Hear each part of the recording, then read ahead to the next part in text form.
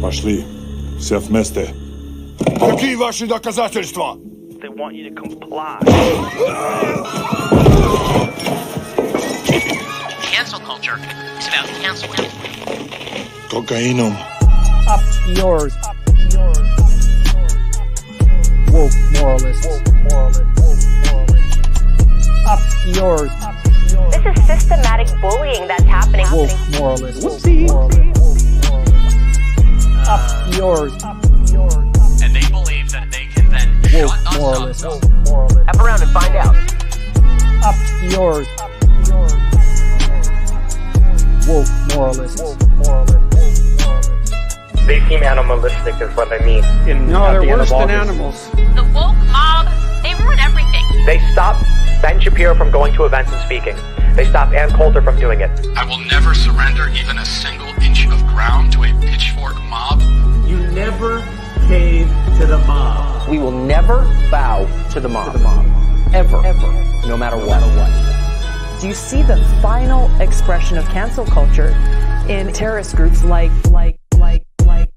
Up yours. We'll see who cancels who.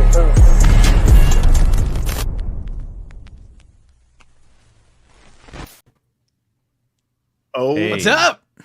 Oh, Hey, Howdy. Mr. President.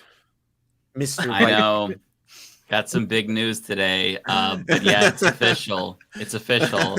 Before I talk about that very important news here, let's welcome our guest, Riverboat Jack. Thank you for coming on. Nice to see you again. Yeah, nice to see you again so soon. I really enjoyed our conversation the other day. I'm really glad we get to all be here together today. It's very exciting to be here. Thanks for having me.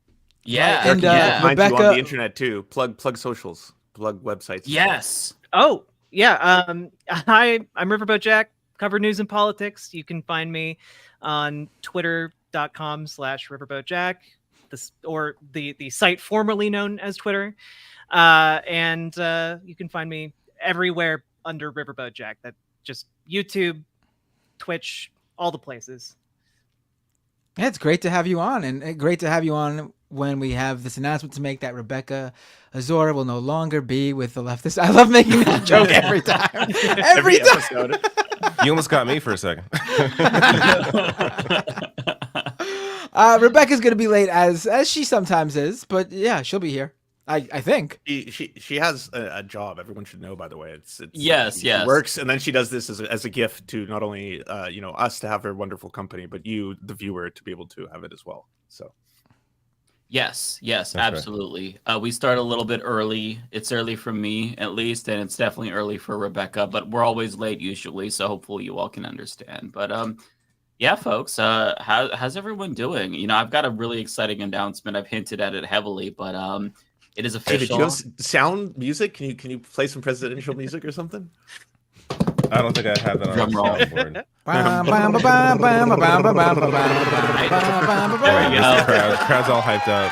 I tried to change the background TV to flags, but I completely fucked up the TV and maybe killed it. So that didn't work. But just imagine flags behind me in that television. No, so I'm running for president. And Matt Binder is going to be my running mate, specifically because I need that clout that he has on Twitter. So, Right. yeah. I found out Blue after Sky. the material was already made and posted and the announcement was up. I mean, I assume that you picked me because I would be the most executable after I don't overturn the election when you lose. Yes. That, and also we're about the same height. So I think that that's really important that my Right. VP is not taller than me. Yeah, so it doesn't seem like you're so short. When in fact both you are very short. We are, Right. but next you to won't Mike, know I'm that. sure Mike would probably feel very tall. And There that's you why I go. picked you, bud. But also, you're very talented, you know. But here's what I want to say. First order of business, day one, executive orders granting citizenship to our friends David Dole and Lance from the Serfs. Hey, citizen, just like Can I that. reject it? Is that okay if I don't want it? No. Yeah, I did post some. We will talk to Justin Trudeau about abducting you and forcing you to the United States of America. I hope you can I don't think understand we that. give a shit. Immediately, your Canadian healthcare immediately revoked. Hey, I needed that. So I do have some policies that I brought up. Feel free to ask questions here if you have any. Oh my God. I have a few. Okay. I'm for your mandatory homosexuality policy. Okay. That's based. That's Yes. absolutely based. Yes. Did you see I did add "Don't say straight" to the school curriculum? I do Yes. think that's really important. I've noticed that as well. I just want to know, how are you going to pay for it? Oh, well, you know what? I actually answer that on my Q&A. It's one of the first couple of questions. So what I'm going to have is an effective tax rate, if you can see the third one here, an effective tax rate of anyone making more than $1 million per year of 99.9% will also be appropriating all wealth from billionaires and simultaneously jailing them. And anything else will deficit spend. Any other questions? I'm noting the second to last answer there. What do you say to your critics who say some of your policies are too harsh, like mandatory homosexuality? They can suck my nuts. I think that's a really nuanced opinion that people just aren't to say anymore. Right. I mean, look, I feel like if they can't take the bluntness, then they must support like the establishment. Because I'm not one of these like rehearsed politicians. Like I'm just. Oh, you're anti-establishment. You're establishment, but when we get in, I'm going to be pro-establishment because I will be changing the establishment. You're either with Mike Figueredo, President of the United States, or you're with the terrorists. It's that simple. That's pretty much exactly. Two options. Yeah, and to be clear, I will be doing some authoritarian things, but my overall goal is to enhance democracy. If you go to my policy page here, authoritarian actions. Kinda, yeah, actually. So I will be extrajudicially jailing some people. I won't name all names. I will be doing one drone strike on day one of one American citizen. I'm not going to name who. I can't. That is classified information. But I do want people to know that one of the first priorities here, number 3, is deport Elon Musk, nationalize Twitter, Tesla, and SpaceX. I think that's really important. But in terms of like democracy, I mean, you pretty much paid for SpaceX already in your taxes, didn't you? You already should have. Yeah, all of it. it's my company, That's right. so we will be converting that into a government-owned company. Now, this is the democracy part. I don't know if you can see my cursor here. So we're going to be okay, good. We're going to be converting to a multi-party parliamentary system with proportional representation. In doing so, we'll be abolishing the Senate, the Electoral College, and judicial review as well. So the district magnitude is going to go from 1 to around 10 to 15, meaning that we're all going to have about 10 to 15 representatives. So if your first choice doesn't get elected, you've got a lot of other options. So we're going to see all kinds of parties. Fascist parties will be banned, but we will see far left parties. So that is something to keep in mind. Interesting. I'm learning about my own tickets positions. Right Matt, here, right now on the show. Did you want to add anything? No, what I'm going to be doing is a little bit on the down low. I got You'll be some going to the border, ideas. dealing with that. Cure cancer. The stuff that the vice president usually does. Remember, Obama asked Biden to take care of the whole cancer thing, and he said, "Yeah, I got it. It's going to be cured."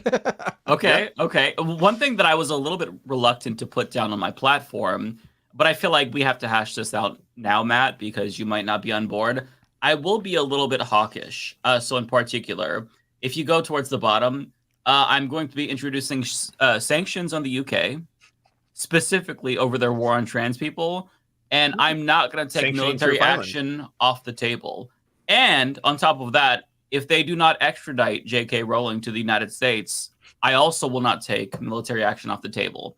So I don't know if you're on board with that. It's a little bit harsh, but I'm pretty firm on that. But we can negotiate in other areas. I'm fine. I'm fine with everything I'm reading so far. Seems good to me.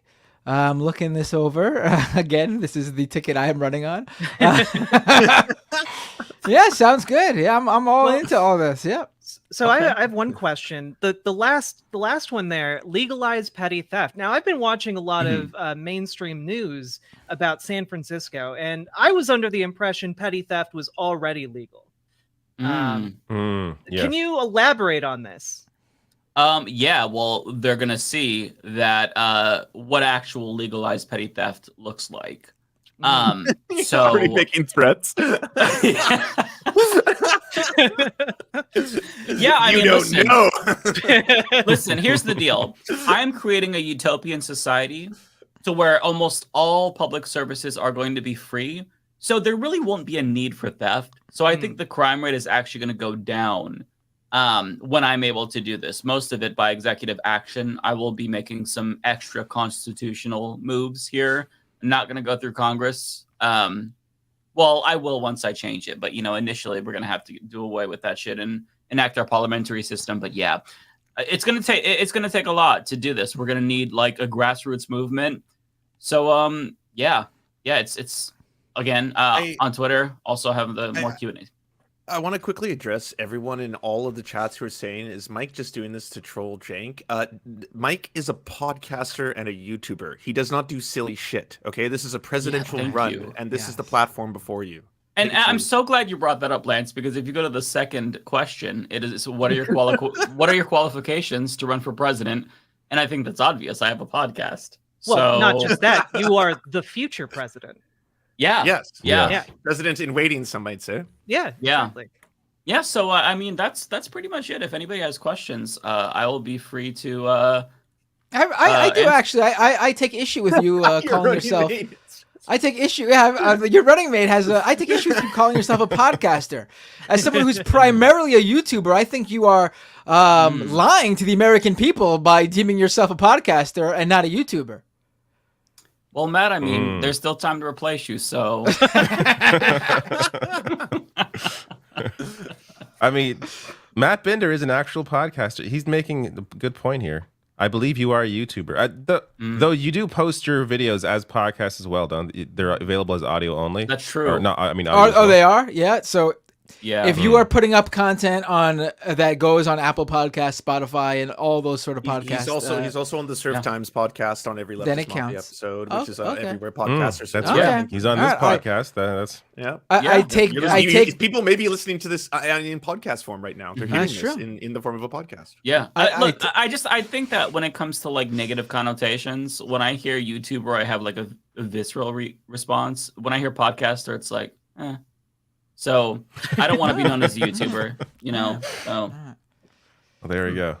I support you. I mean, I'm outside the country, but Well, actually, some Canadians will be allowed to vote once I'm president. Then you got my the vote. Executive order granting do you some accept of them. pre-votes? Is that a thing? Can you accept pre-votes from other countries? I can't until I'm in power, but once I am in power, subsequent elections. Then you will count the votes towards the total that you already had. Yeah, Okay, absolutely. Good. Yeah, I will say someone who replied to you on Twitter made an excellent point. How I would personally read the presidential super chats, which would probably last well into a few administrations after ours. To be quite frank, I'd be reading those for quite a while, I think. It's just a 24/7 live stream in the White House press room. With Matt Bender there. Okay, where the VP just reads, taking super chat. Where the VP just takes must super pay chats. though for your free speech. The press must pay for each question. You got to afford speech. I mean, they could ask the questions in the chat, but if you want a guaranteed answer, it has to be a super chat. Yes, that's right. Yes, that's right. Yeah. That's true. That's how you fund the government. Actually, that's one of the ways. I think that's our new tax system. Yeah. Mm-hmm. Yeah. Mm-hmm. All right, I've taken up enough time with my dumb bullshit. I'm sorry. I mean, we should probably, Mr. President, don't talk like that. Don't get down on yourself. You're my president. We should probably address what you're referring. I mean, the thing we are mocking that that Lance brought up. Cenk Uygur of the Young Turks is running for president. Not the presidential. Wait. What? This is unrelated, Yeah, by the I way. mean, He's taking your thunder, We've Mike. started a new topic. This is unrelated to Mike's run. Okay. Right. And I mean, listen. Whether or not he copied Mike, we don't know. I mean, I don't know what he's thinking. I mean, I've seen people claim that he can't really run for president because he's not a natural a natural born U.S. citizen, born to a U.S. citizen, and I mean, the fact that we're even debating that as if it's a real run to begin with is just to me that doesn't matter at all. To me, the thing that I mentioned online, the real thing that slapped me across the face is this is a guy who for the past few months has been arguing with LGBTQ activists and their allies about how trans-inclusive language is going to push away Democratic voters. And then he turns around and does like the one thing that the Democratic voting base hates more than anything, and it's when you primary a sitting Democratic president. Like, I think that is going to end up really pushing away more Democratic voters than anyone who says any sort of trans-inclusive word at any point in time. Well, yeah. On top of that, all of the justifications for why he's running just don't add up. Like they just don't. Like he's saying he's going to hit 20% in the polls and like 25% in the polls. Sorry. And all the governors are going to get into the race, and it's like, well, the cutoff for even registering for the primaries is like coming up in like a month. Nevada is in 4 days, and he actually mentions that in the discussion with Anna about. So I watched his whole discussion. He mentions that in the discussion, but it wasn't brought up that if you're running to get other people in, then isn't it kind of bizarre that the cutoff is in 4 days? How is anyone else going to join? Like, what are you talking about? Yeah, like it just doesn't make sense. And what baffles me, like there are some people saying like, oh, it's to sell books, it's to get attention for the Young Turks or whatever. That doesn't make so much sense to me. Like, this is a guy who's built up his entire reputation over like decades now in this space, and the fact that he's like it kind of seems like he's throwing it away because it doesn't seem like he's being honest about why he's running. Listen, I've seen people do like comedy presidential runs purely for attention, but they make it very clear that like you can't donate to their campaign because they're not really running. It's like a joke or a marketing ploy. He's actually accepting donations from people. Yeah, the website's up and running. Have any of you looked at his website, by the way? Yeah, it's less fleshed out than my policy page. You actually have a more cohesive policy platform.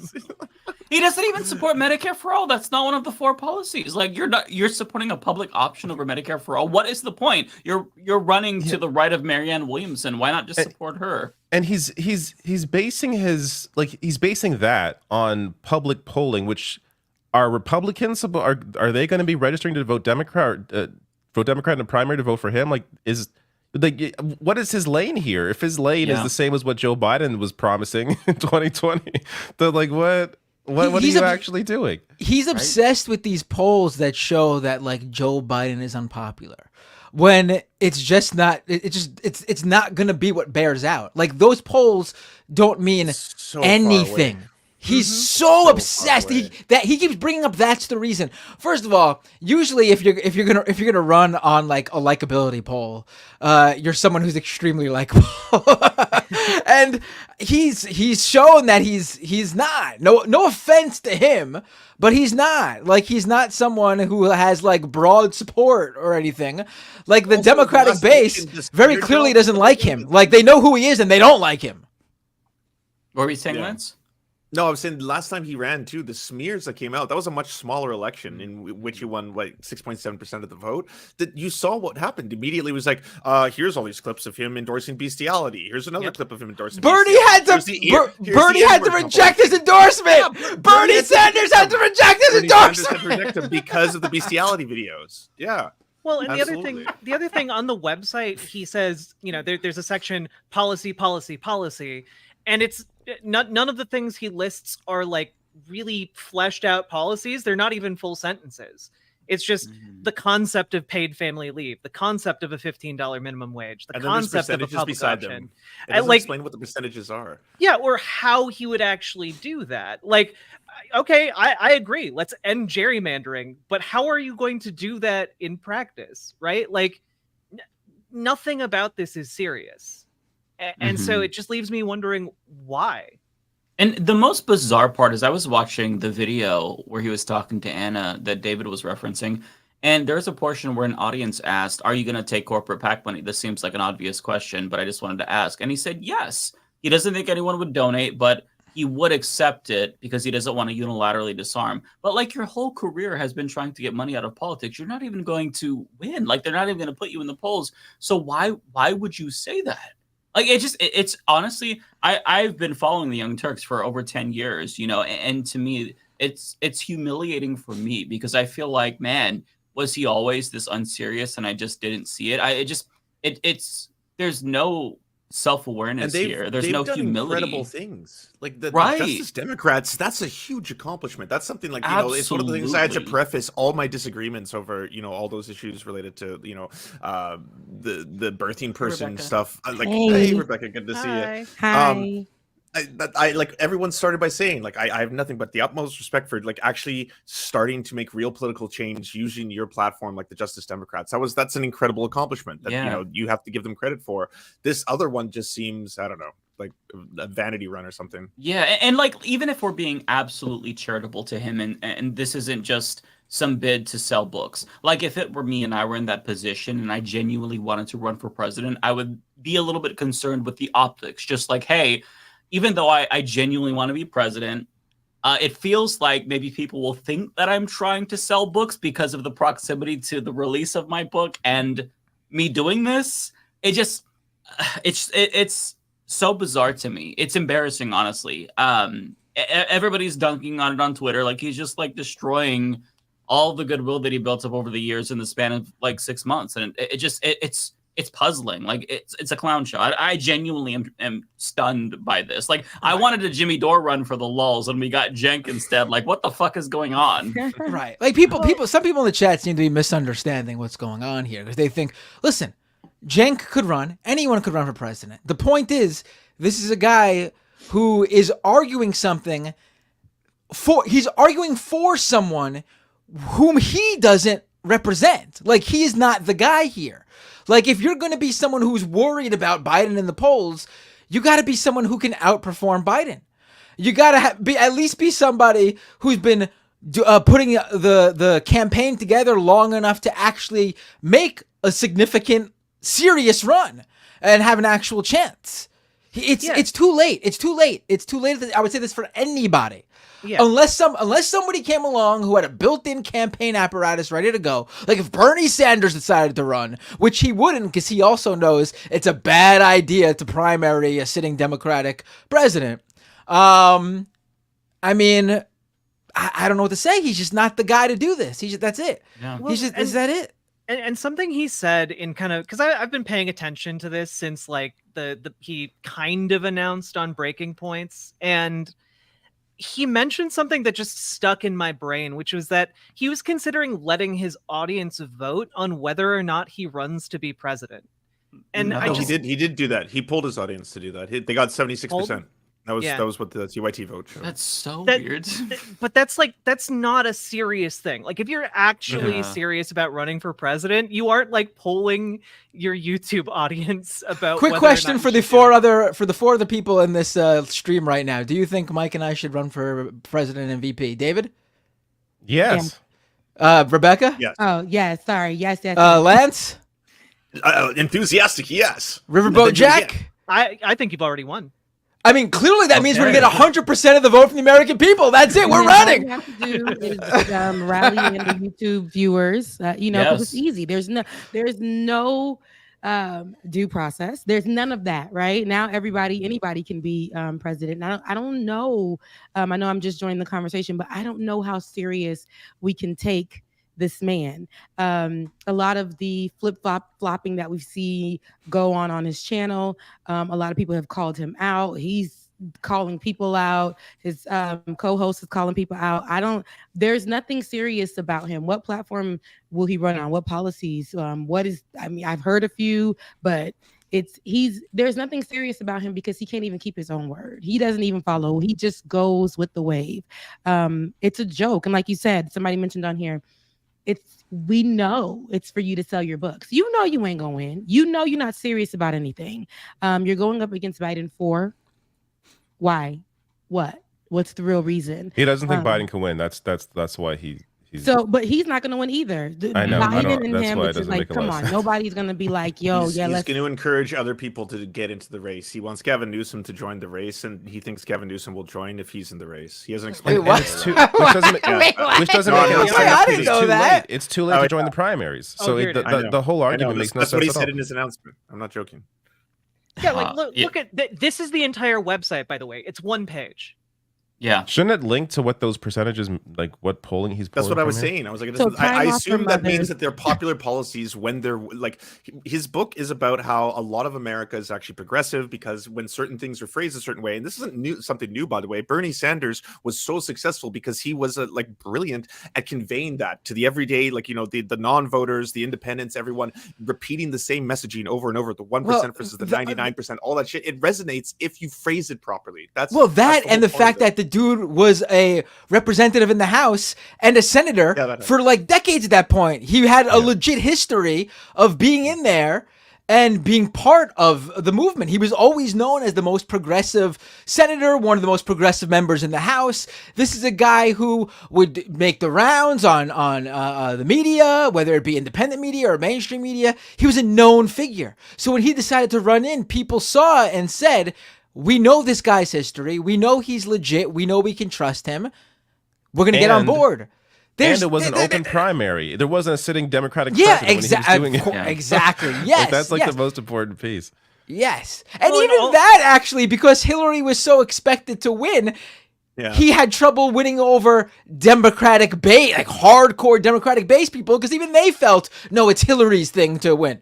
Like, so even with that, like, and now Cenk is running against the sitting Democratic president. And again, if your whole thing is to get a certain percentage of the vote because you think you can push Biden further to the left, if you were one of those movement candidates who could do that, I'd say okay. But like you're not. You're not. You're not.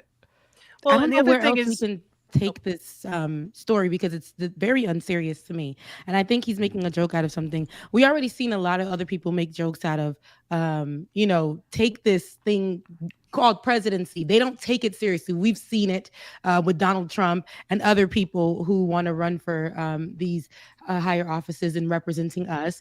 And everybody is starting to take it as a joke. And I think that one of the platforms like that one, TYT, starting out supposed to be for the people and all those things, and how they flipped and attacking now, if he's running for president, right, and he thinks he's progressive or whatever he's titling himself these days, but the main things that his channel is going up against, he has racist takes. He is against the LGBTQIA community, specifically letting his co-host rant about trans people. Like, who is really going to take this serious? And it's at a $15 weight. Like, come on now. Like, if you really on your show, you discuss how, like, people have come on there to discuss how that's not even livable for people these days. And this is what you're like, better. You've had so many experts on your show. You've talked about a lot of these things, and even your policies or whatever you're trying to run off of a campaign with, they don't even make sense. And I saw a couple of clips, because I don't really take them seriously, but I did see a couple of clips, one with him and his nephew, or whoever that kin is for him that used to be on the show, but one with him and his nephew. Yes, and that was unserious to me too, because I'm like, it's all giving. Let us get these numbers up. Let us make noise. Let this go viral, and that's that. I don't see anything. I feel like the more we focus on it, he's gonna get what he wants, and I hate that. I really hate. He's playing a game. Their whole system is to literally want to go, to me, in my opinion, to go viral. Like, they started switching up and saying these terrible takes, these offensive takes, knowing like this is gonna hurt people, and this is not what they usually stand for or say that they stand for. They attack people. They send their little minions that watch them to attack people for calling them out. And I don't, especially him. I don't like it. I don't like how he did with Olay. I don't like his aggressiveness, and I don't take him serious. There is nothing about him that's presidential, and we got to be more serious about that. And I just don't think it's even worth any of us taking this seriously. Like, I don't think this is a threat to any. I don't think it's a threat to anything. Like I think it's just. I think it's bad for him. I think it makes him look unserious. Like I think it hurts his image. Like that's out of anything. That's what it potentially damages is him. People will buy his book. I don't think it hurts anybody else. This makes for good YouTube. This makes for he good. Might get on Sean Hannity. I don't think it's even get like their announcement video or his announcement video. Last I checked, had like 60,000 views, which isn't a whole lot. Considering like a lot like their other videos, like it's just not. Yeah, I mean, it doesn't seem to be getting a lot of traction. Next thing you know, Fox gonna have him on there, and he's gonna have a show. He's gonna take his talents over to Fox. You know how it is. Well, like that's the thing, though. Like I don't think this. If it gets any immediate attention, it's going to be like Fox because they want to, try to create some division. He's not going to get on CNN, MSNBC. But like Fox will cut the. They're check talking about like whatever. they're talking about like the attacks that Cenk's going to fit. They're not going to pay attention to him. Like they're not going to mention his name. It's not. No, they're not going to attack you because they're not going to acknowledge you. There's like a piece in in Axios and The Hill and some other place like mentioning his run. But in terms of like actual media attention he's not going to get it. I don't think he'll get any attention. That's my view. So I've been paying attention to Cenk for a very long time, just because like Mike, like I've been watching for like over a decade and just like paying attention, and all of this is just so bizarre to me. And I just want to echo, like, it makes me feel like a big time fool for paying as much attention as I have to them over the years. But like, I don't understand the calculus that's going on here, because I don't think he's even going to make it on Fox News. Like, I think kind of what he's gunning for right now is to do the conservative like YouTube circuit, like Valuetainment and like Patrick Bet David interviews and stuff. Because he went on there like a couple months ago and was talking about how he wants a new type of progressive, the mainstream progressives, to differentiate himself from like the crazy far left progressives who are, in favor of like, trans people playing sports and like having healthcare even if they're children. Like, it's a weird line, and he seems to be almost like intentionally alienating the base that he's cultivated, and it's just very bizarre. I know of people, including myself, who basically stopped watching the show since the whole thing happened, and I can't watch them now. Like I just have a hard time taking what they're saying seriously. President? No, since all the anti-trans garbage came up, because it's like I can't. I know people who stopped watching, who like cut their membership, like all that stuff. Like maybe they picked up viewers from maybe conservatives have picked up that slack. I don't know, but I know it's definitely turned people off, because it's antithetical to what they historically have been fighting for and what that network was about for almost 20 years. Yeah, and it's not just that like like I was watching his interview with Hassan, which is really interesting, and the debate itself was illuminating in a number of ways. But like, it's not he name dropped Lance again and basically like accused leftist Mafia without naming us, except for Lance, of like grifting off of his name for clicks. I'm a scorpion. Not Lance. I don't believe anything they say. Don't worry. But it's like, if you look at a lot of the response to the like commentators that he was beefing with publicly, just like regular people in the comment section saying, man, this really hurts.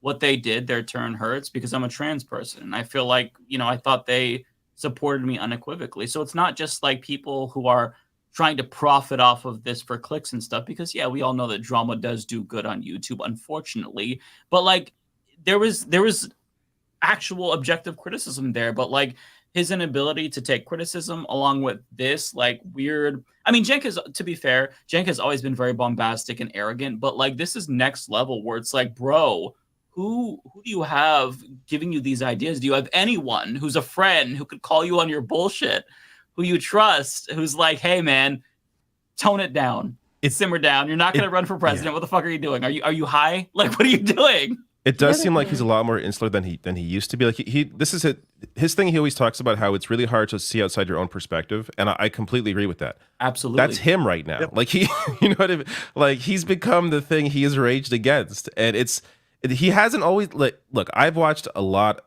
TYT is one of the big influences for me starting my channel. Like I've watched them for years. I had watched them for years. So like he was not always like this. I feel like now he's definitely more disconnected than he's ever been. And I hope there are people like, to be fair, Anna in that interview, she was pushing back against some of the things he was. I don't think Anna wants him to run. So there are people that it seems like around him that are trying to, be like, bro, what are you doing? But it's not getting through. Yeah. And look, contrary to popular belief, like I don't want to cancel TYT. Like I stopped watching them, but like I want them to be the old TYT that I thought I knew. At least, I mean, maybe my perception was skewed. Like I feel like you can still try to not be shit. Like you could try, like you burned all the bridges with the left and stuff, but those are just emotions. Like you can actually put forward a really good policy platform and still do good work if you try. And it just seems like they're kind of going down this weird path where it's like scorched earth politics, and they're just, they base their political views now off of like who pissed them off, and the left said this, I'm gonna push back and base my view on the left yelling at me. I don't know. It's really bizarre, and it's honestly sad. I love your heart today, because usually you be the one like, we stomping on heads, we don't care about age. Like if Cenk was older, he'd be like, fuck Cenk. If Cenk was an old man in his 90s. What's your policy on elder abuse, Mike? Do you have a policy on elder abuse? It's all legal, baby. I can't agree on that. Like I love you so much, but I can't, because I feel like, they turned a corner. It's almost like saying, you know how even Kanye made a joke about it. I miss the old Kanye. I do, right? And I listen to the old Kanye, right? I like that stuff. I won't deny that I do think he's very talented, very genius, but he's done so much. I'm not saying that people can't change, people can, but when you are actively, I think he doesn't give a damn. He's doing this on purpose. His heart is dirty. He doesn't care. And when you are actively doing this with a terrible heart, like it ain't like you just going through stuff and you really know what you're doing. I know that for the saved ones, they say, forgive them, Father, for they know not what they do. That man know what he's doing, okay? And there's nothing that we can do about it. We're never going to get whoever he was. Because I used to watch him a little bit back in the day, but it wasn't nothing for me to hold on.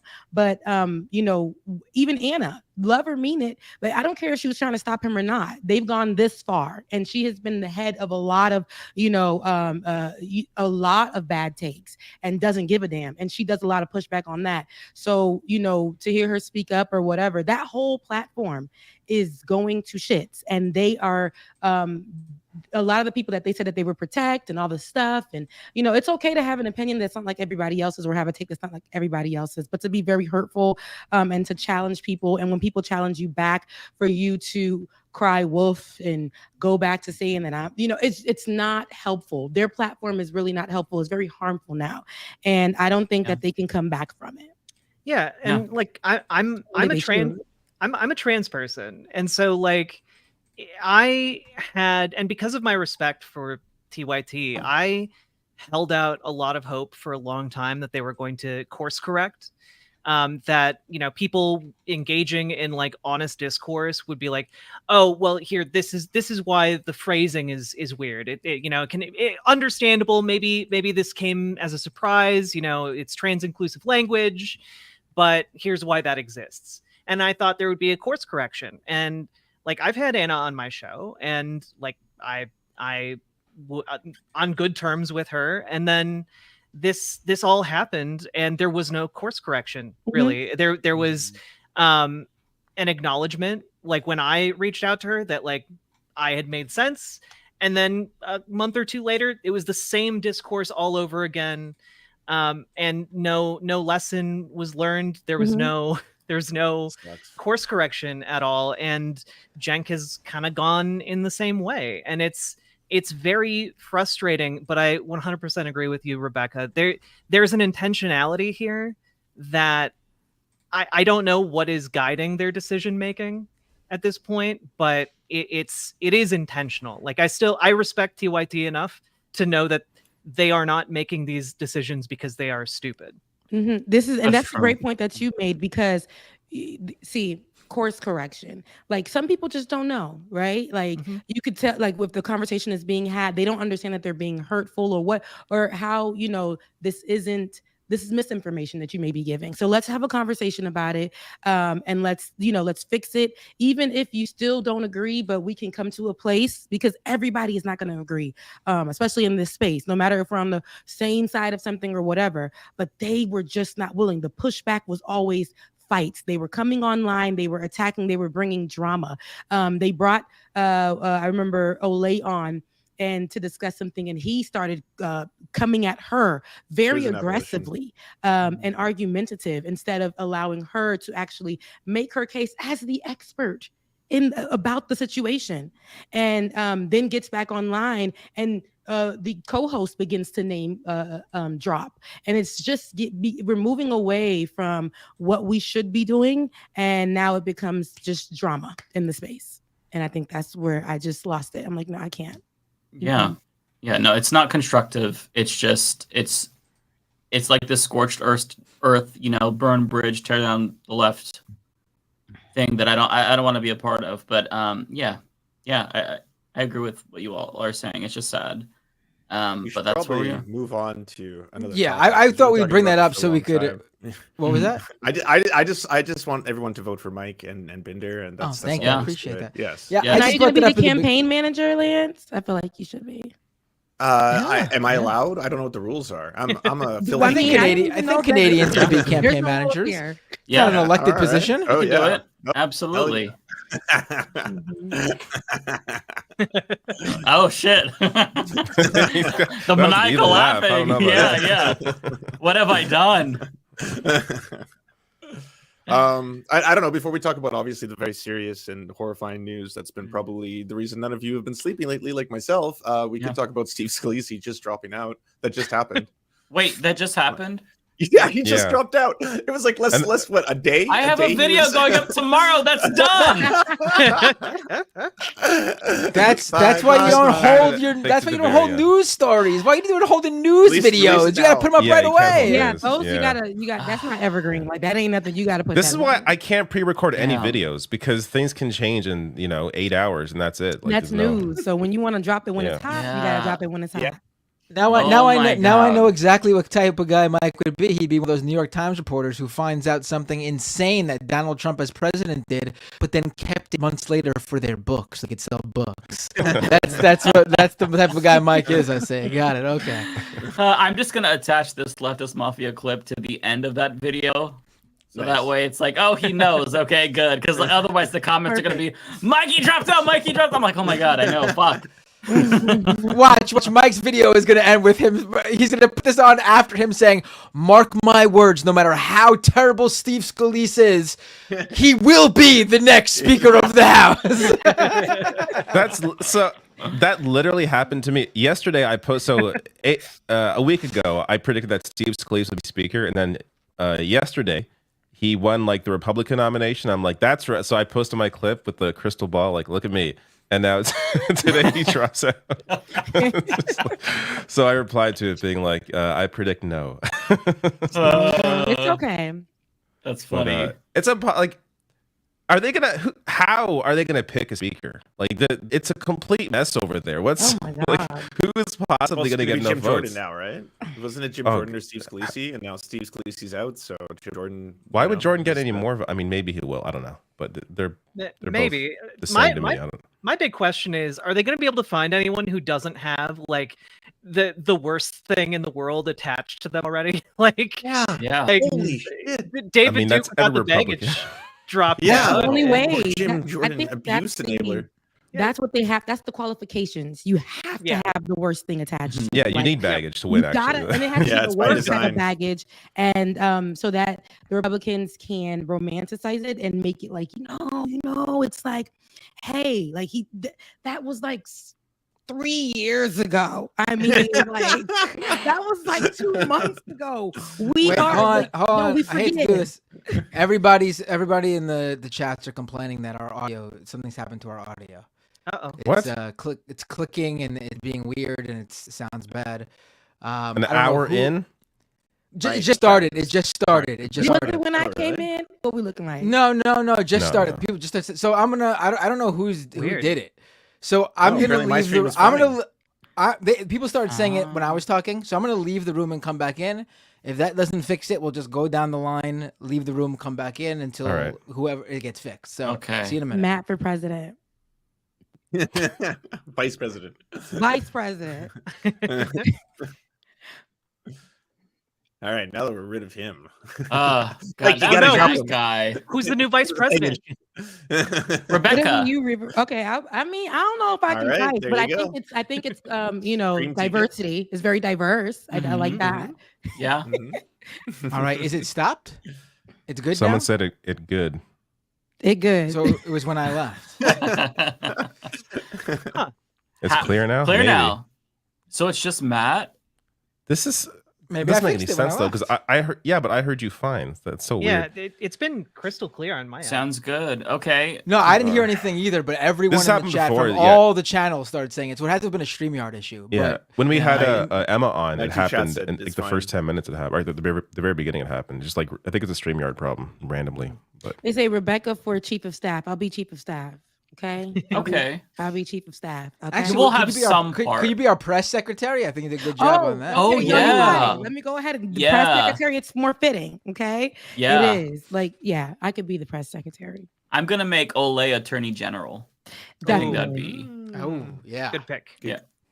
Yeah. David, what? I'm Canadian, so Well, you're gonna get citizenship if I you. win. So Like, why would which I don't want. So it's Against- okay. yeah, don't against run her away will. from somebody? I'm Canadian. Listen, this is inclusive over here. Anybody, everybody.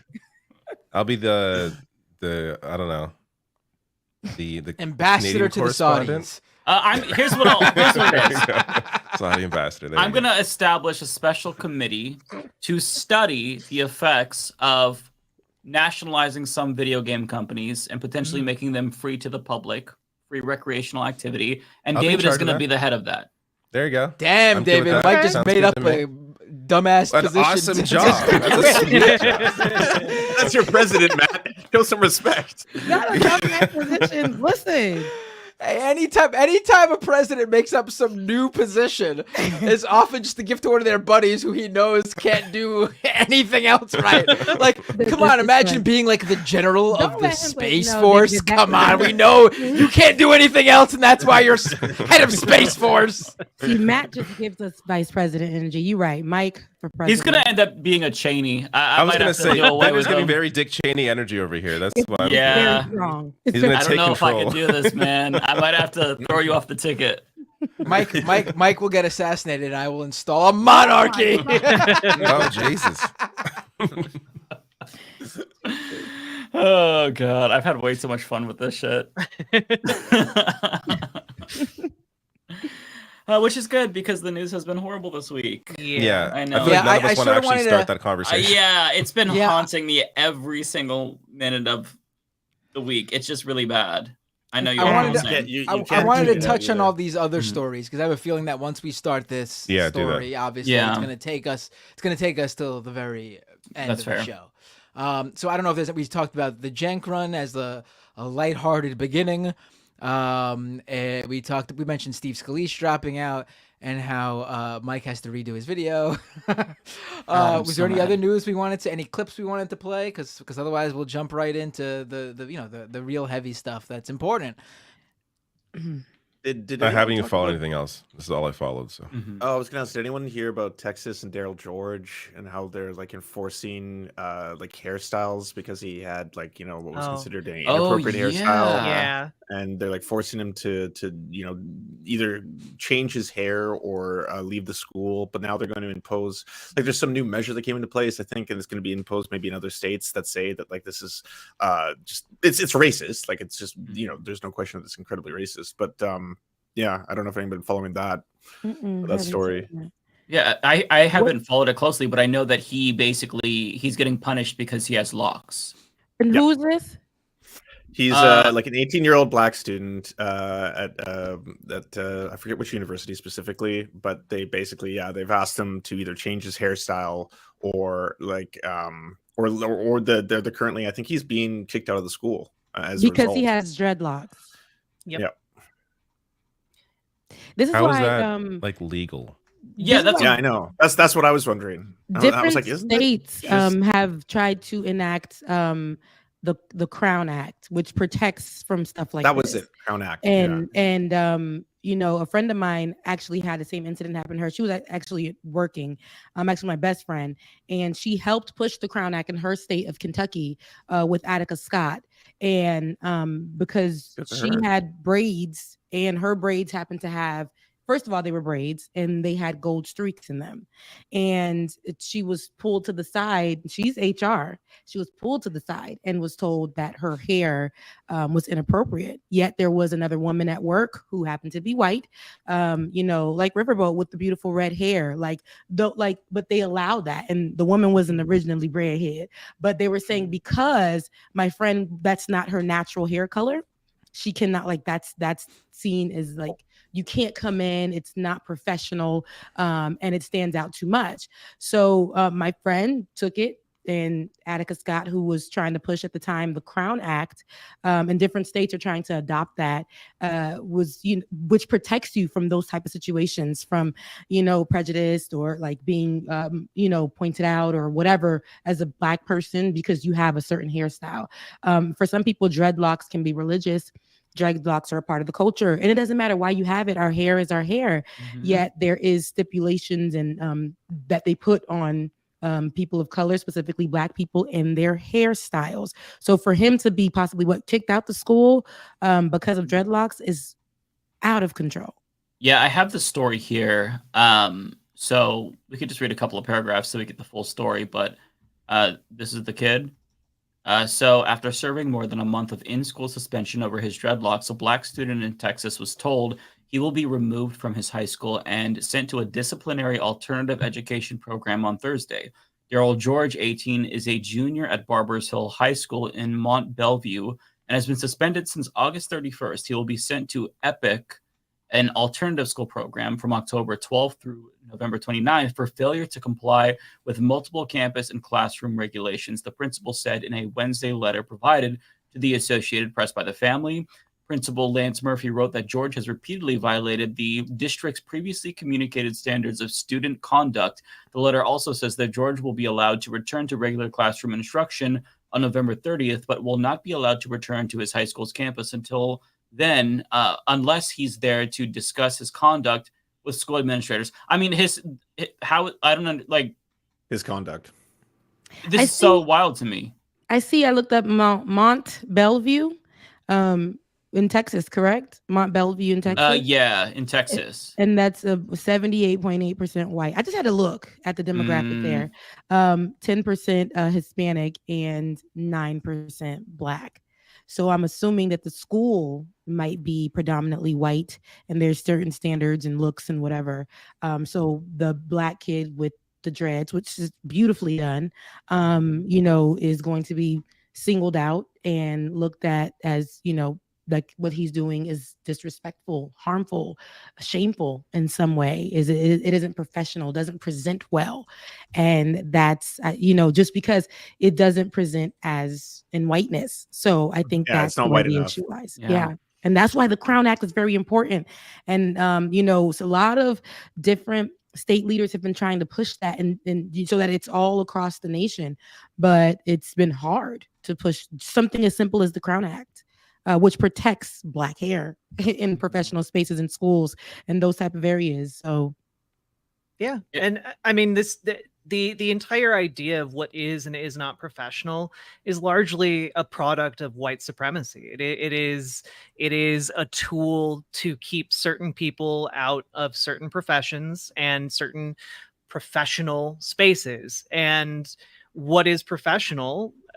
You have to look back in history, who was allowed into those professions predominantly, who was allowed to make those standards. And like that, we are still living in a very white supremacist nation that we need to undo in a lot of different respects still to this day. Yeah. It's just straight up racism. Like, this has been an ongoing issue. I remember Jon Stewart, like, years ago when he still hosted the Daily Show, did a really great video about Black women's hair in the military and how they had strict standards and they couldn't do hairstyles that they wanted. They couldn't have like long hair, braids. It's literally just racism, like pure and simple. And the fact that this isn't like a bigger scandal is annoying to me because the principal is just racist. Mm-hmm. I mean, there's literally no other explanation for it. Yeah, that kid's hair looks great, and it's not Beautiful. doing anything to hurt anybody. I love it.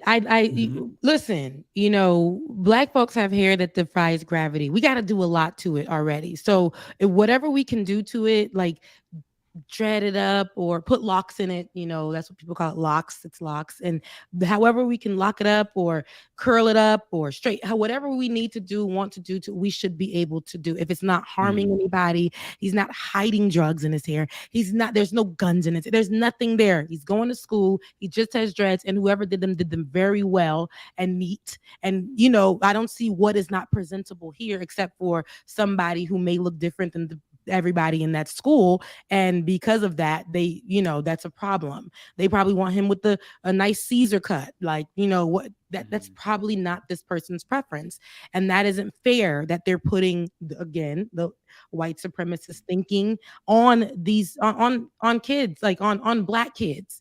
It's like, if you don't understand it, y'all need to have a conversation. They need to shut down the school, do about 2-4 days talking about race, figuring out what they can and cannot do, and how they're singling out kids. This is trauma for this child. Like, I live here, I go to school here, and I'm trying to do what all the other kids are doing, and they're still singling me out. I know that I'm Black already, and I'm just coming here to learn like everybody else, and I'm being singled out and told that me just having this hairstyle is disrespectful in some way, shape, or form.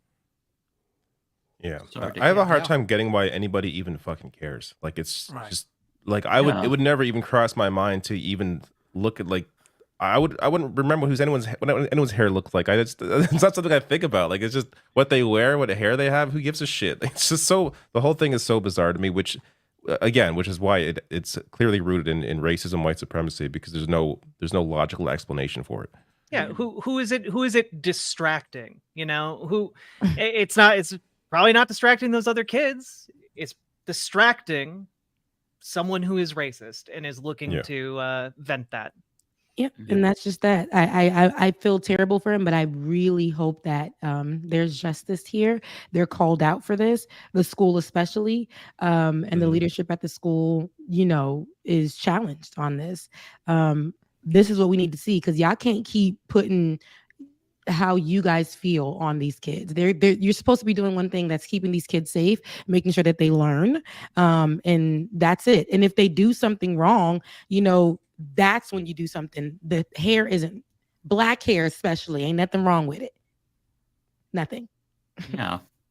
The fact that even has to be said is like so depressing. It is. I mean, imagine like going to especially when I first started as a journalist, a baby journal. When I was in school, I had to work locally at the news station and the radio station. And at the time, I wore my hair straight. And I went to an HBCU, a historical Black college and university, FAMU, the #1 in the nation. But I went to that school, and they even told us, like, hey, you're going over there to the white news station. So you have to look a certain kind of way. Couldn't do my nails like this. Of course, this was considered unprofessional, especially back then. I mean, I went with that. I understood that. So I had to keep them short, keep them nude. But then it was the hair thing. I kept my hair straight, but I didn't always want to wear it straight. I didn't always want to wear extensions. Sometimes I wanted to wear my hair curly, but it confused people inside of the newsroom. So a lot of us young Black girls had to wear our hair like that.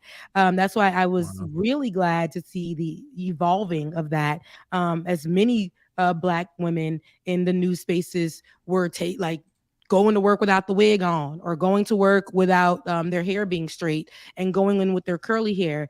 And people were writing in saying, "I'd rather you look more professional with your straight hair. You look better with your straight hair." I have two friends who work at the news station now, and we all went to school together, and the same things, but they have taken, hold of how they want to look, right? The power. They took that power back, because that's not going to prevent me from being professional. I still do the news correctly. I still do this better than anybody. Okay. That's how, they present themselves. I'm still a professional in this. I'm still the expert at this. I'm still going to get the news. And that's what I think we need to come into, because I see other people and like white people who can come in with 2 braids and be just fine. If I just came in with 2 braids, I would be looked at crazy if I was working in that environment at that time. But I see there is changing there. So in these predominantly white spaces, they just got to get with it. Like it's making you uncomfortable. Why? And then don't ask to touch it. It's making you uncomfortable. Don't ask to touch it. So I hope that the Crown Act, that's why I really I am so for it. The Crown Act needs to be pushed in every state to protect our kids, to protect us, to just be okay with being ourselves. It doesn't make us less professional. Okay. It doesn't. Yeah. I'll embrace it as president, Rebecca. Day 1 executive order. Yes. All hair matters. Okay. In fact, everyone gets locks. You must have them. Mandatory. Mandatory. Yeah. Yeah. There are some people in the chat. It might be a couple of tries, but there are some people in the chat. Unless you don't look good in them, then please, we don't want you wearing them. There are some people in the chat that appear to be confused, asking is it like a real run that Mike is doing? And yes, it's real. Yes. Absolutely. Really I'm always, I'm coming up with these big ideas. I'm very serious about shit. So yeah, I will be filing the paperwork very soon. Which I don't know what that paperwork is, but I'm gonna Google it. Present that as the press secretary. I'll be talking about that. But there we go. Right now, for the person in the chat, as Karen, who is the press secretary now, she told him, "Listen, we're not calling on you. We'll talk to you later. We'll have that conversation." Well, and Mike, don't stress out too much about the paperwork deadlines. I'm sure that with your massive base of support, you'll win even with a write-in campaign. That's true. I mean, I have a YouTube channel. You are a podcaster. So therefore, I will win. I mean, come on. Simple. What else do you need? As president, Mike will retroactively put himself on the ballot in Nevada and declare himself winner of the Nevada election that he was not on prior. And there you go. Yeah, and if we can 50 state sweep. 50 state sweep is what we're going for. 50 Jeb states. Bush meme, baby. If we can't do that, then I will just rig it in Nevada. It's that simple. And what party are we with? Democratic Party. Well, Democratic primary. Yeah. No, People's Party. What are you talking about, Matt? I'm out. Hell yeah. You guys are not on the same page. Well, it's going to start Democratic Party, then he'll change to People's Party, then it'll be Green Party, then he'll be Independent. So that's the whole track. Yeah. I'm gonna try a little bit of each party. These movement campaigns, like Mike and I's, our goal is to push Joe Biden straight out of the Democratic Party. He's gone after we're done with him. He's gone. Hey, Joe Biden, Mr. President, sir, there is a candidate with a YouTube channel that just announced full-blown communism. How do you respond? Well, I have no choice but to exit. I'm dropping out. Right. And they have almost 2,000 viewers live right now watching them. So it's over. It's over. The establishment is over. I mean, there's nothing how can you compete with that? Like, come on. We have a very realistic goal, and that is to get around 99% of the Democratic primary vote, and then make Joe Biden rethink his campaign. Yeah, very Look realistic. at this team. Like, come on now. Like, Joe over. Please. So Joe over. Yeah. Oh, I forgot to mention my qualifications. Aside from me having a podcast, I have beat every single Soulsborne game, all of them, including Lies of P. So I've got a lot of skills. Yeah, first gamer president. I don't think you pointed out, Mike. You just said this on Twitter, I think. I didn't see it in your little sheet you put up on the screen there. Mm-hmm. You're not accepting donations because you're a man of principle, right? I can tell you I have no principle. You can donate to this campaign by sending a check directly to my bank account. You can wire transfer. I'll give you the routing number if needed. Super chat will also do. and as the diverse person in the group, I know with Kamala, she's our diverse person now with Joe Biden, and even though I'm press secretary, I know we haven't seen her so much. I haven't seen her, but you guys will see me. I might show up late, but I'll be there. You'll be the face of the campaign. Yes, I'll be there. He'll be there for a good time, but not a long time. Right? Okay. There you go, David. They know it. This is why she's the press secretary. Everything she says sticks. It's great. All right, I'll be the person. Are we gonna keep delaying, or like? We're all filibustering. I'm crying. This is crazy. We're like, listen, okay, now there's who's been sleeping? Who's getting good sleeps? Who's getting rest? No. All right, so you probably all know by now that over the weekend, here in the United States, we pretty much woke up to the news. There was an attack in Israel. Hamas basically invaded a number of locations in the south of Israel, along the border with Gaza. Hundreds of people dead in Israel. And in retaliation for this horrendous attack from Hamas in Israel, the Israeli government and its military, the IDF, are now just a horrific campaign of what seems to be indiscriminate bombings in Gaza. I believe the death toll now in Gaza exceeds the number of people Hamas killed in Israel. We're now in the thousands of people dead. Innocent civilians in Israel and in Gaza, Palestinian people, men, women, children who had nothing to do with this, are now dead. They are really getting the full blowback of basically what Hamas did in Israel. And of course, the looking at the whole picture here, because people will keep saying, unprovoked, and that they're acting like this war started with the Hamas attack on Saturday morning.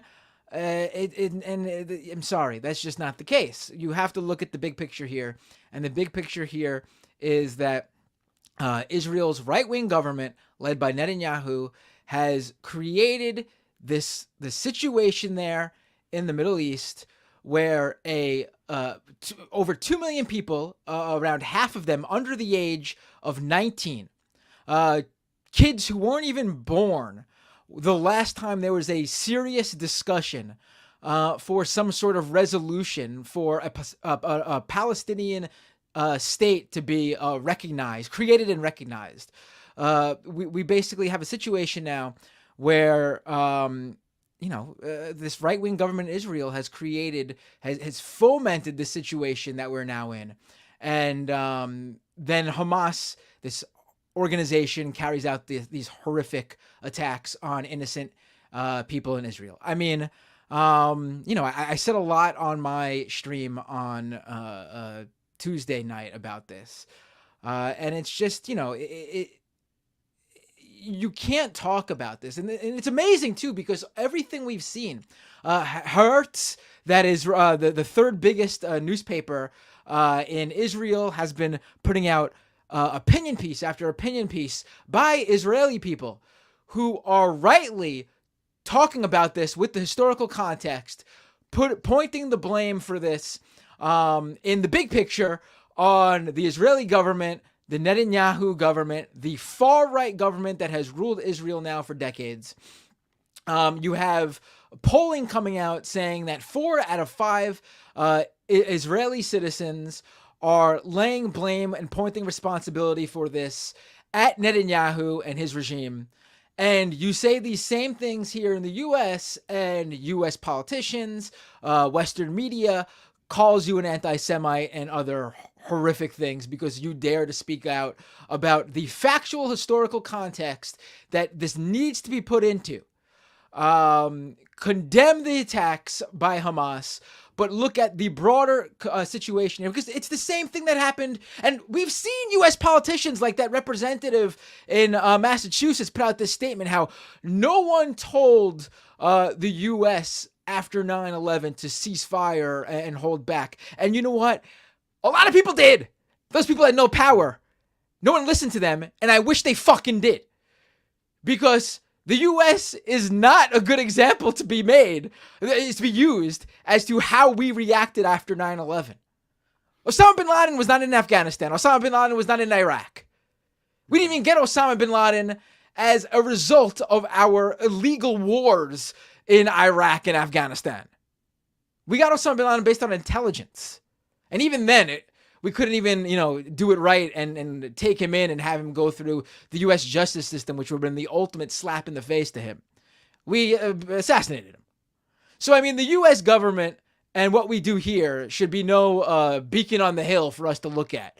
And you know what? There was not 4 to 5 Americans pointing the blame at the Bush administration and the U.S.'s involvement in wars in the Middle East as the fomentation of and radicalization of people. No one pointed at the time Ronald Reagan literally arming what was called the freedom fighters, known as the Taliban and Osama bin Laden, at the time when Ronald Reagan was arming them.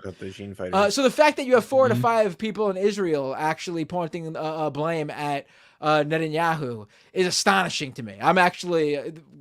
Hopefully, this situation will not deteriorate even further, even though it doesn't seem like the far right-wing government in Israel is swayed by the public opinion. I'm sorry for talking so long. If any of you want to jump in. I wanted to add one other part just about what the situation is like in Gaza. For people who don't know, like he was mentioning, there's 2.2 million people there, apparently half of whom are under the age of 19.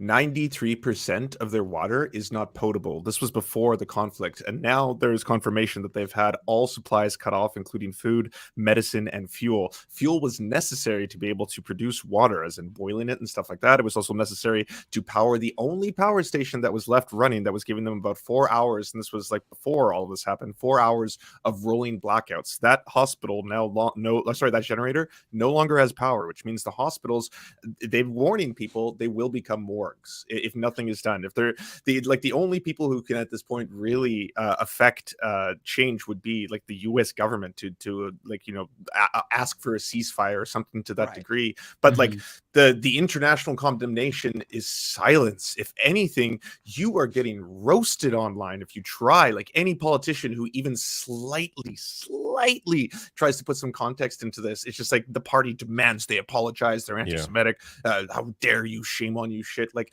I've never seen it like this. Like everything Lance just said though in the beginning there about what Israel's very first action was to take in Gaza was to cut off electricity, food supply, fuel, medicine. That's the point. That's why this is an outrage. That's the very definition of this illegal occupation here, of this, the occupation here of this open air prison that 2 million plus Palestinian people are subject to. What other people would we expect to just take the fact that another entity, an entire another country, that they do not have a say in? Those aren't their elected officials. They don't have a vote. They're not citizens of that country. What other people would let that other country have that control over them and be fine with it and be okay with it and just sit and take it? I can't imagine any of these right-wing Americans who are just shitting on every Palestinian and acting like they are synonymous with Hamas and that they are synonymous with the attack in Israel and that they're just, they deserve what they get or whatever. I cannot imagine the reaction from a single one of these people if another country had the power to shut off their light. They'd be talking about taking out their guns and going on a whole attack and freedom. That's what they would do. We see what the right-wing reaction is to petty theft. Oh, we got to execute those people. Oh, someone's stealing a handbag from Gucci? We should take out our gun and shoot them as they're running away. That's literally their reaction, and they're saying, oh, we can't, we can't understand why the Palestinian people would possibly not be okay with the situation they're in. Well, and it is to a degree, it's even more insidious, right? Like, because we know Netanyahu has made no secret about how he and his far right fascist government has funded Hamas for years. they have provided Hamas, including its military wing, with money, and Mehdi Hassan has a documentary, by the way, if anyone's wondering on that. It is pretty apparent to me, anyway, that Hamas is effectively a controlled opposition. That Netanyahu deliberately, in a desperate bid to maintain power, has been stoking these exact situations for years now, and his political career has skyrocketed as a result of them. And he's effectively using 2.2 million people, and again, most of whom are children, to further his own ambitions. And we know that he's been on the verge of trying to get this judicial reform passed in Israel that will effectively turn him into a dictator above any kind of check or balance. And it is deeply, deeply concerning that what we're seeing in Israel now in response to these attacks is a consolidation of power. And I'm somewhat heartened, Matt, that like 4 out of 5 Israelis are pointing the finger at him, because I've been very worried about the possibility of Netanyahu like just forming kind of this coalition government, because the coalition he's forming is not with like, nominally left part of the government. It's with the conservative part of the government. He is so far right that his unity government is still just conservatives who are all on board with the genocide of the Palestinian people. I think that it's pretty clear from a lot of the statements that are coming out of people who are in power in Israel right now that is kind of the intention. They've massed over 500,000 troops near the Gaza Strip, and it seems like it's going to be going into a major ground invasion of Gaza, and the humanitarian corridors are all closed. Egypt has said today that they're not opening those corridors for Palestinians. Israel is bombing the only place where they could cross, and every indication, they asked the former prime minister of Israel on television, what about the babies in the incubators? And he essentially said, I don't care about the babies in the incubators. They can die. He was upset that they even dared to ask him about Palestinian lives, and he called them. The question was specifically about babies and incubators and the power of the hospital, and then his response was to get angry that was asked, and then to call them Nazis. Yeah, I think I have the clip if you guys want to watch it. Yeah, put it up because people need to see how outrageous this is. I've seen it, but it's disturbing. I haven't watched this yet. Viewer discretion is advised. Yeah.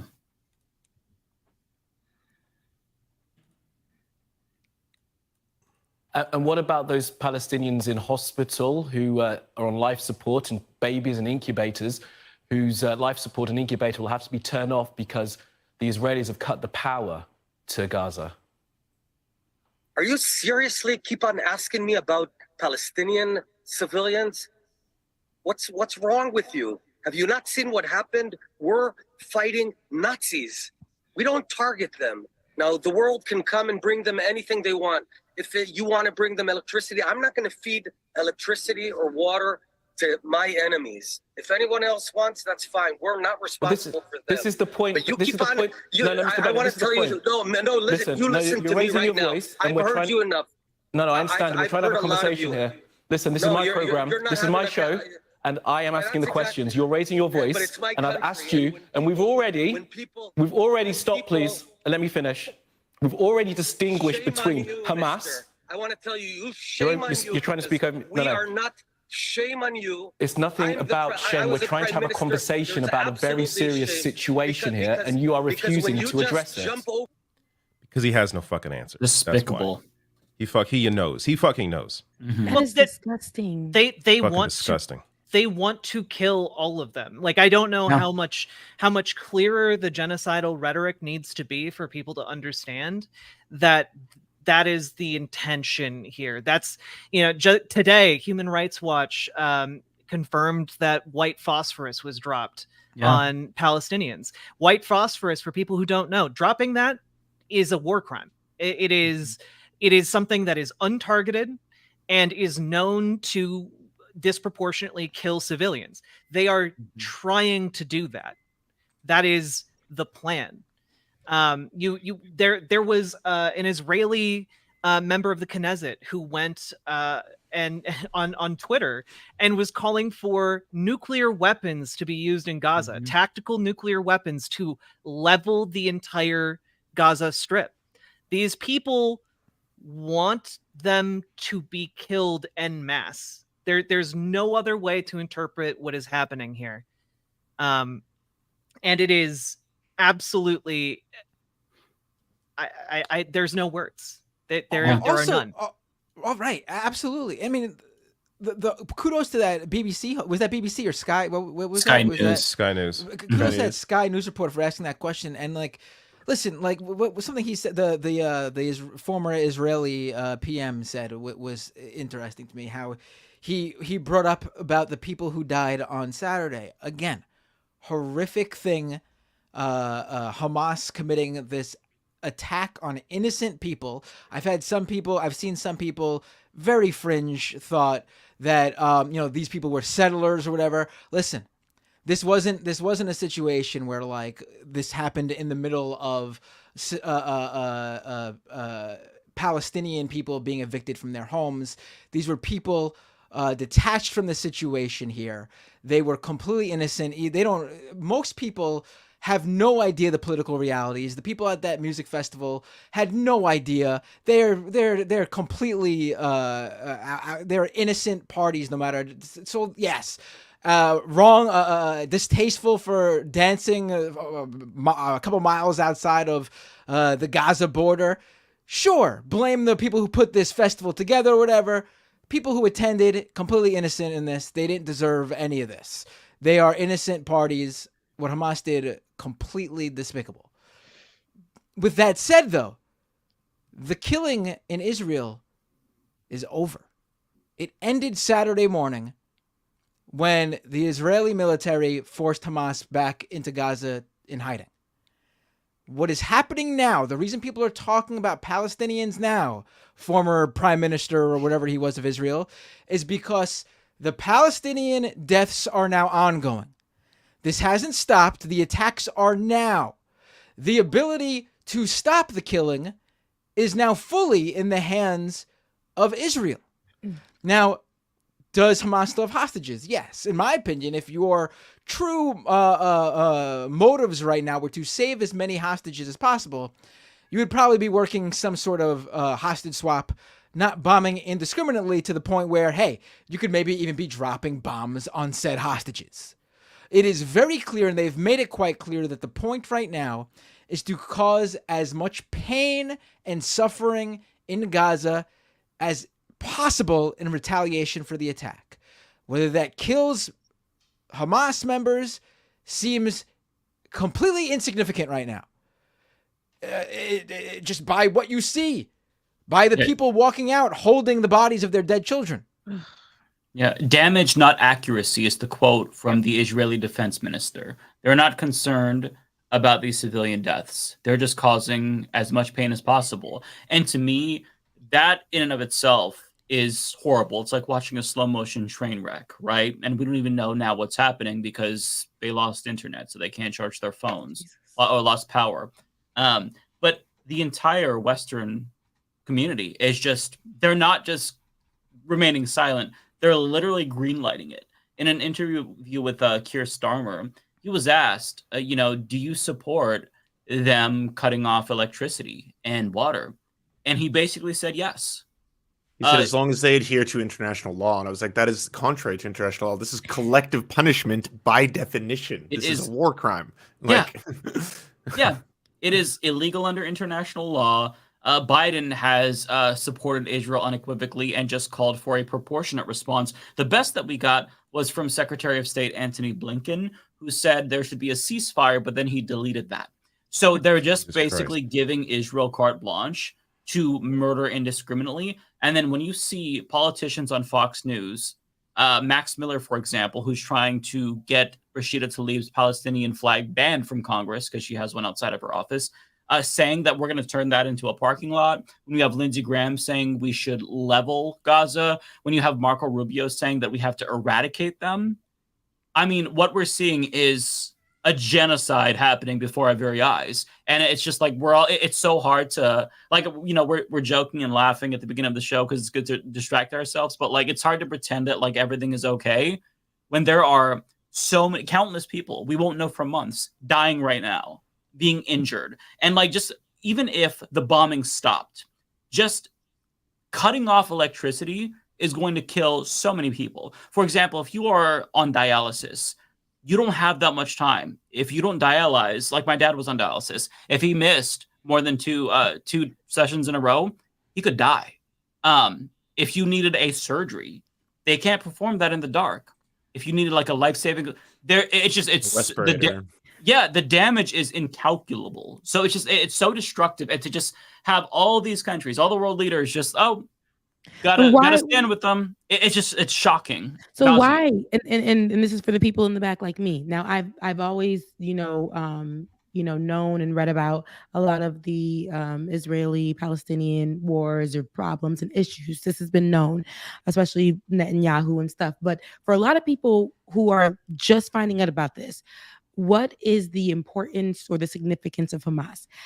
Because there were some things, articles that were saying that they were under the guise of trying to protect Palestinians in different ways. So people who are seeing this are having conflicting views. And so this is for just to educate for anybody who does know, the people who are watching who don't have much information as to that, because it's pretty confusing. But also I want to know why it is that a lot of the leaders here are choosing to either stay silent, say just a few things. Meanwhile, this is an actual war that's happening. We're getting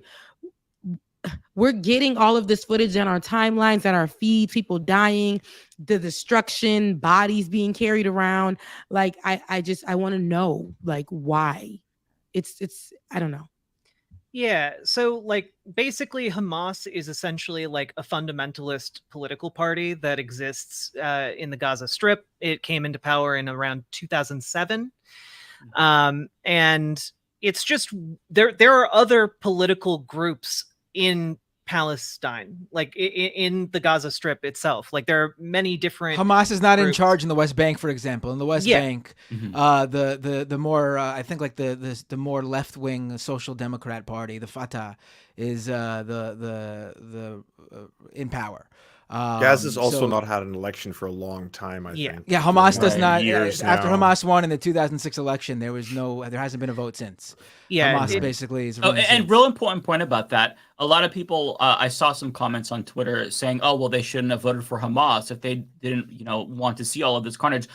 50% of the population were children when Hamas was elected. There hasn't been another election. So this is not who they put in power. Like you can't place that blame on children. So I'm sorry. There was also a far more secular party at the time that apparently, according to the Mediasan documentary, you can also see it on The Intercept, they were intentionally, Hamas was at that point, and this I didn't know it until I watched it. That's where you can say there's a correlation between the creation of your own enemy in the similar way that you've seen the same thing happen with the United States and say ISIS or Al-Qaeda, and how a lot of these can develop in a vacuum, and sometimes it's almost like, or Saddam Hussein is another good example, because Saddam Hussein, a horrifying person, but Saddam Hussein also trained and met Donald Rumsfeld. At one point he was an ally of the United States, and then later on he becomes an enemy of the United States. So that secular wing and movement within Palestine got suppressed and quashed as then Hamas came to more power, and obviously they're using tactics that are condemnable by any measure. No one here is supporting Hamas or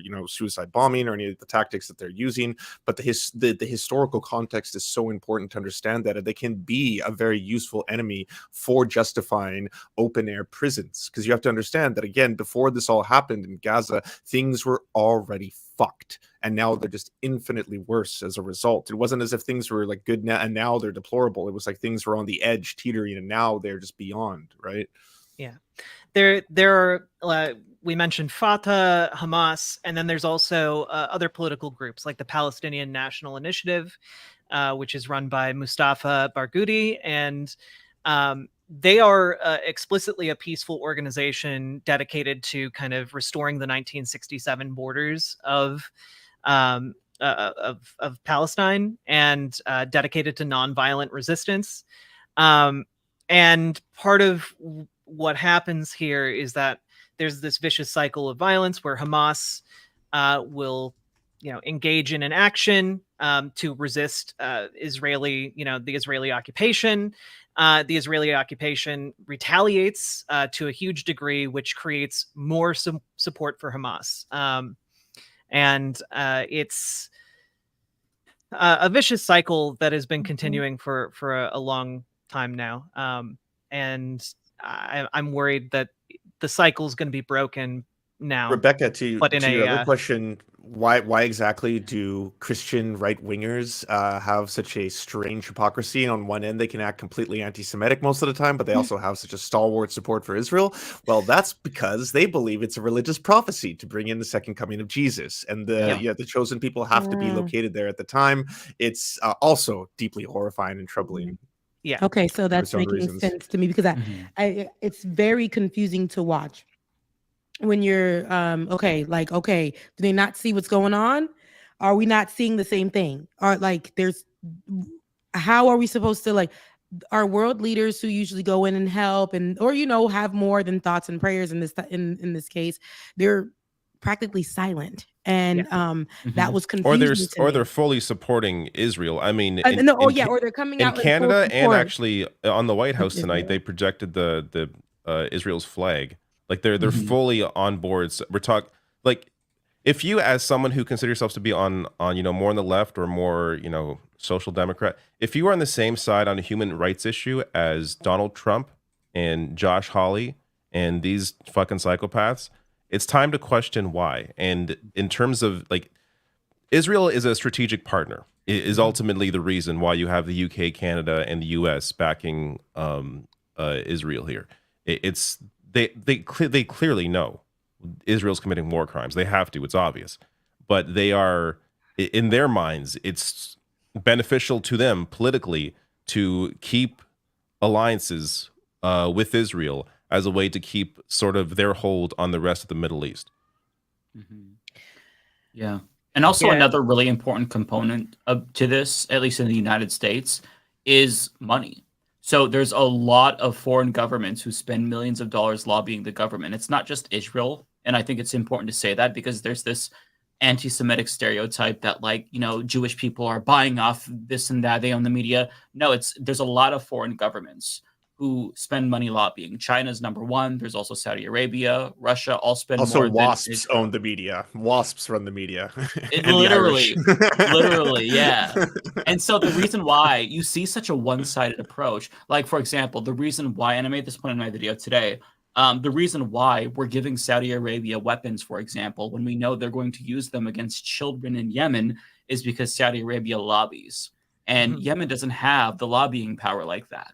Right. And the same is true in this situation. The Israel lobby is massive. Right. Palestinians don't have a lobby like that. Yep. And it's not just that, hey, I defend Israel because they donated to my campaign. There's also an indirect effect to that, to where if you speak up and you say, I support Palestinians, I support a one-state solution potentially, or Palestinian statehood, then they can still lobby against you. We saw this in 2021 with Nina Turner, where she had a 35-point lead. And the DMFI, Democratic Majority for Israel, a Democratic supporting Israel interest group, came in and they bankrolled Chantel Brown, and she won. So there's this incentive to keep quiet. So that's why I think that politicians like Rashida Tlaib and Cori Bush, who actually speak out, and AOC, although a bit to a lesser extent, those who speak out are much less common, because it could end your career literally. And that's something that is really important, because money in politics, it has a lot of influence over what politicians support, if not, the main factor. And so that's why you see so many people like Richie Torres, for example, going after Rashida Tlaib, going after Democrats, accusing them of being anti-Semitic, disingenuously so. Cori Bush. Yeah. If you look at his donors, can you guess who number one is? It's AIPAC. So that's a really important component as well. These interest groups are buying complicity. And to be clear, they're not lobbying on behalf of the Jewish people. They are lobbying on behalf of the far-right government in Israel. You've got to make those distinctions because anti-Semitism is going to be on the rise, and also Islamophobia is going to be on the rise as well. I think that's really important that we keep that in mind. And one thing that I've there was already an attack. There was already an attack in Brooklyn, either last night or today. It's being reported. 3 men waving an Israeli flag attacked 3 dark-skinned men in what police believe was an anti-Palestinian hate crime. Jesus. Yeah. There's been rocks thrown at mosques as well. One thing to keep in mind though is that the thirst for like blood against Arabs has not diminished since 9/11. Mm-hmm. Like if you were alive during the post 9/11 days, the Islamophobia was, I mean, it's shocking. Like I don't think people could believe how bad it was. I'm seeing that again. I know you all are probably seeing that too. Like where you have people openly on camera, we all saw that viral video saying we need to wipe Gaza off the face of the planet. There's signs saying kill them all. There was a guy with the picture on his phone saying, hey, here's Gaza in 2022. Here's what it should look like in 2023. And it's a picture of a parking lot. Like they are literally saying kill every single one of them. I don't care if it's Hamas. That distinction is not important at all. And that is really something that you have to look out for, right? Because even in media, like Jake Tapper was talking about how, well, it seems like the left, they've really shown their cards as anti-Semitic when they talk about dehumanizing language when it comes to Hamas. But that right there is a trick. They're trying to conflate Hamas with all Palestinians when that is not the same thing. And it's a propaganda trick that you have to be on the lookout for because that's how they are using that as a justification, right? To demonize all Palestinians. So you think, oh, okay, well, Hamas just attacked people. Therefore, I guess killing them is fine. When we're not talking about Hamas, these children, mostly children in Palestine, have nothing to do with that. They weren't alive when Hamas came to power in Gaza. So you cannot place blame on them in the same way that you wouldn't want to be blamed for George Bush going to war in Iraq. I wasn't old enough to vote back then. I don't want to be blamed for that. You cannot blame the citizens for what their leaders do. It's just they don't have control over that. And I think Mike makes a really good point about Islamophobia, which we need to take into account because we have countries like France. I don't know if any of you guys saw this, but France has literally outlawed protesting in favor of Palestinians. The Palestinian flag specifically. Yeah. And what's wild is Dave Rubin is celebrating that. Dave Rubin, who at the same time free speech guy. The free speech guy going off about free speech, but apparently not. It's got limits. Well, I mean, he's always been a clown, so it's not surprising at all. Dave Rubin has also always been in favor of killing Palestinians, even back when he was at TYT. True. There's a famous clip of him defending Israel bombing like schools. Wow. Like it's crazy. And it's not like the world in general is unaware of what is going on with the Israeli occupation of Palestine. Like Israel is the most, I guess, condemned nation on earth by the UN. Like you can combine all of the world's nations and how many times they have been condemned by the General Assembly of the UN, and Israel still has double that. People are aware. It's just that the United States is such a global hegemon that it just doesn't matter because Israel has US backing. And one of the only ways, if you're in America and you're feeling powerless, as roundabout as it seems, one of the best ways to maybe do anything that could impact the situation in Israel is to try and exert pressure domestically. Right. Because U.S. politicians are the one defending Israel now. You can that's one of the saddest things about what's happening right now is just how frightened any politician is. We have one politician in Canada, Sarah Jama, who actually spoke out and actually had a statement that was not in any way celebrating, any of the horrors or atrocities that Hamas had committed, simply saying that the occupation has to end. And she was called out by the rest of the NDP, and she's now retracted everything and issued an apology. That was the one politician in Canada who actually had a decent statement. And you can see all the politicians in the United States even the ones that are progressive and Soc Dems or more left leaning, they're incredibly measured in their responses because like everyone is terrified. Mark Lamont Hill, I think, is one of the people who's been fired as a reporter for speaking out against this. So is Katie Helper, like people who Wait a specifically. minute. This is recent because Mark just spoke out about this. Yeah, but Mark's been hired by a new company. I think he works for Al Jazeera now. He works for the Griot, but okay. But yeah, he put out a really good video on this, by the way. If you haven't all seen it, go check out Mark Lamont Hill's Twitter. He explains the whole situation really well. Okay, so he was talking about being fired previously when before, he yes. Okay, that's why his okay, so that makes sense. Also, so why his video was very passionate about the issue at hand, and I'm grateful to see how the Griot allowed him to have the conversation immediately when the incident happened, broke it, and then came back and had that conversation as to why it's important, and broke it down. Like I said, for the people in the back, I'm one of the people in the back. Like, what's going on? How is this affecting us? What does this look like? How is this in layman's terms? What, like, are we choosing a side? Should we be choosing a side? Why isn't our representatives really speaking on this? And so that's a lot of the questions that I really wanted answered in these spaces, because I see a lot of debates, but I'm like, I just see a lot of carnage, and I'm like, are we not seeing the same thing? Are we not seeing the pain? Are we not like, why are we like, it wasn't registering to me, but it's what I'm finding to be like the most frustrating thing for me as someone who commentates on this and covers this is just that it's the willful ignorance, and no, I shouldn't say ignorance, that they know, but it's just the clear ones, like from every politician. We're talking again, the NDP is like, people argue how left they are really, but they are like, the left of the major parties in Canada. And you have one member of the Ontario NDP. I'm not even sure if the national NDP has said anything, but like the Ontario NDP, an MPP, come out and say, actually, I have a statement here, but it's so completely innocuous, and like this is like it's calling for a ceasefire. It's quoting the UN. Like it's it's just basic information. It's actually very similar to what Bernie Sanders put out, which is condemning the violence by Hamas, but also discussing the occupation and the blockade. Like it's a very basic statement, and this is what she's being asked to retract. And we're talking about, again, like this is like she's apologized as well. She's had to publicly apologize. Wow. For My it. goodness. That's incredible. Yeah. Wow. Jesus Christ.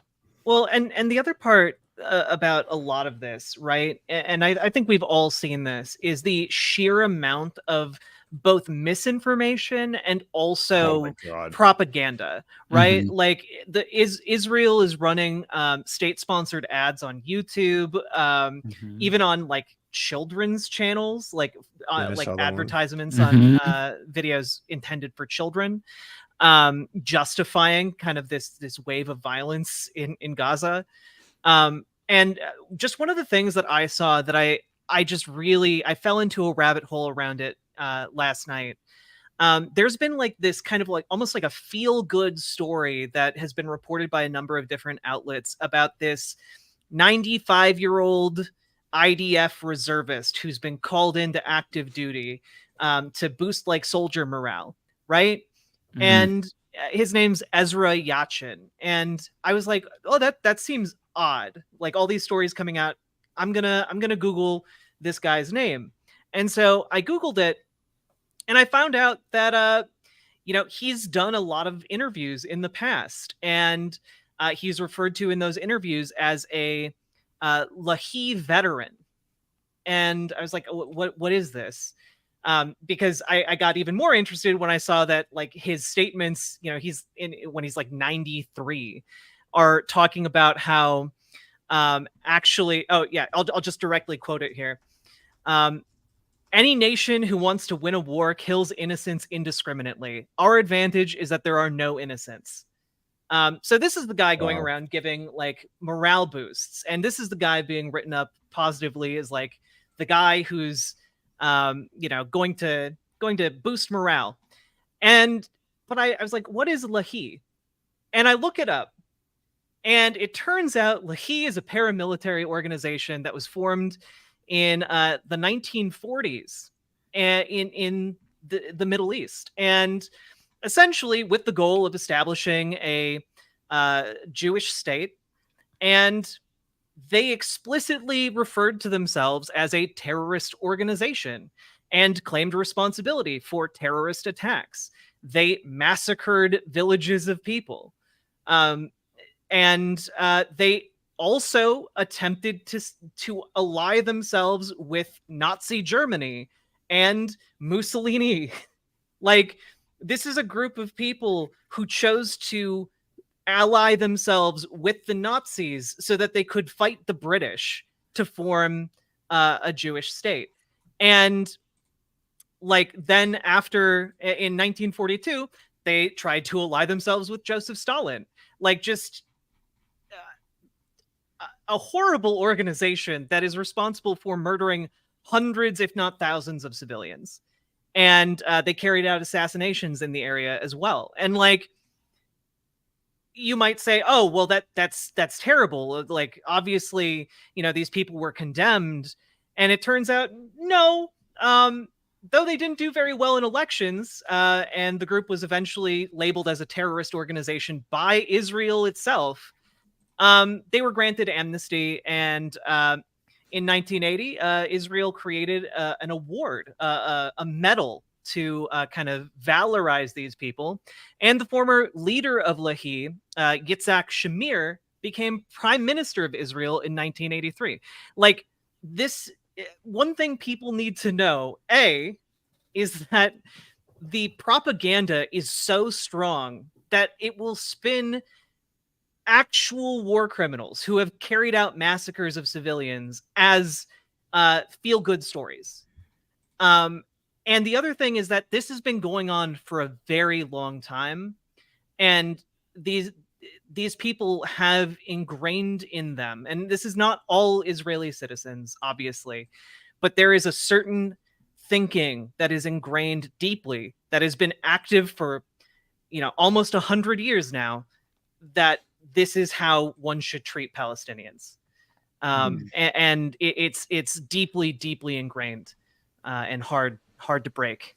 That's horrifying. And like, the Likud party is explicitly fascist. Like, I think people really need to know that. Like, this is a far-right fascist party, and the goal of Netanyahu is to demonize all Muslims. And he is so hell-bent on demonizing Muslims, he even did apologia for Hitler, literally. Yep. So there's a video of him saying that actually Hitler did not want to exterminate the Jews. It was the Grand Mufti of Jerusalem who convinced him to exterminate the Jews because he didn't want the Jews in coming to Jerusalem. So that's why Hitler decided to do it. And historians are like, wait a second, what the fuck are you talking about?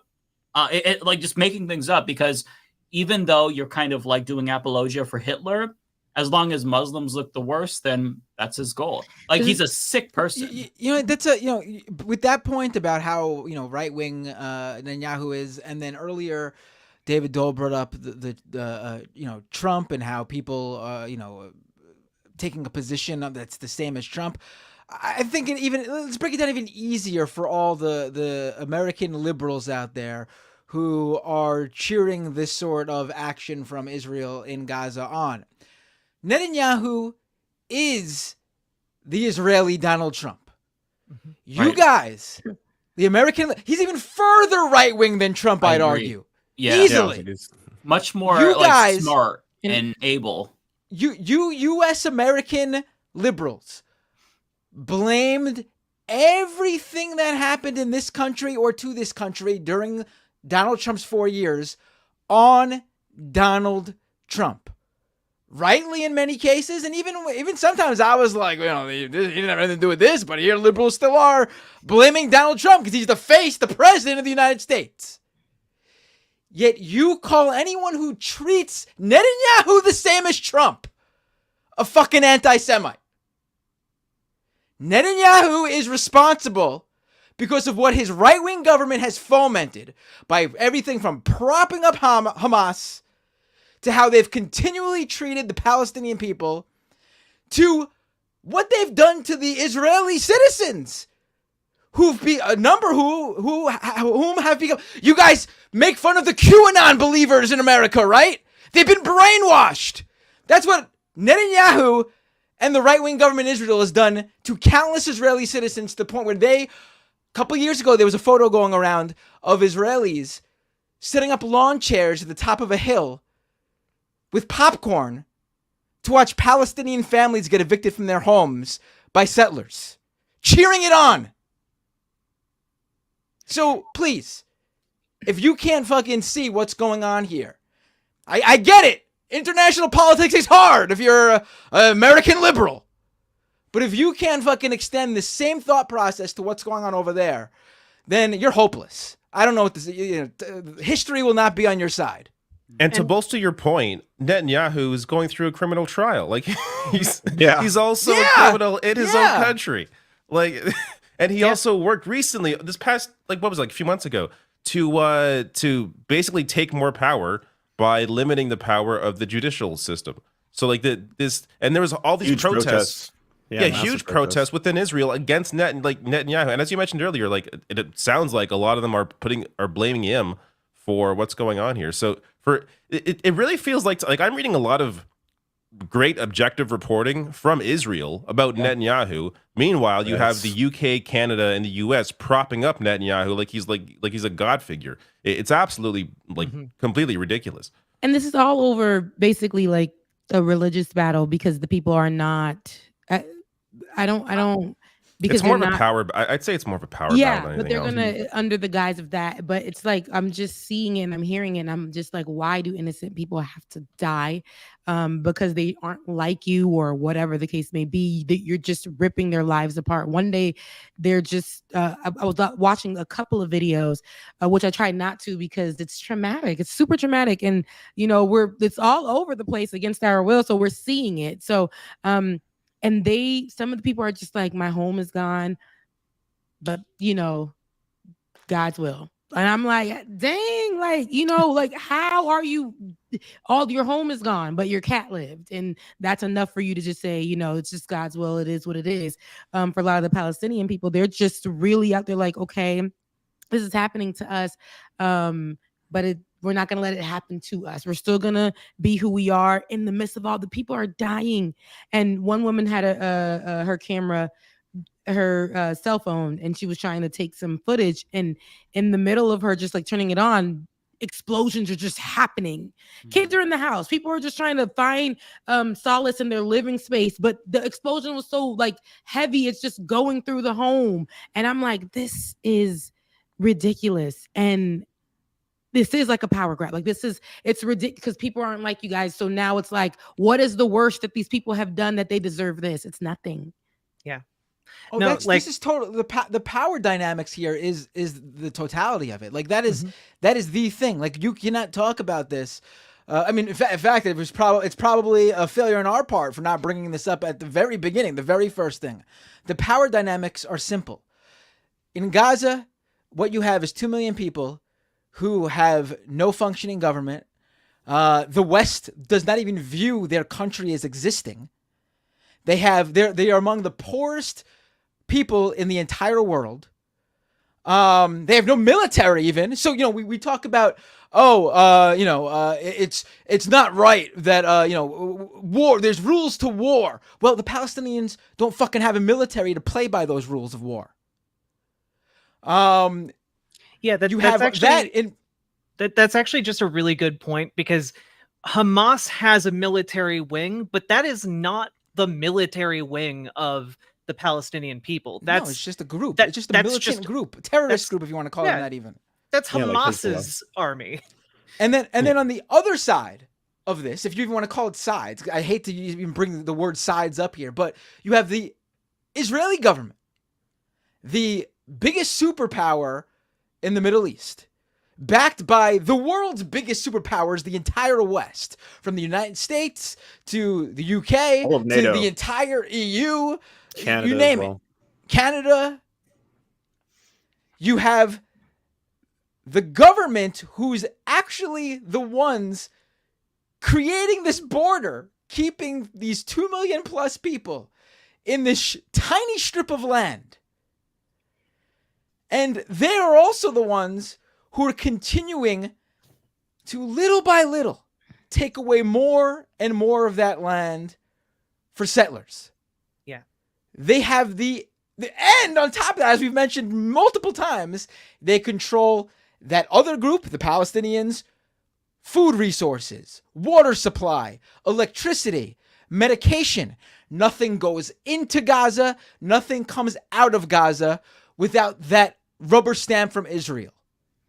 They also control the water outside, like the shores. That they control that you can only go out so far as a Palestinian in your own waters, because Israel controls that, and there's no airports, of course. Like there's no Egypt's the only border, and Egypt's the one border, and it's often closed randomly. It's being bombed right now. Right. Like there's no escape for these people. Even within the fence, like there's a big barbed wire fence. If you get too close, you'll get shot at. Like watch the Gaza Fights for Freedom documentary. It's free on Means TV right now. It was produced by Abby Martin. It explains that, like, you get too close to that fence, if you're a kid, they're gonna shoot at you.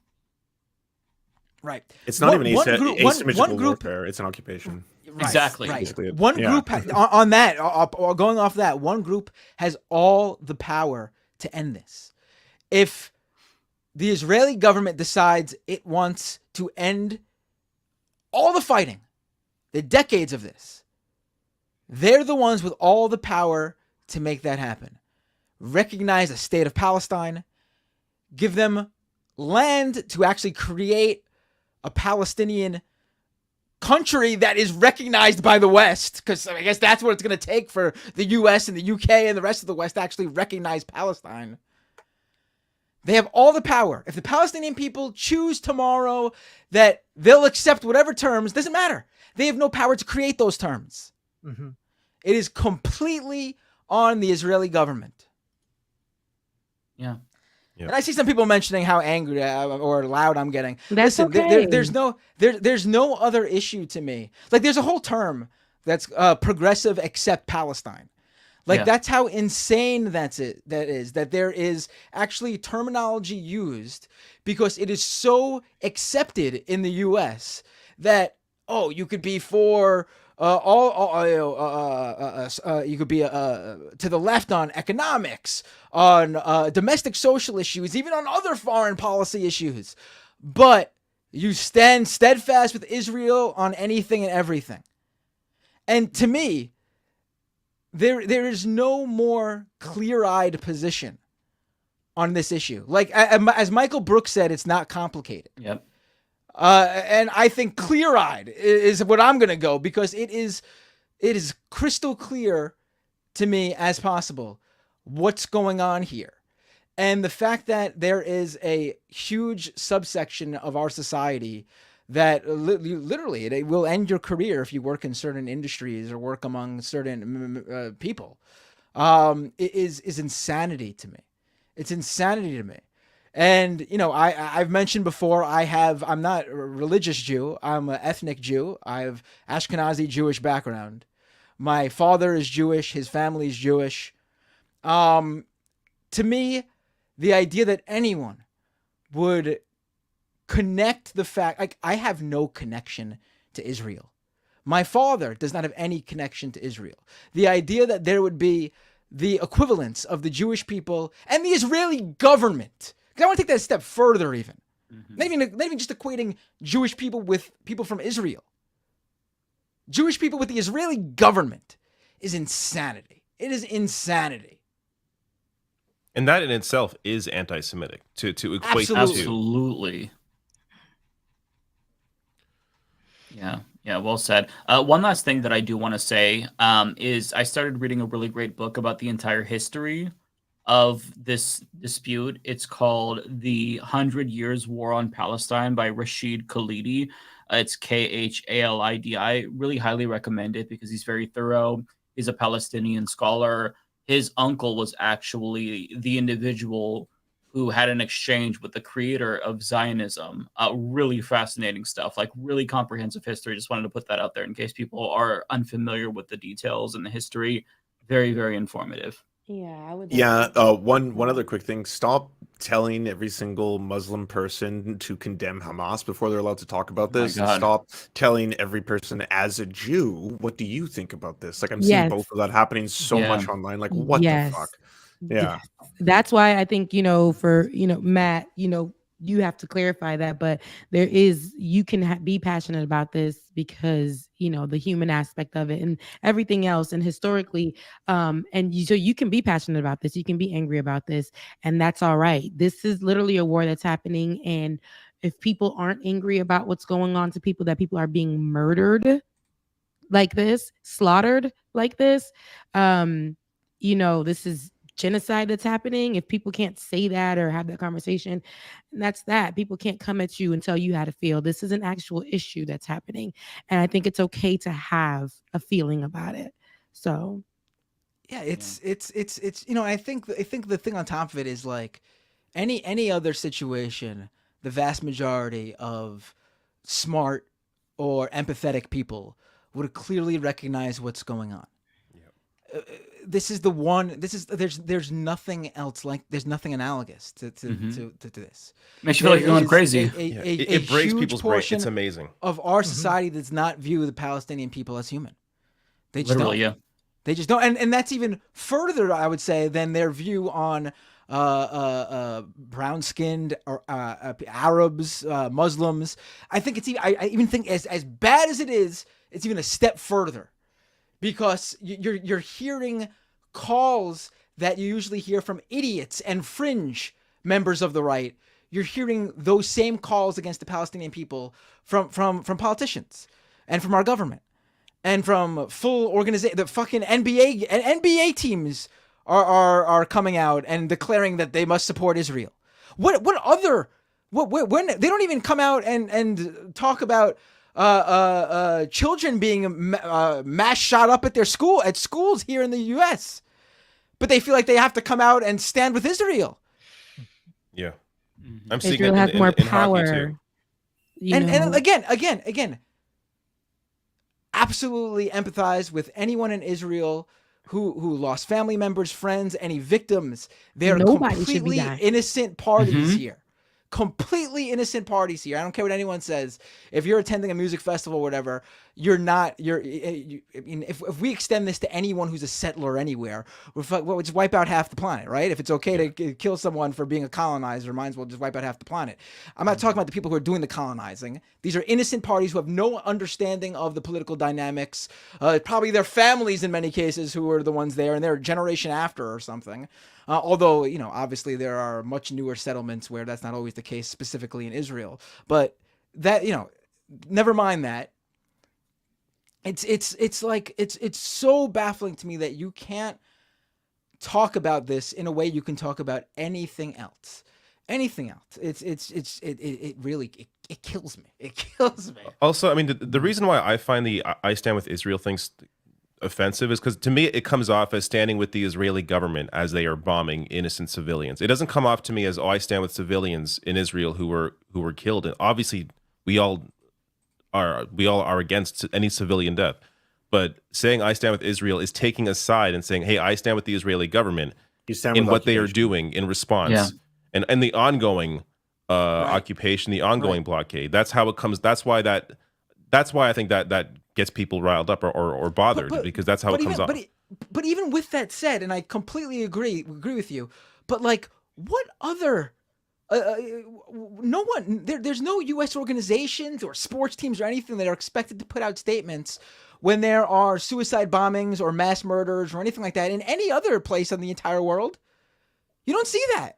I think it's because this specifically, by people who are not well informed, and even some of them who are and are just lying to themselves, is that this is viewed as being anti-Semitic, like this is viewed as a greater attack on Jewish people, which is why I feel like there is this desire or this need that's felt to come out and say something about it, as opposed to other random acts of violence that where things aren't said. So because people are equating Jewish people with Israel, I think that's why there's that greater response. No, that's exactly why. Because for, again, like I said, a lot of people. Now, I have a little bit more knowledge on this. I've been covering Palestine and Israel for a while, like especially when I worked years ago in news stations, but on a general level, just as it happens, what's going on. But the deeper you get into the understanding of it, a lot of people do talk about, Jewish people and not wanting to be anti-Semitic, like nobody. So anything that happens like that, they're going to go and be like, instantly somebody who's not going to gather more information is going to just say Israel, like, I stand with Israel. Yeah. And they think any criticism of the Israeli government is a criticism of Jewish people, which again in itself is anti-Semitic. Like they think that too. Even people in the ridiculous. like you said, the NBA, anywhere you speak against Israel or anything that's anti-Semitic, that's it. That's it. And the Harvard students are being doxxed currently for signing that letter. Yep. I don't know if you all saw that. I point out that those groups that stand against anti-Semitism and the ones that usually have that in their name are usually right-wing funded groups. Like this one, Accuracy in Media is a right-wing group. Right. They always come out and they publicly shame college students who stand who support Palestine vocally, or criticize Israel vocally, or support BDS. But you never see them roll out the fucking public shaming vehicle for white supremacists, neo-Nazis, any other group that is directly, completely based on the beliefs of believing Jewish people are subhuman and are completely 100% based their anti-Semitism on the fact that they view Jewish people as subhuman. They never do that. Never, ever, ever. And I should also say that the public shaming of these students is completely based on who they believe is behind the letter. Because no student put their name on the letter. It was by the group as a whole. So the students who they're publicly shaming out there, trying to, who knows what they're trying to foment against these people, these students, some of them might not even be behind this thing. Yeah. It is a hysteria built on kind of these foundations, like we've talked about, of like this evangelical fundamentalism, the money in politics, all of it kind of comes together to form this wave of hysterical hatred and like kind of the we gotta circle the wagons, we gotta circle the wagons. But you got to look at what you're circling the wagons around. And like, when you look at Israel, like how many people would defend like the US military coming in and just taking your house, kicking you out on the street? No one in the United States would stand for that. Americans would endorse terrorism. Well, they're calling terrorism in general for anything that Palestinian people do. Not talking about Hamas attacking innocent civilians. I'm talking about if Americans stood up against the U.S. military, which Palestinian people have done against the IDF, they'd be calling themselves freedom fighters, true patriots. If they were to attack military taking their homes.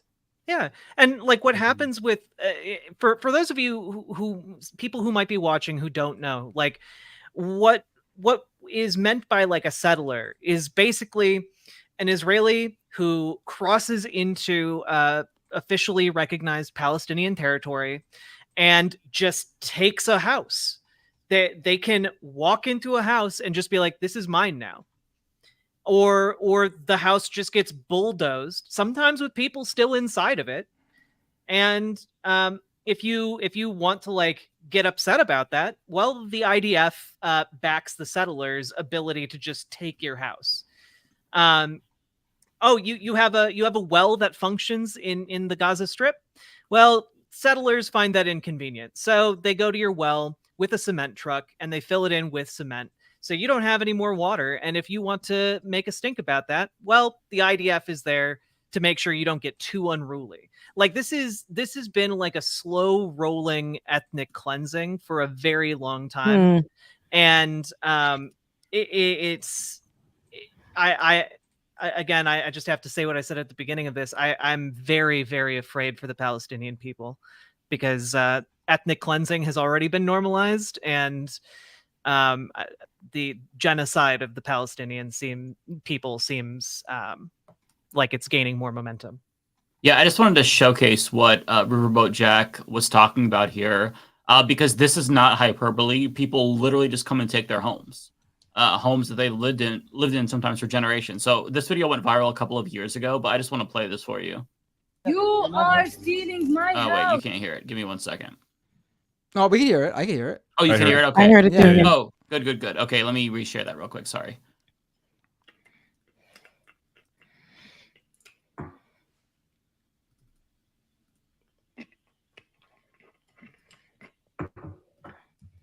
Okay.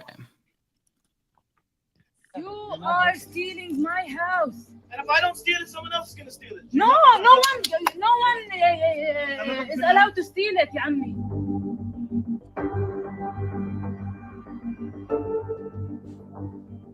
Jacob, you know this is not your house. Yes, but if I go, you don't go back. So what's the problem? What are you yelling at me? I didn't do this. But it's easy to yell at me, but I didn't do this. You are stealing my house.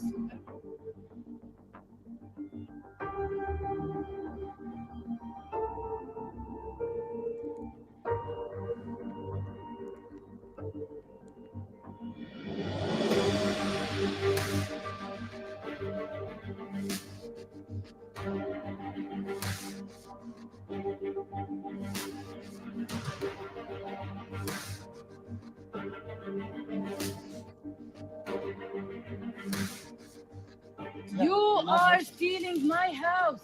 And if I don't steal it, someone else. Yeah, so Americans would never put up with that. Well, you could tell he ain't even from there. That is terrible. He just came in and was like, this it's law that's gonna let me do this anyway. So like that is terrible. And he's like, if I don't take it, if I don't take it, it's gonna be here. So he wants to be a part of. Like that is terrible to see. And I know that you said that was years ago, so I can't imagine like what's been happening over the years. I've also read a lot of that is committed by like Americans that come in. I can tell Israel. that man looks like he's from. And they're the ones like that he's take from over. New York. Yep, Like, he's from Brooklyn. Yeah, there you go. Yeah. And I mean, just put yourself in their shoes for a second. If somebody came into your home and said, "This is mine now. Get the fuck out." And like sometimes most times the military is doing this. So you're evicted at gunpoint. Americans wouldn't stand for that, but for some reason they can't extend, that to what the Palestinians are feeling, who are losing their homes, being forcibly displaced at gunpoint. Because you know what? That was a shareable clip because there was no violence, like often happens with these evictions. Right. Or in death.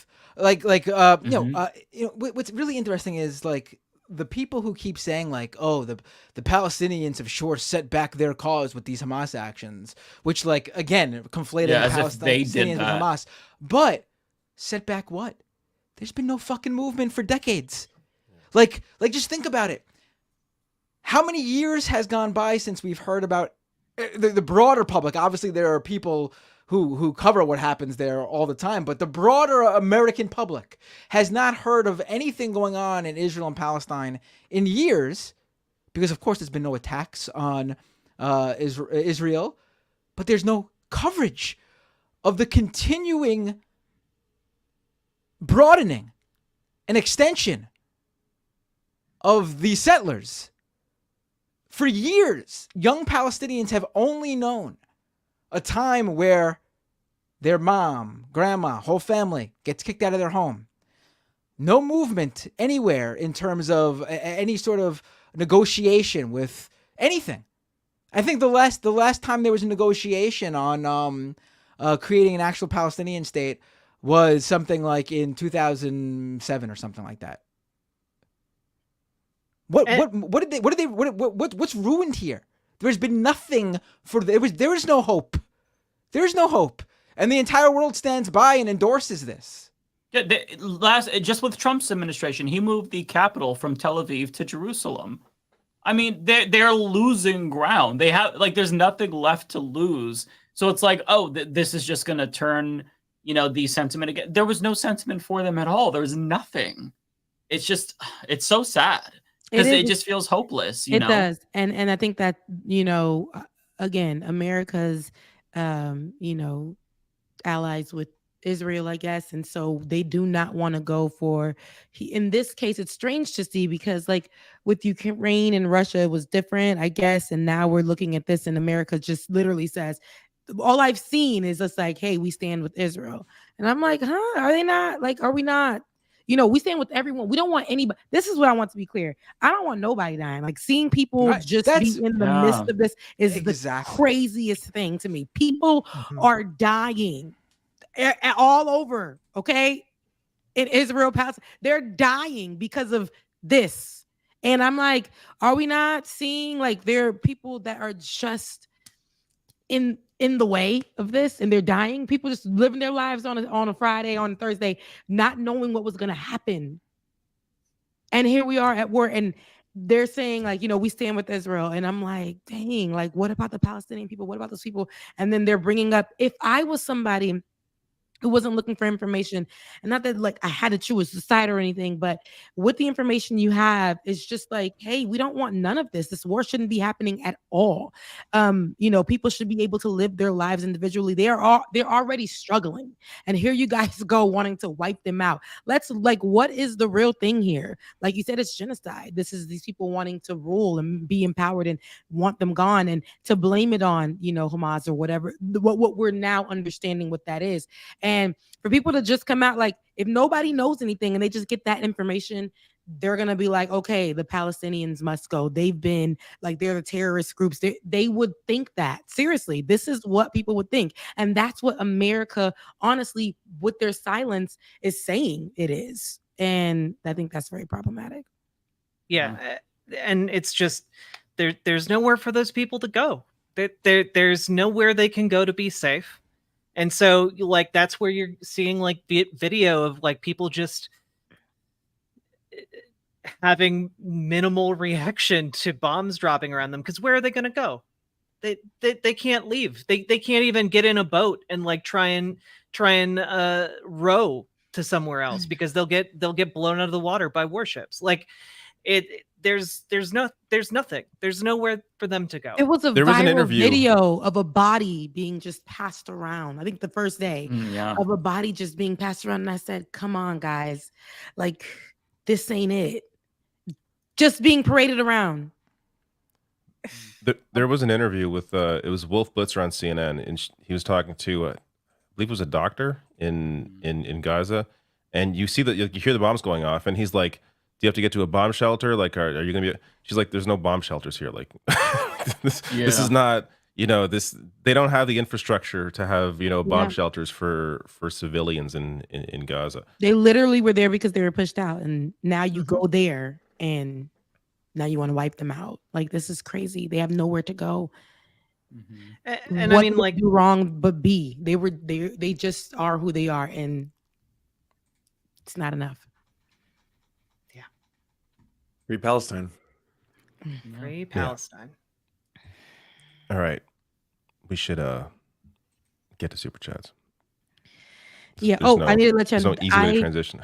My super chats were not I just got, while we were on the show, YouTube said that I didn't meet guidelines or something. They said that I know. Bullshit. I met everything too. Rebecca, send me the email. I'll see if I can help, because I've dealt with trying to monetize channels before a few times. Okay, thanks. Because I don't know what I did, and it could be the show that I have, like it or not, that I did on Saturday. Maybe something on that, but it ain't like it's not. No, I don't. You should be fine. Content. I was gonna say, maybe if your channel only has Leftist Mafia live stream on it, they might view it as, it's not. It's like reused content or something. They said I'm reusing content. Interesting. And whatever. But I'll send it to y'all to let me know, you're in the videos. This is your like, that's what doesn't make any sense for usable content. Yeah, it's your content. You can use it as you like. You own it as well. But like, I've dealt with this too. Not with they've actually demonetized me before for reusable content. And it was when I was doing a debate with another channel, and I uploaded the debate stream on my own channel. They demonetized me for uploading reusable content. But the point of that is so you don't just take another channel's work and put it on your channel for views so you get monetized. You are in this work. This is your work. This is your creation as well. I don't know. They told me no, but we'll figure it out. And to everybody who's been pushing, we'll try to fight it. But everybody who's been pushing, and who's been helping get the page monetized, I finally got there, did what I need to do, and here we are. But it's all good. As long as you guys are watching, you guys are here with me. We're all good. So that's, love you, mean it, and we can have these conversations together. We still gonna be pushing them out, so we still gonna be pushing these videos out. That's it. And you can always donate to Rebecca on Cash App, Becca's Voice, if you want to send her a super chat. Yep, because I want to read them too. You know? Yeah, it's so frustrating. YouTube is.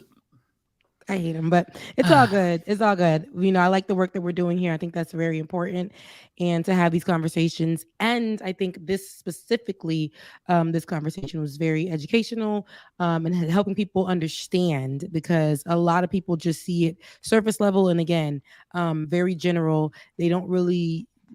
They don't have really a viewpoint of the conversations. They're just going to go with what America's giving them.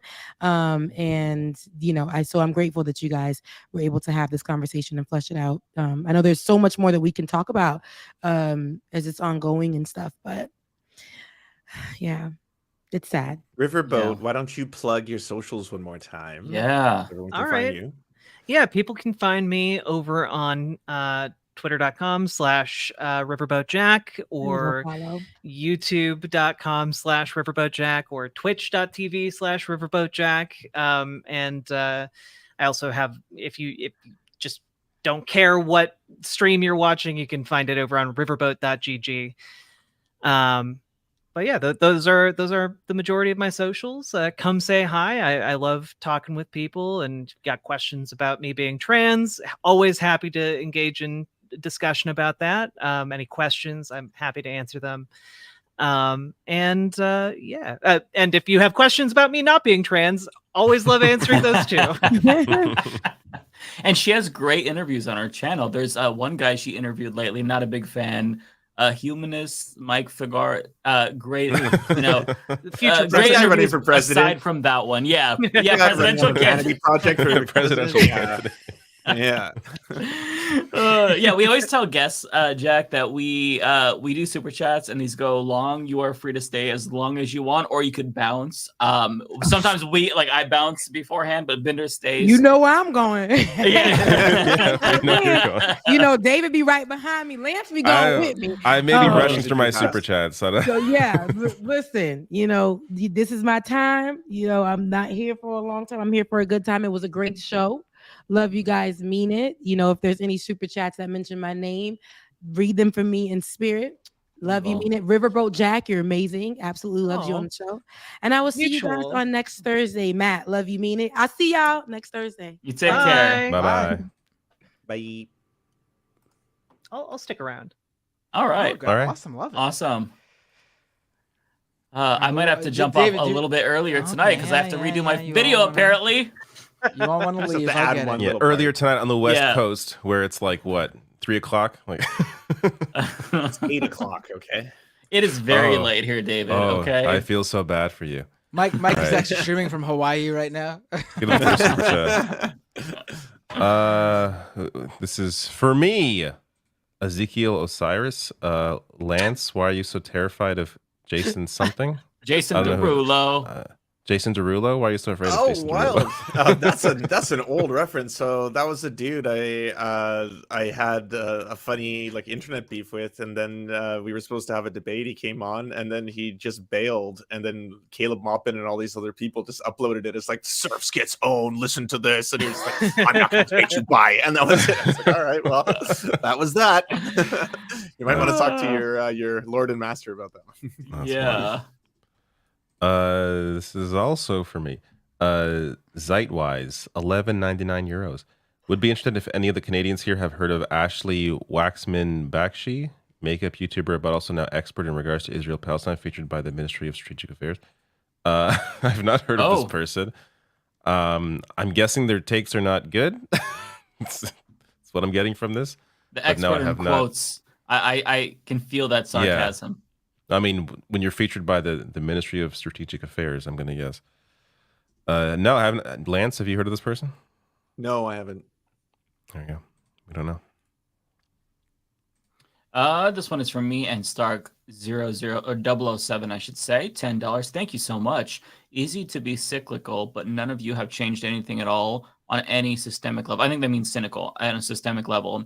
I guess it's easier to make money at home than sticking your neck out. God forbid you risk your comfort zone. It is, honestly. It's easier to make money at home than sticking your neck out. So I'll continue doing that. Thanks for the $10, bud.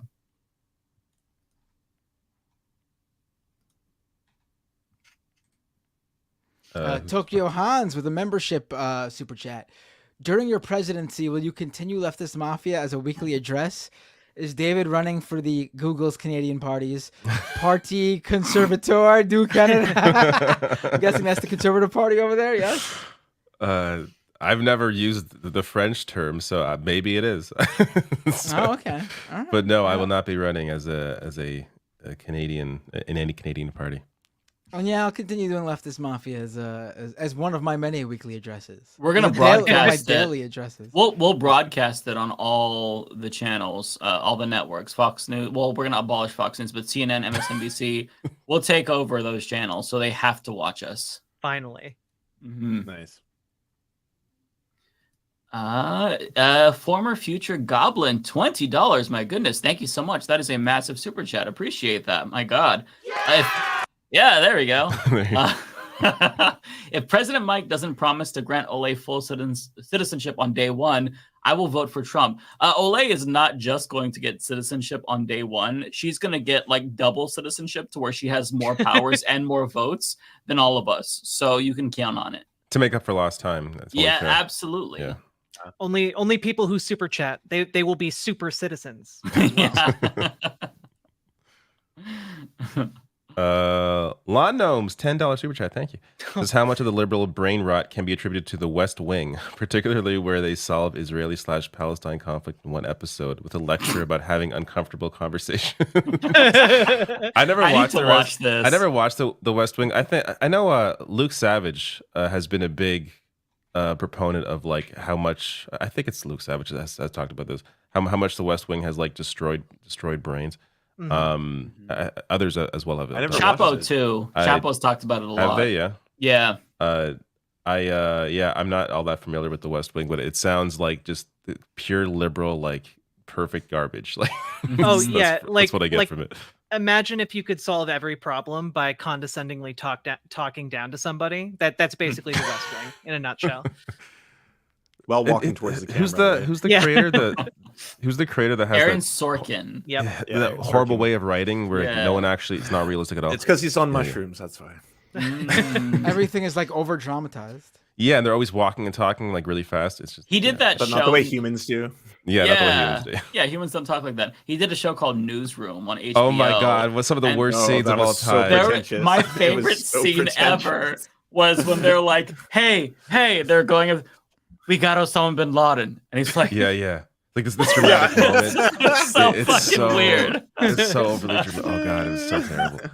I remember laughing out loud watching that. And I liked the show, but I'm like, oh my fucking God. Holy shit. Logic 5, Zozo, thank you for the $2. Love you, Mikey Boo Boo. Love you back. Thank you. Oh wait, hold on. I need to. Did you guys see this breaking news that came out that the Capitol Police had to brief the squad about an uptick in security threats and death threats towards them over Israel? Oh my God! Their statements on Israel. The lawmakers, which include AOC, Ilhan Omar, Ayanna Pressley, Rashida Tlaib, Summer Lee, and Barbara Lee, and I think. Well, no, she's the one. Okay, so Congressional Progressive Caucus Chair Pramila J. Paul told her colleagues at the group's closed-door weekly meeting Thursday they need to support their colleagues who are under attack. Capitol Police spokesperson said the department conducted several briefings Thursday about their increased security posture. Wow. Yeah, jeez. That's horrifying. That's horrifying.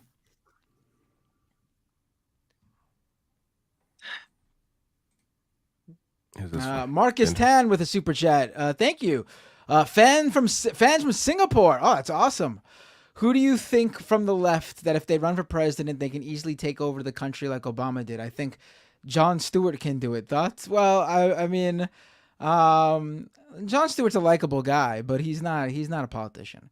I mean, obviously, I don't know. It's YouTube, right? Right? Right. That's true. Yeah. Well, no, but I see what you're saying.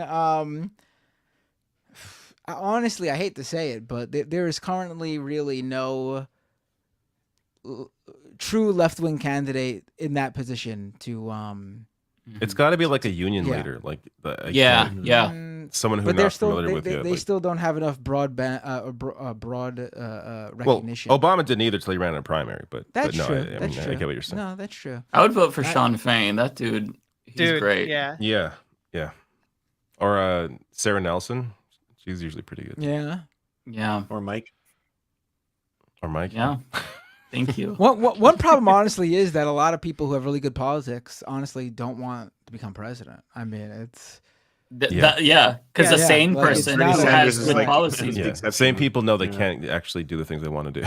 Yeah, no, exactly. Do you think like Bernie Sanders? Like, I mean, obviously, he wanted to be president because he very much cares. But do you think he wanted to be president? Do you think he wanted to do the kissing baby foreheads and all that bullshit? He's not kind of person. No. Yeah. Which I totally. Half the world hates you. I am him in that. Like, I don't call you on your birthday. I don't fucking care. Yeah. That's me. Right. That whole attitude of his. Right. That's not. That's someone who that personality type doesn't align with someone who wants to be president, right? I mean, which is why he's perfect for you want someone like that who really doesn't really who kind of his first run was like that. Like I don't think he really knew he'd be so successful. Yeah, kind of fell into it. Like a lot of the people who maybe would run for president and be successful, like I feel like they need another like 4 to 8 years minimum before they could even come close to doing what Obama did, you know? Yeah, I agree with that totally. Yeah. Charlie Jinmir with $5. Thank you. Will the president Figueredo finally trans all the athletes? Yes. I will tell you this. We will be weighing a ban on cis athletes. So it will be finally predominantly trans athletes. In 10 years, if we do ban it, we will revisit the cis athlete ban, but we're going to let the trans people have a turn. So, yeah, I will. I'm announcing it here. Cis people will be banned from sports. No. Excellent. I Finally. have to put as someone also on the ticket. I think we should allow cis people to play, but they automatically cannot win any medals. They can't, there you go. They can't place on a podium. I like that idea. If it's a team sport where scoring is involved, they automatically start at a deficit. So yeah, things like that. I like that. And I will be banning some sports, just FYI. Golf. Sorry, Kyle. Kyle Kalinske, I know you love golf. I will be banning that. Oh, golf is out. Yes, absolutely. Yeah, day one. American football can stay, but it's no longer the American sport. The American sport will now be the true football, soccer. Yeah. That's now America's most popular that. sport under a Mike and Matt regime. Yeah. I support that just semantically. Makes way more sense. Yeah, thank you. Yeah, that's why I'm supporting it, because I don't follow sports, but semantically it needs to make sense. And yeah, it's not football. Soccer is football. So yeah, agreed. Yes, exactly. And America's national pastime is no longer baseball; it's pro wrestling. Yeah, and actually we're gonna ban baseball because that's just such a dumb, boring sport. Sorry. I mean, I played t-ball as a kid, and I know it's stupid. So we're banning that. Hockey stays though. Hockey gains prominence. I like hockey, actually. As football and the others go away, hockey gains stature in it. White people can no longer play in the NHL under a Matt and Mike regime. Yes. There you go. Thank you. Little do you know, there are many more people of color now in the NHL than there used to be. Enough to make up an entire NHL? Well, maybe not. League? Yeah. Didn't think so. Hideous Lemon with £10. Thank you. Mike's saying what everyone's thinking but is afraid to say in his campaign policies. On another note, it's fucking great to see Riverboat Jack here. Aw, thank you. I'm happy to be here. Thank you for inviting me. Archangel with $10. Mike, SWYD. What does that stand for? I don't know. SWYD. Let me Google it. I'm a boomer. I'm sorry.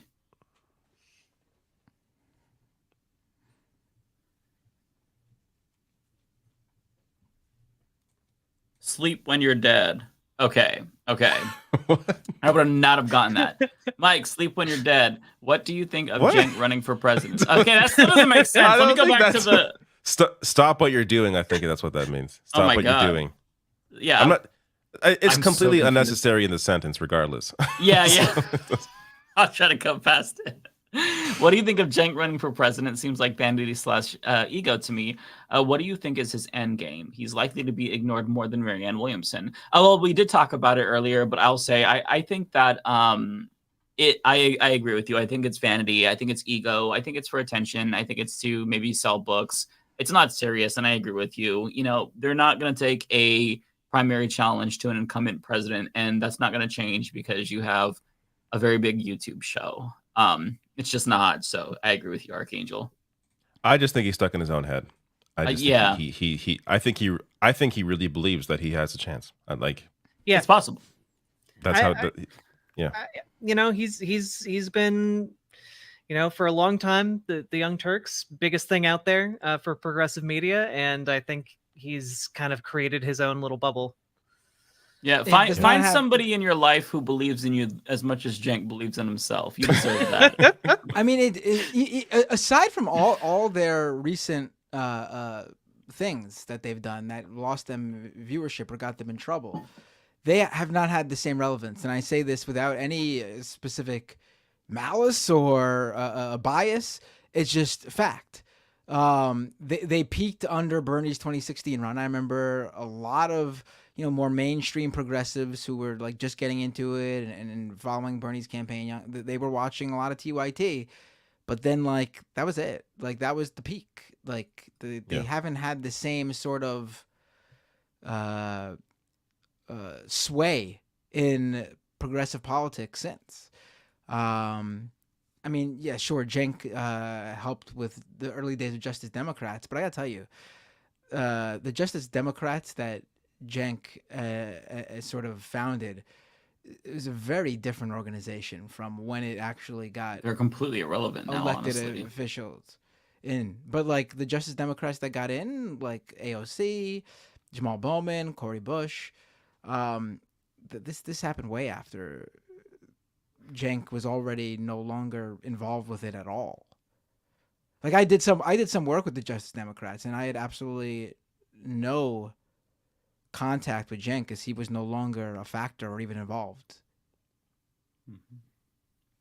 Where am I here? Oh, Law Gnomes. This Humanist Report presidential run already has more stated policy than Cenk's run. Yes. Yeah.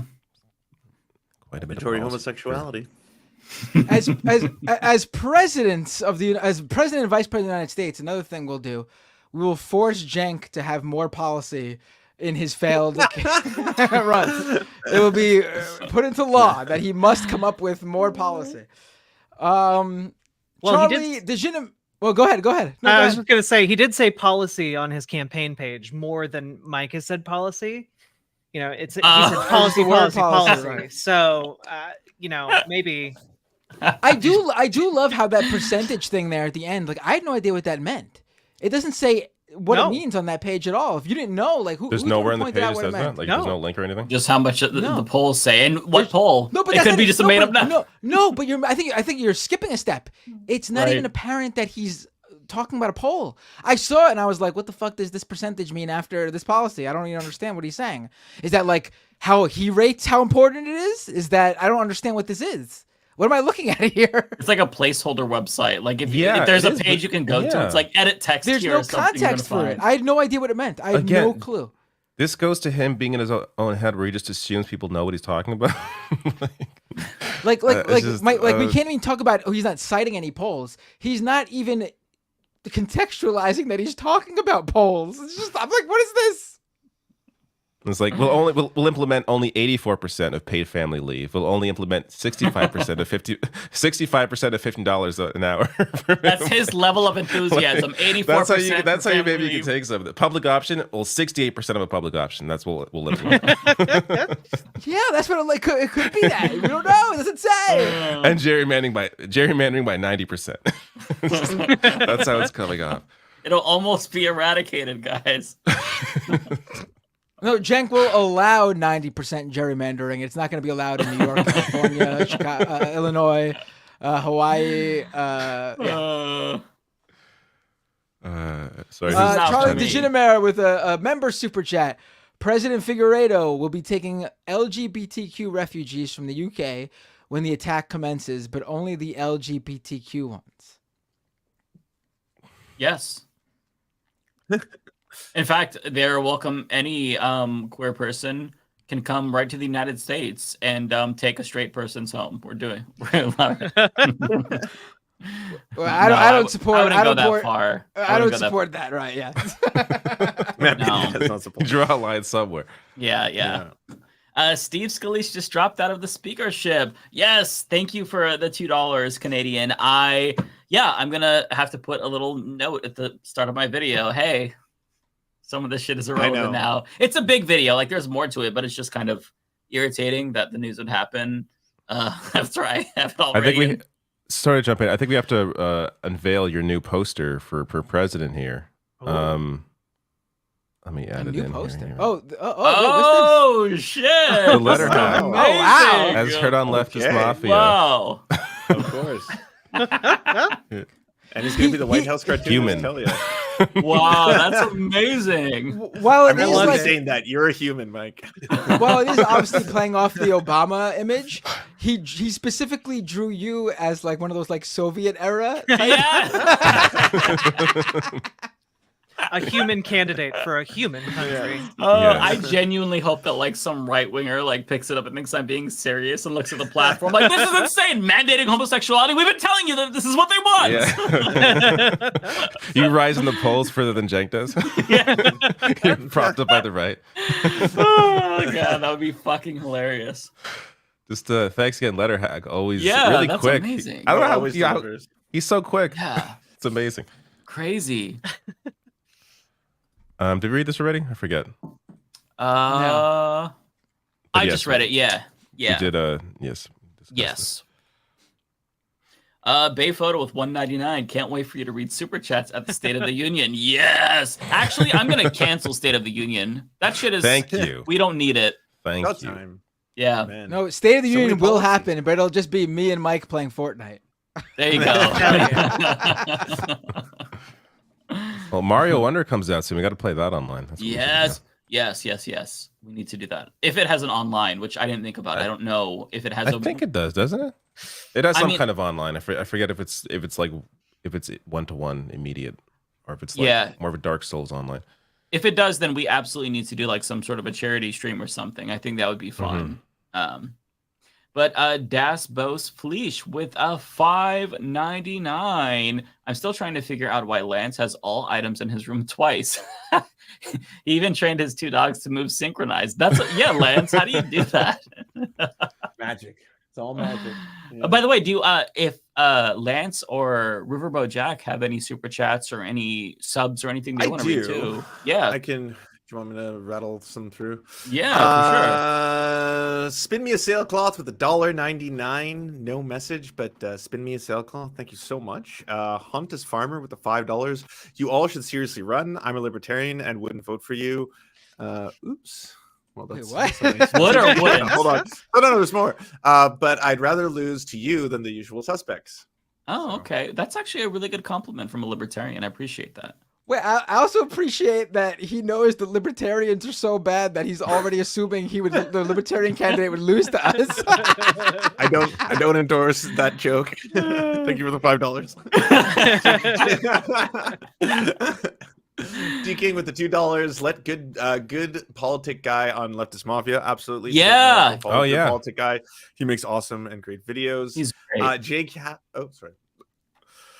Cass with the $5. Lance should grow his hair out like Desperado. It actually looks good on you. Unfortunately, my hair doesn't grow long. It grows like out like that for some reason. So I mean, I would have to straighten it. I don't know much about that. I would, as part of new campaign policy, as part of our campaign, libertarians will be forced to wear a second seatbelt when riding in a car. Ooh, yeah. Co-sign. Have two licenses, mandatory. 2 driver's licenses. Have to go through all the exams twice. You will need a license to drive and a license to actually just be in a vehicle. Yeah, the license for a license. And literally, they will have to have licenses to use toasters. Just libertarians. So if you are registered, exclusively, then you better change that status, because that's how we're going to base this policy on who has to register for a license for a toaster. And we will give every American citizen, no, everyone in America, $10 every time they burn a "Don't Tread on Me" flag. Yeah. A stimulus package for the country. I like that. And the American flag will now be the LGBTQ plus flag, the newer one. So, yeah. This is a serious question. Lee Baratinel with the $5. Views about the Israeli-Palestinian war. The past few days have been a mask-off moment for, quote, leftist men with respect to violence against women. I can speak for myself, and I'm sure the rest of the team. If you're referring to any specific violence that's been committed against women and women civilians, obviously, I think we all condemn it. Yeah, I feel like that goes without saying. Of course. I also have, like, I've seen random Twitter accounts, of course, say stupid shit, but in terms of, like, people with a platform that have, I don't know, maybe there are people out there who've said some horrible shit that claim they're on the left, but I have not seen those Wait, I'm sorry, shows what or those was, people. What was that? I missed it. What were you talking about? Just, like, I think that they were saying that, like, leftist men were effectively condoning the rape of Israeli women by Hamas, which, I mean, no, obviously unequivocally. Yeah, if someone has done that, obviously that's terrible. Yeah, yeah. Like, I'm a humanist. Human life is precious.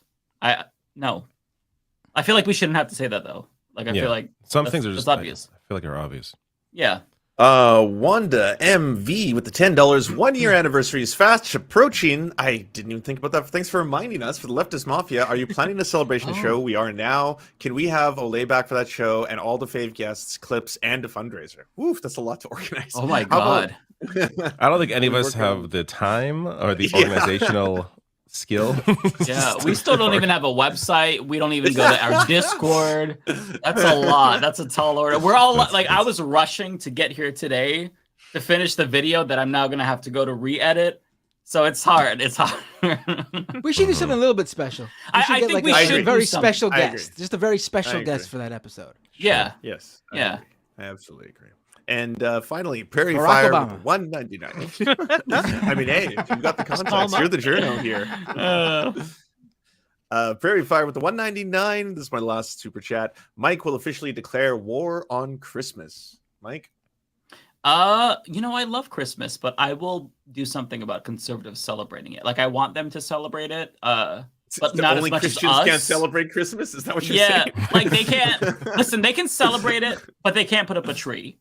We still get. No, I love Christmas, man. No way you're tree. doing this. Christmas is staying. Christmas is staying. I love Christmas too. I'm a Halloween guy. I'm all Halloween, so don't take that away from me. And you got my vote. I think. I think if conservatives want to celebrate Christmas, they should have to dress up in full like army fatigues, and because of the war. The war on Christmas. Oh yeah. They need to. They actually that, put though. their money where their mouth is and fight. Yep.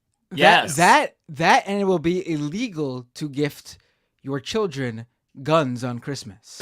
Yeah. But that's also going to be because That one. guns will no longer be in the United States at all under Matt and Mike presidency and vice presidency. Because there'll be no guns, right? No guns. Actually, good. I was going to give free AKs to all trans people and to leftists, and then take away the guns from all the right wingers. So I don't know if a total ban. No. Total ban on guns. Total ban on guns. Okay, you know what? Sure. We can I give guess all if trans nobody people. has them.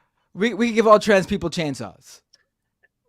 Mike, Okay. Mike, I've been thinking about this for a little bit. What about finally delivering on the promise Barack Obama made to America of Hobbit homes? A Hobbit home for every person. I mean, we are going to do some sort of. I don't even know this meme. Oh, yeah. you don't know this meme? Yeah. No. Yeah, there was a whole conservative conspiracy theory that Barack Obama was going to use like FEMA to move people into holes in the ground that conservatives called Hobbit homes. And that was going to be They'll like make up anything. There's gonna be like FEMA camps, Under- cars were gonna be taken away or something like that. Like under a Matt and Mike regime, all Americans will be mole people. Excellent. That's just how it is. Everyone will be living in a hole in the ground. Sounds fun. We'll all be mole people. Yeah. Well, on that we're note, headed there anyway. Here's Tokyo Hans with a super chat. This The is Figueiredo totally Binder true. administration will go down as the most bearded administration of the 21st century. Absolutely. It'll be so bearded that just by watching us run the country, Lance will be able to grow a beard finally. It'll just appear. Yay! It'll just pop out. I'm there. Tony Crump, $20 super chat. Oh my goodness, very generous. Thank you. Says I can go door to door in my neighborhood for Mike's campaign. there's no need. We've got a podcast, baby, and a YouTube channel. Grassroots. Just tweet about it. That's all you need to do. Yeah, just tweet. We're all good. Just Don't tweet worry about it. Yeah. Win by tweet. Change the world. Jay Cass says, here's some candy money for your conversion van. Thank you.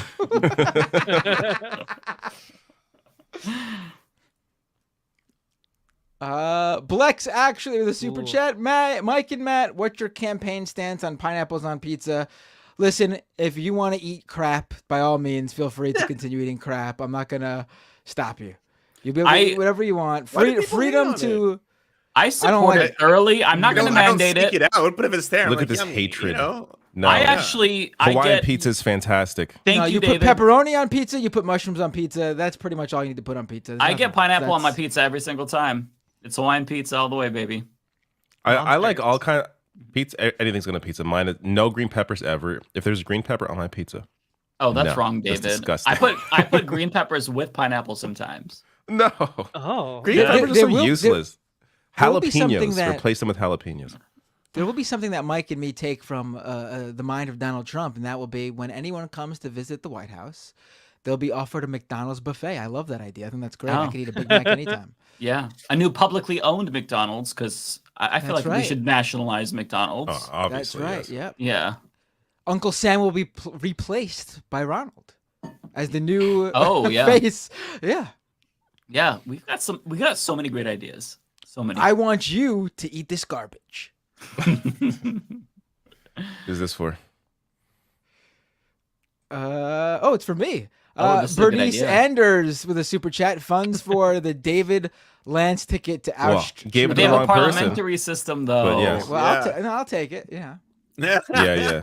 Well, we We'll will funnel- change our we'll parliamentary system. illegally under the Matt and Mike administration, it will now be legal to fund foreign governments as long as they're left wing. We could send money to the opposition. To the complete other countries. It's completely fine as long as they're left wing. Mm-hmm. I support this. Lizzie Bennett with $5. Presidential candidate Mike Figueiredo. I'll be more than happy to vote for you, but what would you do about your evil twin Matt Walsh once elected? Do you remember earlier when I was going over my platform and I said I will be doing one drone strike, but didn't name that person? That's all I'm going to say. Please accept JCast $5. Please accept this corporate PAC money super chat. Thank you so much. I hope it's from Raytheon. I'm sure it's from a bunch of them, a mishmash of corporate donors. Snack Panther, member for 4 months. Thank you. Says Cenk would have a better chance running against Erdogan in Turkey. I mean, I don't know enough about the political landscape. there. Honestly, in Turkey, he Quite might possible. have a better chance of becoming president than anyone beating Turkey. Or Erdogan in Turkey. He wouldn't be able to use the excuse for his run being because the public polling shows that Erdogan is not popular.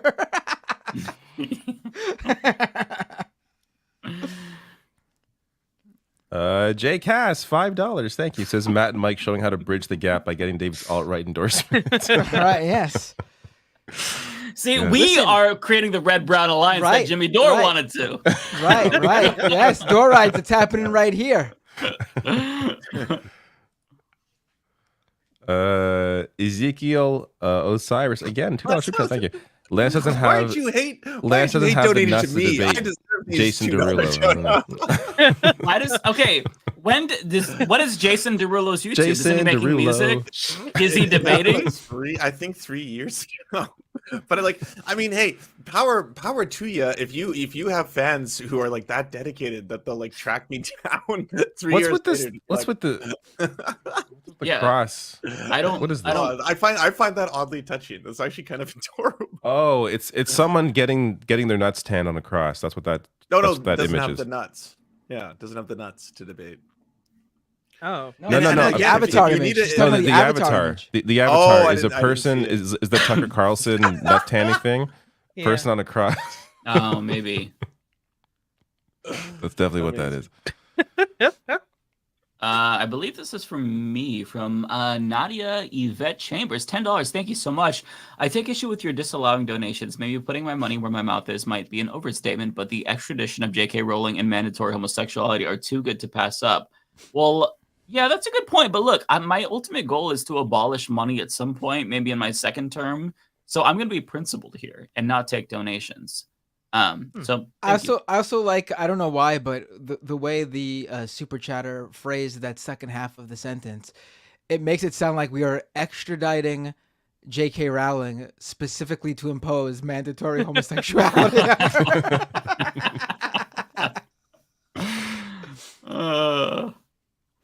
Wanda MV with a $10 super chat. Thank you, Wanda.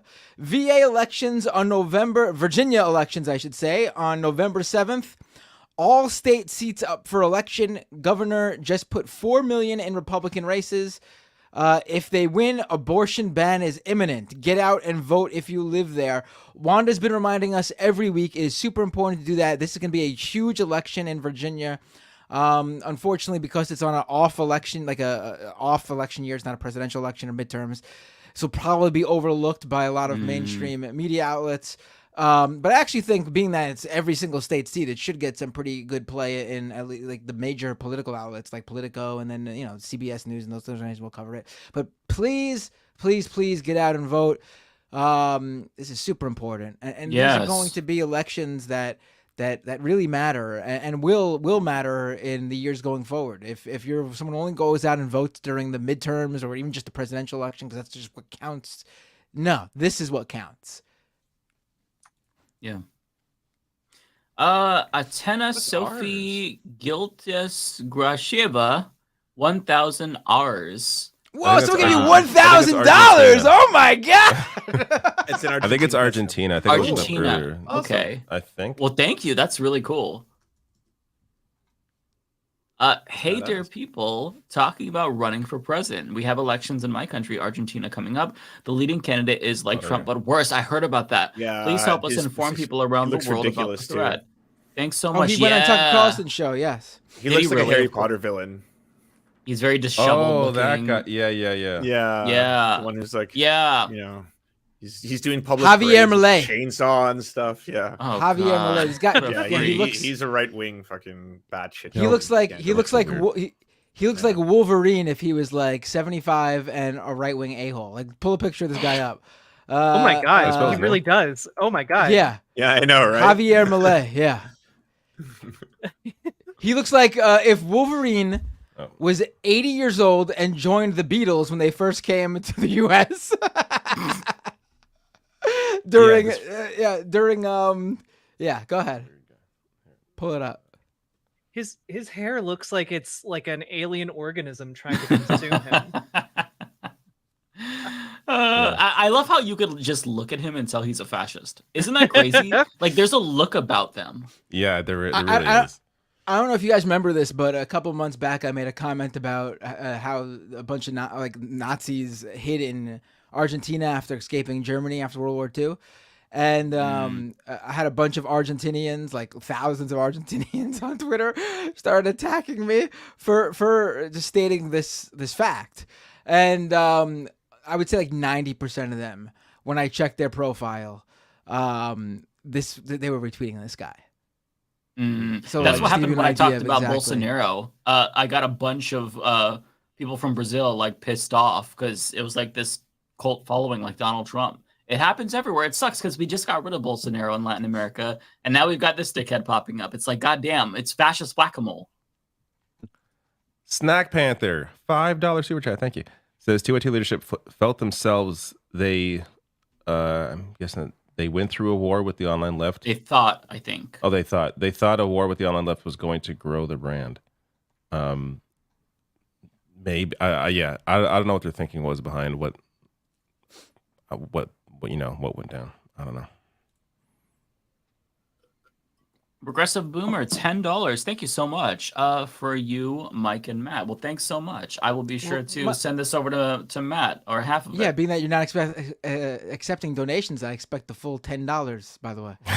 So be sure to... Well, this is... No. This doesn't go into the presidential fund. All of this is YouTube fund, not the presidential fund. So okay. That's how... Yeah. Let's see. Mike Hahn with $5. We need a Canadian POTUS. Time to do away with the natural born crap. LOL. I mean, look. No. We get to get a Mexican president. I don't need a. We don't definitely don't want a Canadian president. Excuse me. Unless, listen. I will accept President of the United States, Brett the Hitman Hart. That's as far as I'll go, though. That's as far as I'll go. But here's the thing. I'm genuinely in favor of getting rid of the whole natural-born citizens provision. The one thing that I saw that scared me that somebody said is that this would open the door to Elon Musk being president. That's horrifying. So, like, I never thought about the billionaires just coming in and... Maybe get, money out of politics first, and then go to that. Yeah. One. Although, it might be very funny, kind of like Bloomberg's run. Yeah. Although that was terrifying. I don't think he'd be very successful, actually. No, yeah, he can spend as much as he wants. I don't think he would do well. Yeah. Charlie Jinmir, $2 super chat. Thank you. Says David Dole for House Speaker. Third in line, baby. See, there's someone who wants a Canadian. Bay Photo with a member super chat. What kind of VP will you be, Binder? Will you sit back and rarely make appearances like Kamala Harris, or will you be shadow POTUS like Dick Cheney? Could you really imagine me sitting back and not being on television everywhere? I would be milking that shit for all it worth. I'm in every late night talk show. I'd be on so much they'd be like, we don't want the vice president on our show anymore. It's too much. Not him again. There'd be like hit pieces about, how it's like, oh, Trump is golfing again. It'd be like Matt Binder is at wrestling tournaments again, and they brought him out on stage. And I'd be the first VP doing YouTube debates with every third-rate YouTuber. Let me tell you. So the vice president is debating somebody with 10 followers on Twitter currently, and he just accepted another debate challenge. Yes, exactly. Finally, our first debate bro VP. Damn right. As for me, Archangel with a super chat. My time in the army, I've seen the issues African Americans face with both hairstyles and shaving. Ingrown hairs hurt men. Glad they opened hairstyles for women. And that was about the conversation we had earlier. Yeah. Important story. More people should know. Paladin lost $20 super chat. Thank you. Says, can each of you predict the first scandal to rock the figure eight? I already know what you're all going to say. I'm not going to say. The first scandal to rock. When it comes out that he's actually secretly straight. That's a scandal. Yeah. There you go. That's my prediction. I don't know. Yeah. My prediction is that the feminization camps aren't up and running fast enough for the massive demand. Yes. My prediction, he still watches Jimmy Dore on the regular. No. Only for Oppo research, that's all. Nope. The scandal will be after people have already voted. And it'll be that he cast his vote for Dore 2024 instead of for his own campaign. See, I thought you all were going to say that like I beat up an old person or something. That's like the run-in show. Why would we? Oh, because of the Nazi. I feel like your voters would support that, though. Yeah. that is true. Yeah, that is true. My it's like red meat to the base. That makes sense. Charlie Jinmir with $5. Thank you, Charlie. We did the poll in Binder chat. Many people voted for you and none against. Anyone who says the win now is stealing the election and fake news. Yes. Thank you, Stop Charlie. the count. Stop the count. Exactly. That'll only, honestly, just not to go on a off topic here, but anytime I see that, it's probably one of the funniest things ever. That they would just start yelling "Stop the count" whenever Trump would go ahead as they're counting the votes. It's so funny just to think about that. Stop the count. Stop the election over. Because those are all the illegal ones, obviously. I just love the prayers in front of the building. Do you remember? Like, that video is burned into my mind. So good. After this one, by the way, I've got a super chat that's a question for all of you, and it's an offer of something you might want for free. So if I could read that one out. Go ahead. Okay. Go ahead. I love free stuff. Okay. I just got $2 ones to go through. Martian for $1.99. Thank you so much. How old are you, Lance? I'm way too fucking old. Charlie Jinmir with the $2. Love your laugh, bud. Thank you. I enjoy everyone's laugh on the show. And this is the offer for everybody from Argonian Bum. Thank you so much for the $10. And to Matt, Mike, and David, can I draw you some Twitch emotes for free? Lance and Riverboat Jack are putting you guys to shame. Sure, please do so. Yeah. I mean, I don't want to put you to work. Yeah. Don't. If you have extra time, like that's a lot. Time. Right. That's what Mike and David are saying, but I'm expecting something on my desk by tomorrow, so better get to work. And then finally, Azor with the $5. Thank you so much. I moved chats to donate. I hope it makes you moist, and I think that was for Matt Binder. So, yeah. Nice. Wait, I missed it. What was for Matt Binder? No, I'm just joking. It says I moved chats. I hope it makes you moist. I was like, oh yeah, that sounds like a Matt Binder. Don't know. That's my secret. I'm always moist. Hulk meme. I believe this one. Yeah, this one's for me. Archangel, again, thank you so much. $10. Mike loved you and David's videos covering rhetoric of politicians, allies, and people supporting Israel wiping out Hamas.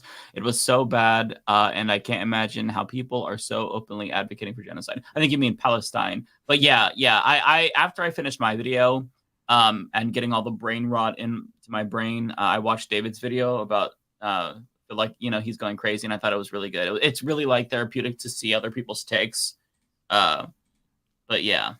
I was enjoying reading the comments and being like, okay, I'm not crazy. Like there's a lot of people who agree with us, and it's great. It's the media and it's politicians who are out of their goddamn minds. Getting that affirmation feels really good in times like this. Like I was reading my comment. I don't read the comments super often, but yeah, it felt really good to see people be like, no, thank you. I agree with the way you put it and the way you framed it. So yeah.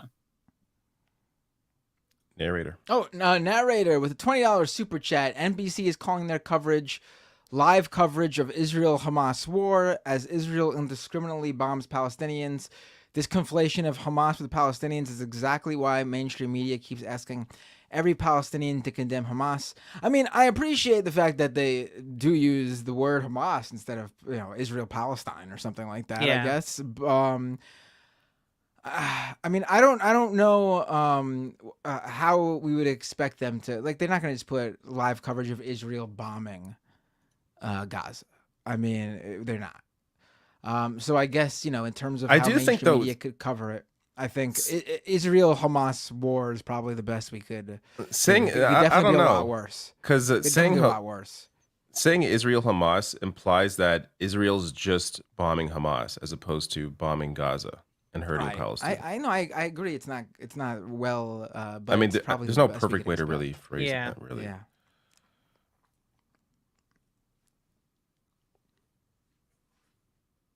For Mike?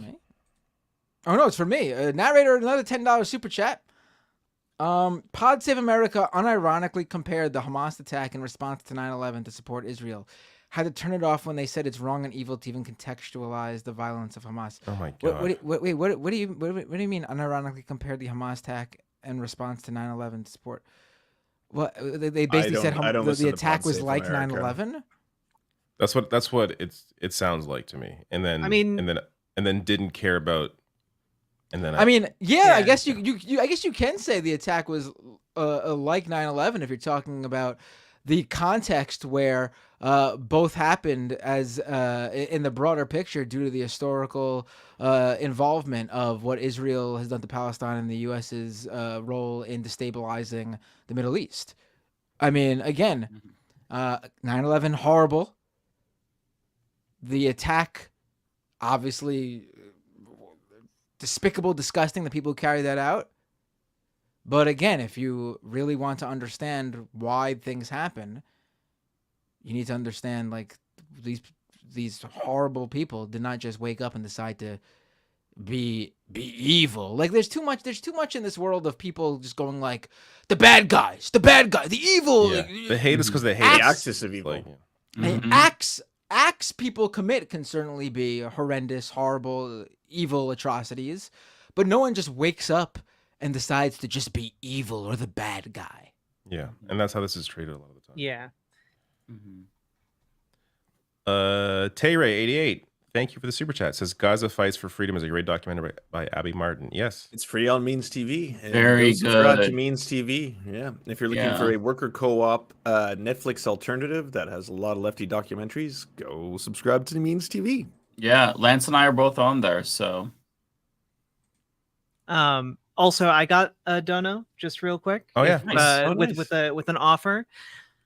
If Mike follows through on his promise to use eminent domain to seize Trump's properties, I will be his campaign organizer. I have IRL experience for it. That's from GamerG for $5. Okay, well, I absolutely intend to follow through on that. You have a campaign organizer already. Wow. In a single day, we built this massive movement, mobilized This is a revolution. This is. Narrator with another $10 super chat. Thank you so much, narrator. The open-air prison in Gaza is a concentration camp. Prisons are places you legally hold criminals. Concentration camps are where you keep ethnicities for political reasons. I mean, I think I think open-air prison has sort of become the vernacular used by, like, even Palestinians and its most strongest advocates. So I think that's just become the vernacular for that reason. I don't think there's any sort of anything else behind it's that, not supposed to be a defense. That's for sure. Yeah. Right. And it also elicits like a really, I think, accurate image of the situation, right? And you think prisons, you can't leave. There are walls up, people are controlling. They control what goes in and out. Yeah. Oh, so someone on Twitter seriously, this reminded me, someone on Twitter seriously tried to refute that by point that it was an open air prison by sending me a link to hotels available in Gaza on TripAdvisor. I could not believe it. Like, even with the analogy of it being an open air prison, like you realize that outsiders can visit a prison. Yeah, like people can go visit a prison. The point is the prisoners cannot leave. Yeah. And that's what's happening in Gaza. The Palestinian people cannot leave. If you visit there as a tourist or someone visiting a family member or something, yeah, there's hotels for you to stay in. Just like there's whole economies and towns built around prisons and employing people and people coming to visit and things like that. It's true. Fam, I gotta take off. I love you all. You're awesome. Riverboat, it was awesome to have you on the show and good to see you again. And thanks for all the hard work you do. If everyone doesn't know, Riverboat Jack does a lot of kind of like organizing to try and get people out to vote, especially youth, and it's really, really good. She's an MVP. Awesome. Thanks for remembering that, because I totally forgot to talk about that. Bye, See you, Lance. Take care, Lance. See ya. Pitchforks Dragon, member for 3 months, says, who's going to tell Republicans Jesus was from Palestine? Jesus is actually white. He's from I don't know, what's a white state? All of them? He's from Connecticut. There you go. Rhodesia.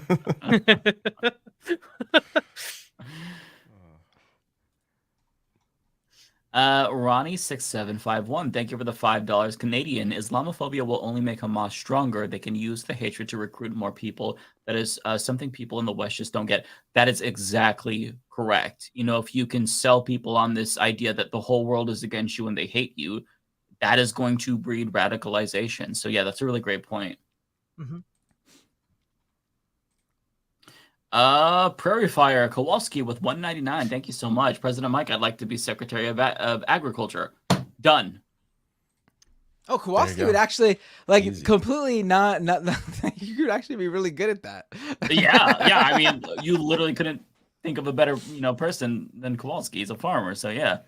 Oh, okay. I'm glad someone named Prairie Fire is qualified to be. Oh yeah, he's legit too. He sometimes calls in while he's on his tractor. Like you could see him in the thing and on my stream, and then he calls in the majority report. You would hear it in the background. Yeah, he's legit. That's so cool. He also has a YouTube channel as well where he kind of goes over. Yeah. Social Lust, thank you for the super chat. Says, remember Shireen Abu Akleh, and in her casket they beat the Palestinians carrying it. Yeah. I actually saw a journalist. Yeah, I saw a clip of actually Hassan today, and he was talking to Ethan about it, and he broke down. Like it's the amount of atrocities and just the inhumanity that is on full display on a constant basis is just insane. Dusty Partition with $5. Fascism is hating people of other races and or other religions and or from another place and or disagree with you. More than that, but how many apply? Yeah, I mean, fascism is it's a criteria. Like it's kind of a difficult thing to describe because there's a lot that goes into it. It's, the demonization, the otherization. But yeah, you certainly got some of the components there. There's more to it than that. Hold on, I gotta say, the viewers can't see this. Maybe one of you could screenshot it and pull it up. But I looked down at like the guests in the room, and I was like, "Who the fuck's that guy next to David Dole?" And then I realized, yeah, it shows the host my screen. So I still have people. the. You gotta show people. Hold on, I still have. it. Yeah, it does look like he's like another guest down there.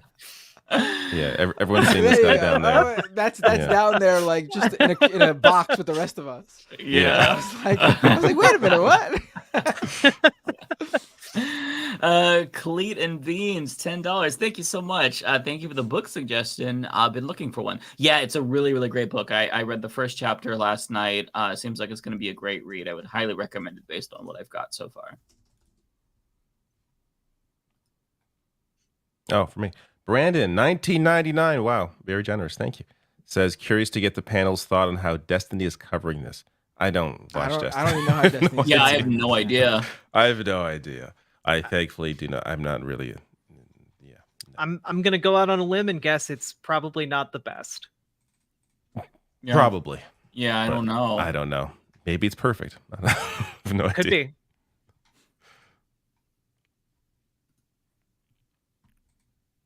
Cleat and Beans with a $20 super chat. Thank you so much. You're on fire, Matt. Your voice is so necessary. Some of the only good to come out of this frustrating, awful situation is strong, passionate voices on the left and otherwise standing up for humanity. It gives me hope. Oh, but I really appreciate that, Cleat and Beans. It means a lot to me. I lost my place. There we go. For me, Tayray 88 says, let's not forget what Israel did to Yasser Arafat.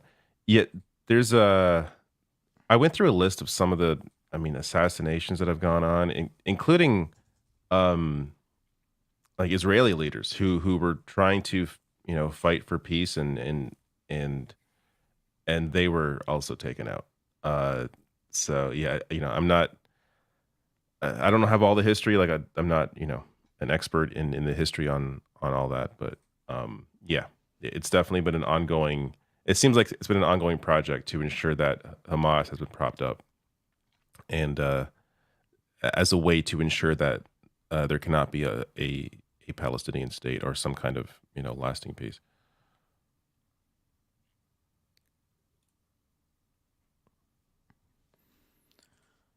Is this for me? Yeah, narrator with another super chat. Thank you so much, narrator. Israel either has enough intelligence to know where not to bomb because Hamas has the hostages there, or are willing to bomb the hostages. I mean, it's a good chance, absolutely. Also, I mean, the idea that they're just going, like, just look at the photos. Is Hamas hanging out on an entire blocks in one neighborhood? Like, when half the not, population is children, you know every bomb is going to hit a child. Like, that's the reality. And let's be real. Like, do they care if the hostages are killed? No, because they'll just blame Hamas. They'll just say, "Oh, Hamas just killed the hostages, so we bombed." They call them. They claim that they're being used as human shields. Like, that's the excuse. Oh, they're being used as human shields. That's why they died. No, you bombed an apartment building. Like, that's what. Like obviously Hamas took hostages with the intent to do some sort of get something out of it. Otherwise, they wouldn't have taken hostages. And if the whole claim is that they use the Palestinian women and children as human shields, then they don't need hostages as human shields. Hostages are for another purpose altogether. Also, you wouldn't drop white phosphorus at all. You would not commit an active war crime. Yeah, that literally it suffocates you. It burns your lungs. There's a reason why it's a war crime. Yeah, like and it's indiscriminate. They would not be they would not be dropping these types of munitions. They would not be bombing to the degree they are if they cared about hostages. Archangel with a $10 super chat. Matt, love to see your fire on this issue, but the rest of the world ignores it. Both in the West Bank and Gaza, Israel's being horrible to Palestinians. Thank you all for talking about this. Yeah, I mean, I do think, like, my feelings on this is, like, sort of, like, two-sided. Like, one, I am actually genuinely surprised about the bloodlust and like thirst for revenge and retribution from a lot of voices. It's the first time it's felt as it's the closest it's felt to post 9/11-esque as possible. Yeah. In terms of like people's reaction. On the same note, though, I am also hardened by the fact that the support for the Palestinians and the understanding of the situation from the average person seems to be much more than it would have been in the past at the same time. Yeah, well, we haven't learned from 9/11. I think a lot of us have. You know, a lot of us grew up with those mistakes. So I think that, you know, that is one thing to keep in mind. Some of us are never going to unlearn that horrible time because, yeah, it is. But it is really scary to see the level of Islamophobia, because you would think that it wouldn't be that bad ever again. Like we've had, you know, Zed Tabani on the show who's talked about it. You know, as a kid growing up after 9/11, how bad it was to be the brown kid in school and everybody is just like looking at you. So to think that like we're right back there, like that, it honestly is distressing. But yeah. I'm gonna run through mine, guys, because I need to go to bed soon. So, yeah. Just trying to find where I am here. Paladin Lost says, just remember, when the people I hate do it, it's terrorism. When it's the people I like, it's justice. Kowalski says, we need Jason Miles on LM, one of the good ones. I just looked up and I recognize him. I've seen him on, I think he was on Majority Report before. Anyways, I recognize the guy. He seems like a good person. Narrator, where are you? Narrator. Jason Miles from This Is Revolution. You're right, yeah. Oh, I was only getting like a jazz singer. No. He may also, well, he's also a musician, I think. Oh, okay. I've been on their show before. Good stuff. Yeah, we should definitely have him on. Narrator, 8,700 more UAW members went on strike from a Ford plant today. Solidarity. Yes, while all this madness is going on, there's also these ongoing strikes. You know, some good news. This, I mean, well, you know, as good as it can be when it gets to hopefully a resolution. But yeah, definitely. And I believe that Ford plant was the largest Ford plant. Like, yes. Kind of like one of the last moves in their toolkit. Yep. Oh. I don't know how to say that name. Where do I start here? Reed Dix Dorg. I feel like there's real words in there, but I can't pull them out. Red Ixtoragon, $20 super chat. Thank you. Says, thank you so much for being loud and angry at what's happening in Palestine. We have to all be upset, angry, and loud publicly about what's going on there to stop a genocide from happening. That's the hope, that there's enough pressure put on, governments around the world to do something. A few more left here. Meg Sumra, thank you, says, what are your thoughts on the UK plans to ban waving Palestine flag? Obviously ridiculous. Like, just because you're, yeah, this idea again of it's like equating Jewish people with Israel. You can't equate Palestinians with Hamas. Did you see that Washington Examiner article about how serious reporting on how Rashida Tlaib still flying the Palestinian flag outside of her office days after the attack? Oh, how dare she be Palestinian? Did you see Hillary Vaughn from Fox News following her around? It's like, do you condemn the beheaded babies? Do you condemn the rape? Just like following her around. She was silent the whole time. Like, why won't you answer? Like, it was so ridiculous. Like, if you go look up Hillary Vaughn, she's a Fox News reporter. She posted that. She's very proud of it. It's insanity. Paladin Lost, Figueiredo Binder, 2024. Money for humans. Pretty good. Money for humans. I like that. Good thing he sent it to David.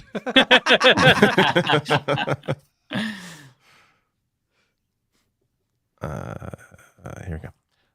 Emo Dragon 499, thank you, says, hey David, I just want to say you did a great job on your video about Israel and Palestine. You've all done great coverage and remained principled.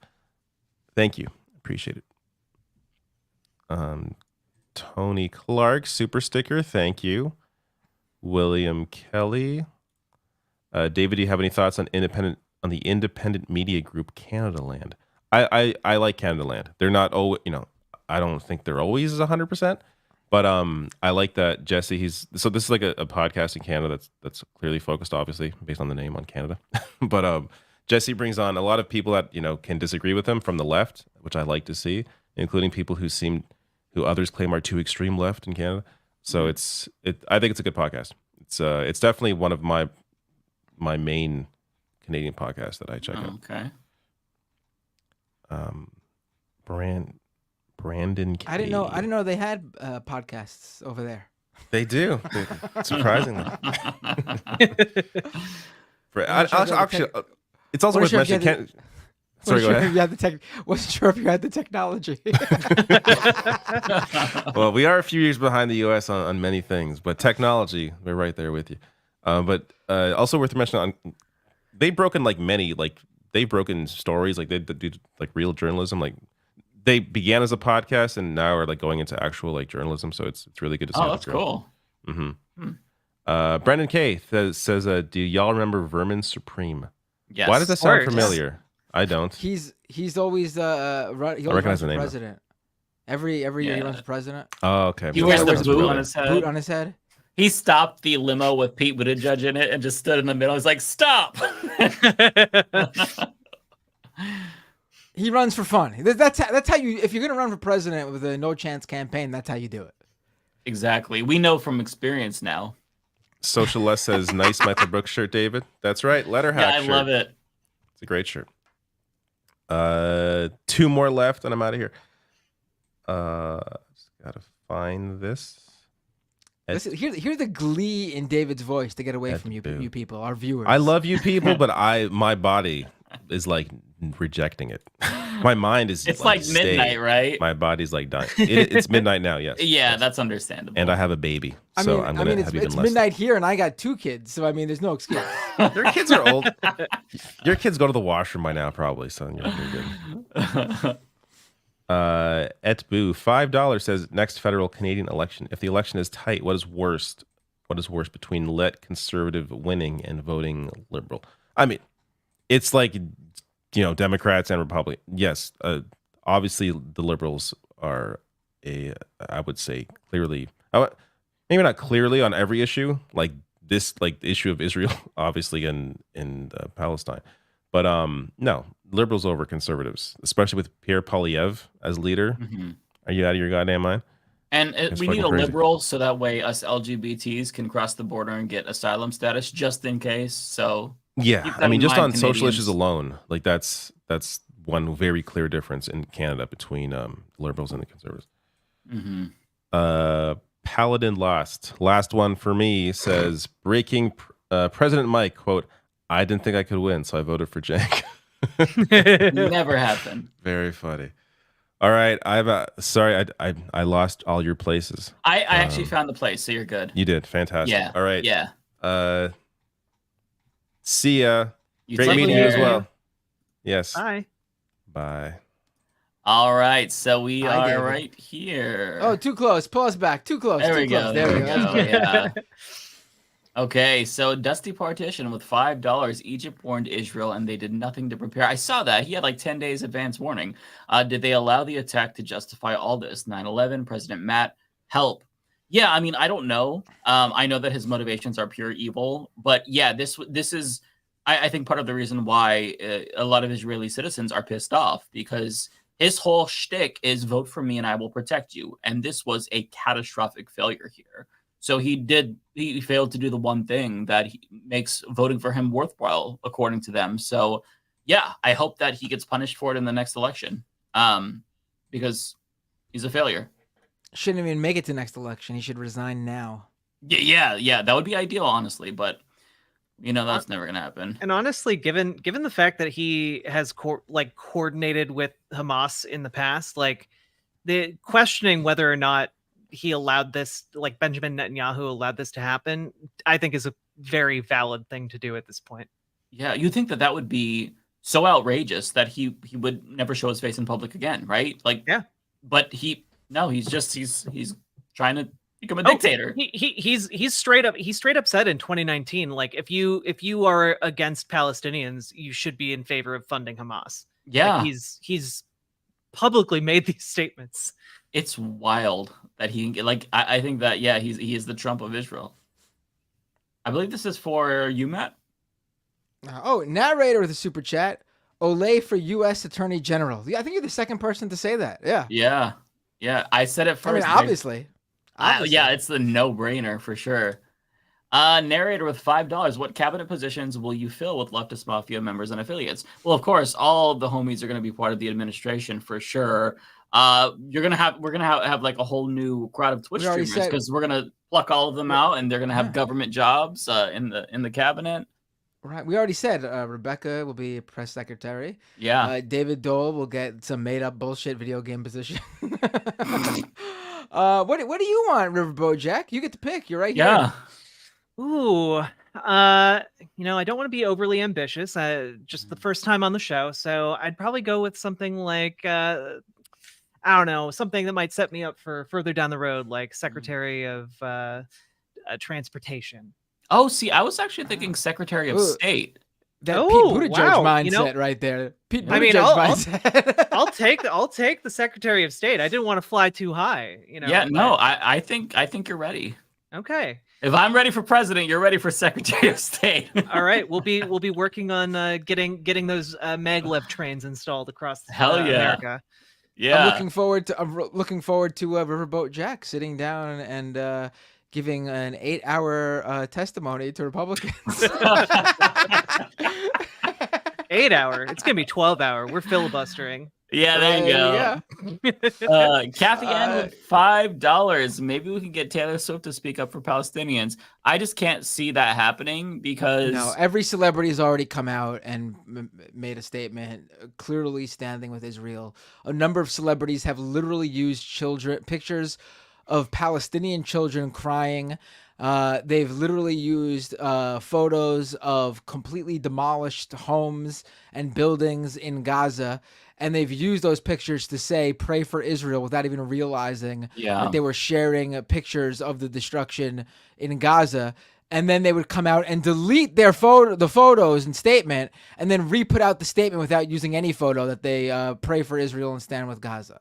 Yeah. Stand with Israel, pray for Israel. I mean, listen, it's super easy and simple to show remorse, empathize, say that you pray for the victims and their family members, and do the same for the people of the Hamas attack, the Israeli citizens and people who were killed, and then do the same for the Palestinians without throwing your support behind the Israeli government, which is what you do when you say stand with Israel, because you are endorsing their response, which is to cause the chaos and destruction in Gaza that the pictures you're posting thinking it's Israel that are actually of Gaza and the Palestinian people. Your stand with Israel posts are endorsing the creation of what's in those pictures. Mm-hmm. Yeah. I believe this is for you, Matt. Is it for me? Hold on, I can't see. Hold on. Yeah, it is. Okay. Peter with a super chat. Thank you, Peter. Remember Trump had Russians in the Oval Office and spilled Israeli defense secrets? What are the chances that and the Mar-a-Lago docs were used here? I mean, I don't think, listen, it's certainly a possible, I guess, but I don't think Hamas obviously has help getting their, their weapons and their supplies and their bombs and things like that. But from what I understand, I know there was a report from the Wall Street Journal that Iran was behind this. It seems very thin. In fact, the Wall Street Journal posted a report today saying that Tehran was surprised by the actions after days earlier posting that Iran was behind it. I think it's again, we don't know enough yet. A lot of misinformation's flying around. Yeah. And it's just so simple for people to just say, we don't know. Just don't share things yet. We just don't know. Like I see people, the claims about Hamas doing certain things, the beheading babies thing. Listen, we don't know. I've seen every report I've seen, sources, the same IDF source. Even Biden came out and said he saw the pictures. And then the White House had to come out and put out a statement saying he actually didn't see the pictures. He was referring to the reports he saw from Israel that this was what they saw. There's been, again, I'm not saying it didn't happen. We don't know. We don't know. And you have to understand in a situation like this, there's going to be a lot of things we don't know for a while. It is totally okay to just not report something as happening or having not happened. We just don't know. Yeah. So speaking of that, the Reuters UN bureau chief just like less than an hour ago tweeted out, Israeli military informed the United Nations that all Palestinians north of Wadi Gaza should relocate to southern Gaza in the next 24 hours. That's approximately 1.1 million people. And the UN has strongly appealed for any order to be rescinded to avoid a calamitous situation. Oh my so God. That's horrifying. Yeah. Wow. And people, Gaza's not very big. It's 141 square miles, but that much people, that's yeah. I believe it'd be like asking half of Upper Manhattan to relocate to Lower Manhattan in 24 hours. Yeah. Well, and they don't have electricity. They how are they going to get that message? Yeah. My God.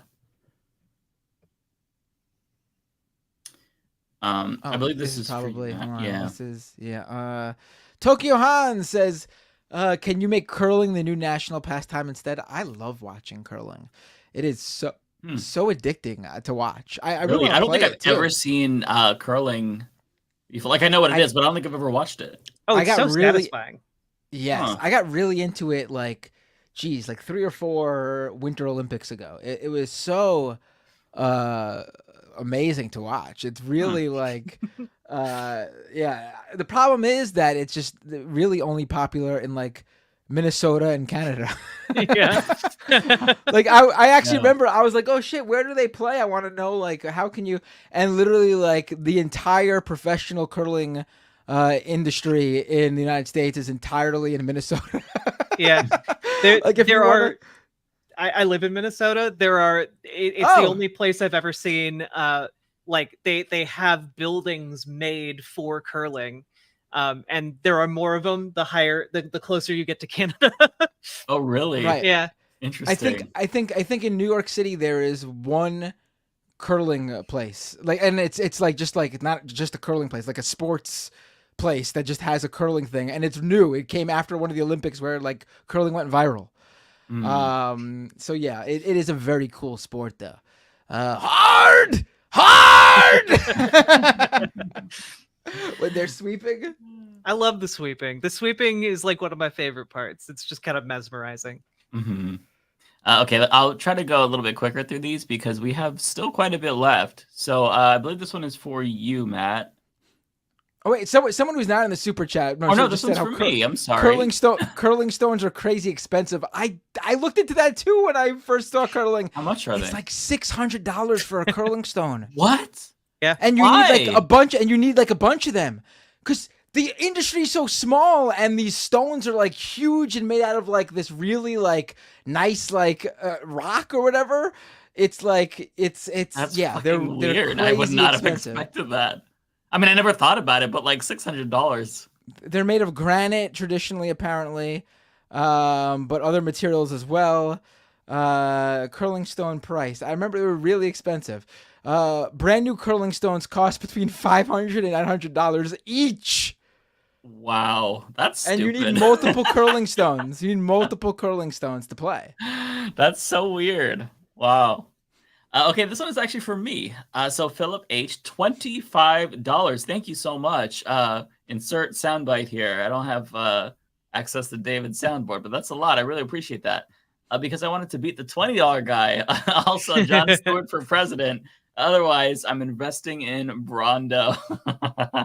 Thank you. I appreciate that. I think this one was for David. So let's see here. Okay. Is this for you? Let me check mine really quick. Oh no, this is for me. Okay, Zaid Awise, $11.99. Just to clarify, I only asked the Canadians because the lady I mentioned is Canadian who married someone from Israel and is a self-proclaimed Zionist activist now. Was shared by someone I follow on Instagram. Okay. I don't remember what we were talking about. We move on so quickly, and I'm getting tired. So I'm now just focused on. I want to ask Riverboat Jack so many questions about curling. I didn't know you were in Minnesota. This is amazing. I need to. Have you ever played? Oh, I've never played it, but it is like kind of like a stereotype that kind of like middle-aged dads will like watch curling and be like, I could do that, and then like go through a curling phase, you know, like really, like it's one of like the stereotypical Minnesota midlife crises that people That's go to. so funny, and like to like one day maybe be in the Olympics, you know.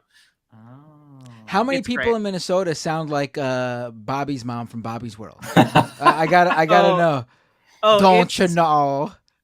It gets really it gets really bad the further north and west you get. It gets the accent gets so much stronger.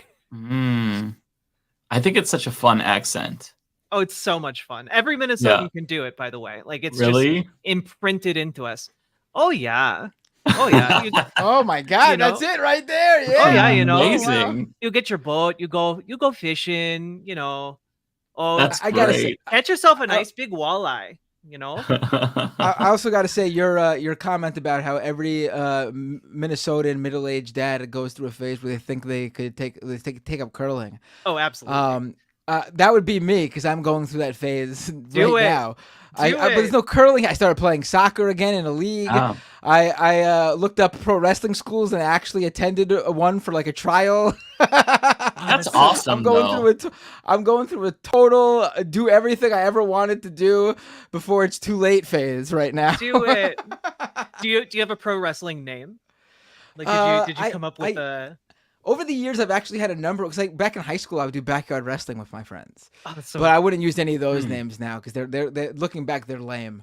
But no, I don't have any current one. I would have to come up with a new persona. Okay. The Bender Blender. So I think this is for you, Matt. Kind of echoing what Axios with $5 super chat from just user O. Axios 20 minutes ago, we just mentioned this, right? Israel tells UN to evacuate northern Gaza Strip within 24 hours. That was so chilling. It's not going to be good, and I don't know when it's going to. There's no end in sight here. That's the thing too. Like, what is the end game here? When will it stop, and what's going to be the response after? I don't understand. There's no calls for anything. It's just have at it. It's so horrifying. And the unity government that Netanyahu put together. Has a war cabinet, and basically everyone, the 4 of the members are people who have actively been saying that all Palestinians should be wiped out, and the one other one is the opposition leader who is also conservative and was like the defense minister for several years. So none of them are in favor of keeping Palestinians alive, and I'm terrified of what 500,000 boots on the ground are going to do. Yeah. God. Okay, so we have Archangel, $2 following up. Thank you, Archangel. Mike, I don't know why I added SWYGL. Okay, because I wasn't quite sure. I was very confused. So I appreciate the follow up, but you didn't have to send a super chat for the follow up. But thank you for making it clear. So this one was for David Dole. Hold on. We missed one of the older super chats that were sent to me. I don't think we put it up, so I'll just read it. For Resto with a super chat. Careful, guys. Cenk might have very strong words of complaint about Ole for your criticism. That would be really funny if they went after. Yeah. So this one is from me, Mr. Sushi, 22, 199. Thank you. Did you guys see Tim Pool wage war on OnlyFans? I did not see this. That is very stupid because I'm assuming he's subbed to some of them. Subbed to a number of them, I'm sure. But I mean, if he's not, dude, get a life. I'm really enjoying the Tim Pool trying to set himself up as a red pill influencer.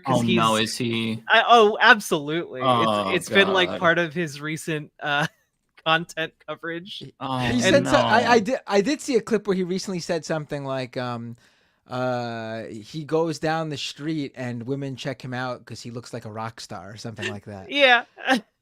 He did not fucking say that. Yeah, please. yeah. Oh my god, I cannot handle. I cannot. This world is too fucking stupid. He's such a nincompoop. Yeah, he is. Celeste with $4.99. Can I be your VP? I will be the first Gen Z and Latina in history. Well, hey, if it doesn't work out with Bender, I'll give you a call, Celeste. I will say I'm sure when Tim Pool walks down the street, there are some women who stop and turn and stare, but it's usually probably because they're saying, hold on, wait a minute, is that the fucking beanie guy who gets owned all the time on Twitter? Yeah. Or do you smell that? I think it's him. Charlie DeGinnemar with a super chat, as long as they keep Christmas in the bedroom. Oh, you gotta let Christmas out sometimes. Lyrida with a super chat. Victory to the moletariat. Yeah, we're gonna be mole people. It'll be good. Yeah. The mole of America. I love it. All right.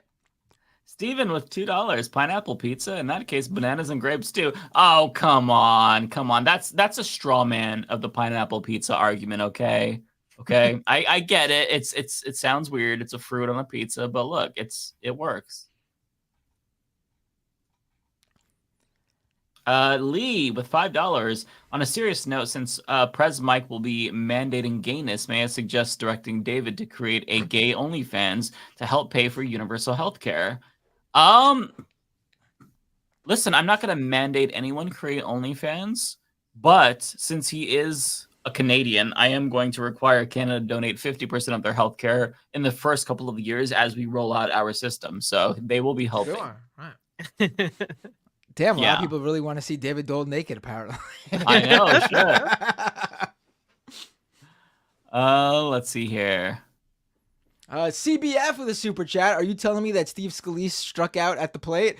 Ooh. Damn. Yeah. Ooh. Had they paid any attention? Had they paid any attention to his stats, they should have seen that coming.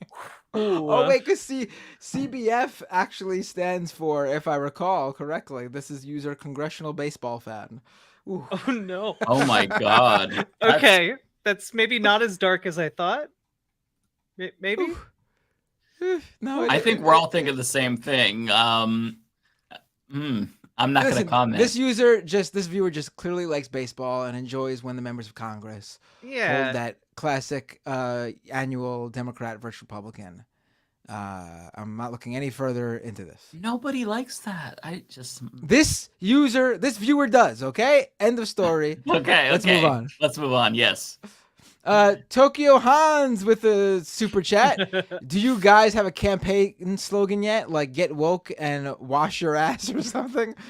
I don't know. I'm workshopping it. Beards to believe in. Okay. From the podcast to the presidency. No, that's not really a slogan. That's like a autobiography title. I don't know. We'll have to think of something. Maybe you all in the chat can give us some recommendations. Kosh 963 with $5. One solution for the people in Gaza. They could do a mass walkout. Well, they can't because they're not allowed to leave. So there's not really anything that they can do. So they're just kind of stuck. Like they're at the whims of Israel, unfortunately. Emo Dragon with $1.99. Mike, will you run negative ads against Cenk? No, listen, I'm going to run a very substantive campaign. We're going to talk about the policies. Having said that, though, if he draws first blood, I will be forced to defend myself and respond with an attack ad. But I don't see it coming to that. I think we can keep it clean and focus on the issues here. Also, just fun fact, last president to have a beard in the White House, the last beard in the White House, presidential beard, was in 1893. You'd be making history. Wow. Yeah. That's amazing. And I would be the third gay president ever, so there's that as well. Wait, who are the other two? Obama, and because right. Obviously, remember, and I forgot the name. Andrew. What is the name of Lincoln? the dude who was thought to be gay, where he had letters with a friend? I am blanking on his name, and he's a president. I can't remember, but I know you all know what I'm talking about. I think William Taft? No, I don't know. There were a lot of rumors that Lincoln was gay too. Was there really? Let me see. Uh-huh. See, I wasn't thinking. James Buchanan? Yeah. So when I Google gay president, James Buchanan comes up. maybe there was rumors. I'm not sure. I'd be the first openly gay one, though. Whoa, hold on. Who was James Buchanan's first lady? This is the question when I just search first gay president on Google. Harriet Rebecca Lane Johnston acted as first lady of the United States during the administration of her uncle, lifelong bachelor, President James Buchanan. Oh my God. I did not know that. I did not know that. I can't believe they had an. How did we just find this out? Yeah. Wow. Okay. Well, certainly wouldn't be the first gay then, because that's weird and yeah. I never even knew we had a bachelor president. Yeah. That's the gay one. That's the one they all thought was gay. Let's see here. I think this is for you, right? Someone in I think my Twitch chat just said just 2 words, Uncle Fucker. Oh no. Okay, Ryan Lennon fan with a members super chat. Good job not falling for the meme about mass leftist support for Hamas. That viewpoint is super niche and has no material effect, unlike support of IDF. It is the dumbest thing for. I've seen some people writing for major news outlets. Some people I even once thought highly of and respected, writing entire pieces focused on calling out this super powerless fringe group of people as if they have any bearing and we should be spending a single minute on any idiot saying something stupid in a speech somewhere at some event. Mm-hmm. It is completely bogus to spend a single minute on this. Agree. Yeah. We abhor the death of any innocent civilian. We abhor and condemn what happened to innocent Israeli civilians included. It goes without saying. If you care about human rights and have basic human empathy, you do not want to see any innocent party injured, dead, inconvenienced in any way by something that they have no role in. Yeah. And to think you need to come out and say something because some people are requiring it of you to show that that's how you feel. It is a tactic for them to talk about anything but the real issues here. And the fact that that's what people are concerned about and not the people who are very open, like the people in power, the politicians who are saying we're going to turn Gaza into a parking lot, the fact that that's not the concern, I think it really tells you everything that you need to know. Yeah. I know that David got this one too, but I got it as well from Chris. $5. If Mike follows through on the promise to seize Trump's properties with eminent domain, I will be his regional director. I'm an experienced organizer in DSA. Yes, absolutely. The Matt Mercy with $10. Thank you, Matt. Some don't feel the need to condemn civilians, conscript Hamas deaths, because Zionists don't condemn IDF murders. I hate violence, but eventually the chickens come home to roost and make a peaceful revolution. I think I know what you're saying. Make violent revolution inevitable if they don't allow peaceful revolution. Look, I mean, when it comes to like these types of situations where you have people who are being colonized, violence is definitely inevitable. That doesn't mean that you should justify like deaths against civilians, but what that does mean is that like there's going to be violent resistance sometimes. Targeting civilians is bad, of course, but you know, military targets, that's something that you see all the time. Look at the Battle of Algiers, for example. Right. The second you lose your humanity and morality, is the second you become just as bad as the people that you're speaking out against. Yeah. You always, it's important that you maintain that. It's that simple to me. I mean, if you care about people, if you're truly a leftist and care about, I mean, that's what we advocate for. Why do we want Medicare for all? It's not Medicare for all, but the far right, like even they need it because there's a number of reasons why. Means testing doesn't help anyone. But like it's a basic human right. And that means even for people that we don't agree with or don't hold the same moral high ground. We are so principled that we support Medicare for all, literally for the people who want us dead. You know, like the fascists in this country. So, right.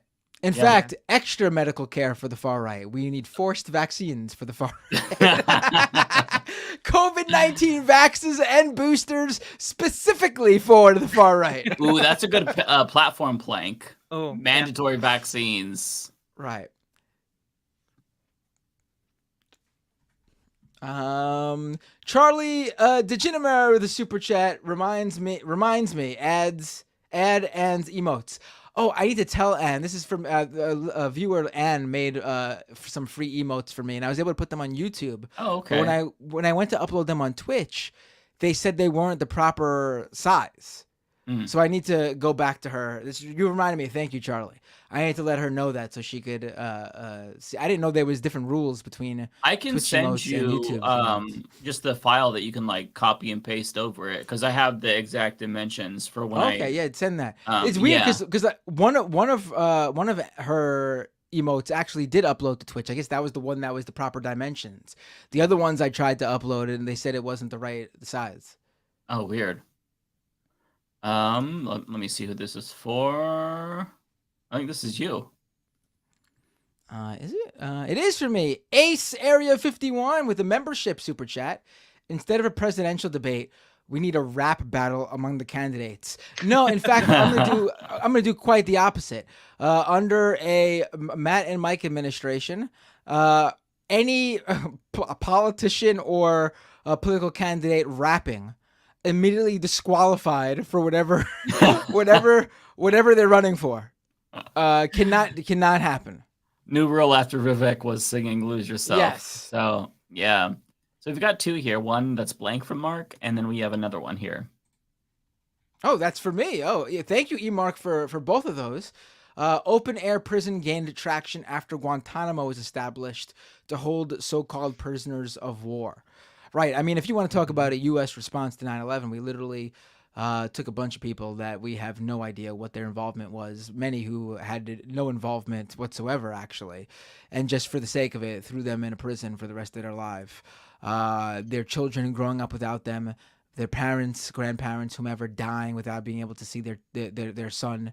I mean, horrendous. You don't want to have a 9/11, a U.S. response post 9/11. If only our allies, so-called allies, told us more forcefully to not do what we did after 9/11. Yeah, for the love of God, learn from us. 3,000 people in the United States died tragically. That was horrible. But then 1 million plus people in the Middle East who had nothing to do with that also died. Do not do what we did. Learn from our mistakes, for the love of God. Yeah. The Emo Dragon with a super chat. Matt, loved your show this week. Those clips from Michael on Israel were still as poignant as today. Also, what's your favorite anti-war punk song? Ooh,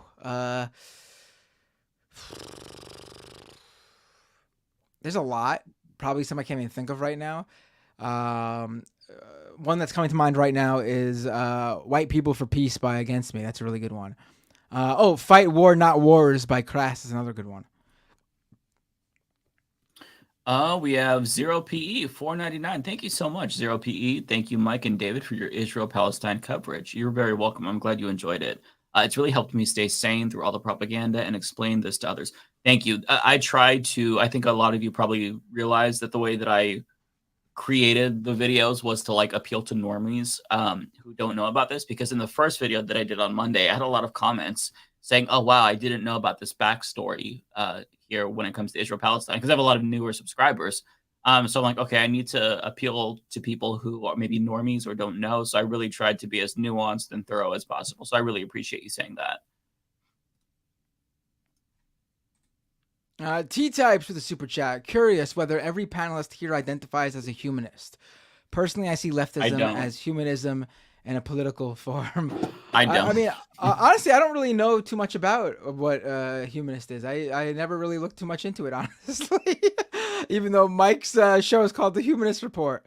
An advocate or follower of the principles of humanism. But what is humanism really? An outlook or system of thought attaching prime importance to human rather than divine or supernatural matters. It's secular, Humanist basically. Beliefs. Oh, secularism, right. Yeah. Why don't I just say that?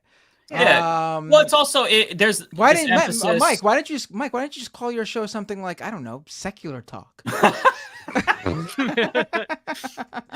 So there's also there's this emphasis on like the preciousness of human life and how important it is to uplift all of humanity. To be anti-racist, to be anti-transphobia and whatnot as well.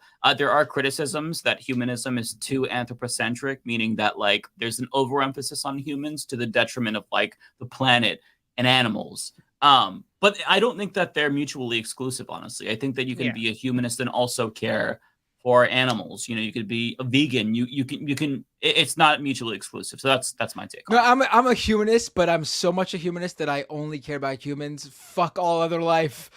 Fun guy, you're going down. See, that's human supremacy, which I think is contrary to humanism, actually. Wait, what was that? You actually went? Did he drop out for you, Riverboat No, Jack? I heard him. That was weird. I didn't hear you at all, Mike. I was saying that's human supremacy, which I don't think is a tenet of humanism, actually. Yeah. I mean, I think I'd identify as a humanist. Like, seems like I don't think if we identify as something other than humanist, generally speaking, it's going to lead us to wrong-headed solutions to problems or things that just don't make sense. Like, you know, I don't see there really being a place for that in a global society. And people are welcome to their different religious beliefs, but that probably shouldn't be what dictates policy. Right. Yeah. Oh yeah, you know, this conversation. I've had this conversation before with people, and it always reminds me of like people who say like, "Oh, if you're not like religious, and like, then how do you have any morals? Like, how do you know right from wrong?" And it's like, oh, it's really simple. Like, I don't. In fact, I think it's even more of a good standing than like, oh, you do good because you want to go to heaven, or you want a nice afterlife. I mean, for me, you're a good person because it's the right thing to do. We're here on Earth for such a short period of time. Why would you want to create pain and suffering for anyone? You know, we're here for what? 50? Some people, unfortunately, that's even 60, 70, 80 years, 90, 100 if you're lucky. Or unlucky. True. But the point is, we're here for such a short time. Why would you not want to? I mean, this is what you got. This is your one life. Everyone should enjoy it and do what they want as long as it does no harm to others. Yeah. Yeah, and like also just it helps to have an ethical framework that isn't just something you found, you know, in a book and someone else told you was mandated by a supernatural entity. Like it helps to know why you think things are good rather and have like a reason for that other than someone you know, heard a voice in their head and told you that's what it said was good. Yeah you know, coherency is important. Well, at that and the ability to be able to like think independently and be able to like figure out what, you know, is good in a given situation that someone didn't foresee, you know, like that it really helps to have grounding in that way, you know, and that's something I didn't appreciate until I was older. So yeah. Oh, I'll never forget like what actually like the first thing, because I grew up. My mom is Catholic. My dad is Jewish. My mom obviously won out in terms of how her children were going to be raised. So I was raised Catholic, went to Catholic school, and the first thing that had me starting to question religion in general is we had a priest come in, who, by the way, years later would be sent away by the Catholic Church because he was one of the priests who molested children. But we had a priest come in. And he was the main father of the church. I forget what they're called. I forget what it's called. But he came in to teach a class, and someone asked him, "Oh, will we see our pets in heaven?" And he said, "No, we will not, because animals don't have souls, so they don't go to heaven." And I was like, "Get the fuck out of here!" That was a sticking point for me too. I'm done. There's no way. There's no way. You're telling me that this so-called paradise where I'll be happy or whatever doesn't have any animals, let alone my own pets?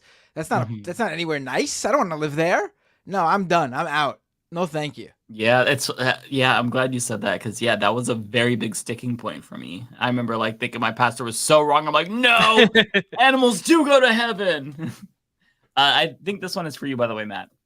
Oh, Matt Claremont with a super chat. I don't know if it would work as a campaign slogan, but if you and Mike were a tag team, you would be the inevitables. I don't even know what that means, but okay. I mean, I know what the word inevitable means, but I don't know what the context here is. Like, are you both photoshopped to look like Thanos or something? I don't know. So Ren with a super chat. The Matt and Mike administration would have the best flags outside of their office. The Americaist flags ever. Believe me. Tremendous.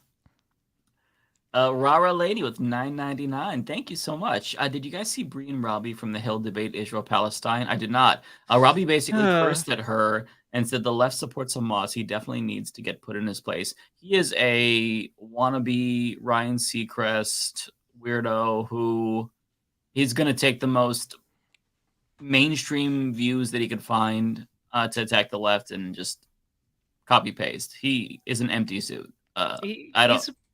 He's a Weasley little fascist. I'm just call it out. Like he you can see the glee in his face when he just talks about like the concept of oppression. Like that's all I have to say about him. Nothing else is going to be helpful. Yeah. So Donald James, thank you for 3 months being a member. Also, we have Joshua Sean with 150 rupees. Thank you. How should we look at Hamas, a terrorist organization or resistance force? Even Nelson Mandela had to resort to violent uprising to eventually succeed. I mean, they're a terrorist organization. There's a difference between just doing violence for the sake of violence or violent resistance in the sense that like you are targeting like military infrastructure and power structures, not innocent people. So that's the way that I would differentiate. I don't know if you all wanted to add to that. No, I think it's over the past like couple of decades, it seemed like they were moderating. They were trying to be more of what we would call a militant group instead of a terrorist organization. Straight up, I mean there are differences. That's why one of the reasons why this attack was so surprising. I read a report that even people within the Israeli government had lines with leaders of Hamas because they were legitimizing themselves, and like they viewed like the rocket attacks as like just like a part of them needing to show their resistance and fighting for Palestinians. But the Israeli people didn't take those rockets seriously. I mean, the Israeli government didn't take those rockets seriously. Yeah, it was a lot. It's been a while since there's been a major attack like this. I mean, I don't know what they're thinking, but clearly it seems like you also have to think too that like again the makeup of Hamas is obviously very different. We talked about how the people who voted for Hamas in 2006, half the country weren't even old enough to vote then. In the same time, Hamas in 2006. Not the same Hamas it is now either. It's certainly a lot more young people who clearly have been radicalized because, again, like I said earlier, they have seen no movement on the situation. They've seen nothing else. Their parents, their grandparents were alive when there were talks and actual negotiations. These kids have never seen that. It did. There was a poll that said that like, so it was something like it was like a question of like how many Palestinians people support two-state solution or something like that, and like the older people still have hope for something like that, whereas young people are like it's not happening. There's nothing happening. We are here forever. I mean. There are certainly young people who are part of Hamas who've been brainwashed, and you have to understand why. It's because to them, I'm sure Hamas is a resistance group because they're the only people they see fighting for them. It's the most. It's a whole. Hamas without a doubt uses that power over the Palestinian people to portray themselves in a propagandized way. I'm sure. That as if they care more about them than they actually do. I mean, if they wouldn't have done this knowing that innocent people would die. But you have to understand the entirety of the situation to see how people get radicalized. I mean, people get radicalized in the middle with the attacks on America. There've been young terrorists because they get radicalized because of what they've seen happen. Mm-hmm. Yeah, I mean, and like a resistance force in this sense, like if Hamas were resorting to violence against colonialism in the sense that they show up armed and they are trying to stop a violent eviction of a Palestinian and they fight back with violence, I think that would make them, a resistance force. But like if you're a resistance force, yeah, you're not targeting the power structure. I used the example earlier of like they could have surely done something in terms of like stopping evictions as they're happening in motion. Right. Like, if there was a violent act like that, it would have been way more understandable by the vast majority of people as a defense of people being wrongly removed from their homes, violently removed from their homes. If they did something like that, this was when you target something like a music festival. That's just you're losing there. Yeah. It's a terrorist organization, and it's a controlled terrorist organization. It is one that is propped up by the Israeli government by design, and its most potent recruiting tactic is as offering as like the only tool available to people who have lived their entire lives in a prison.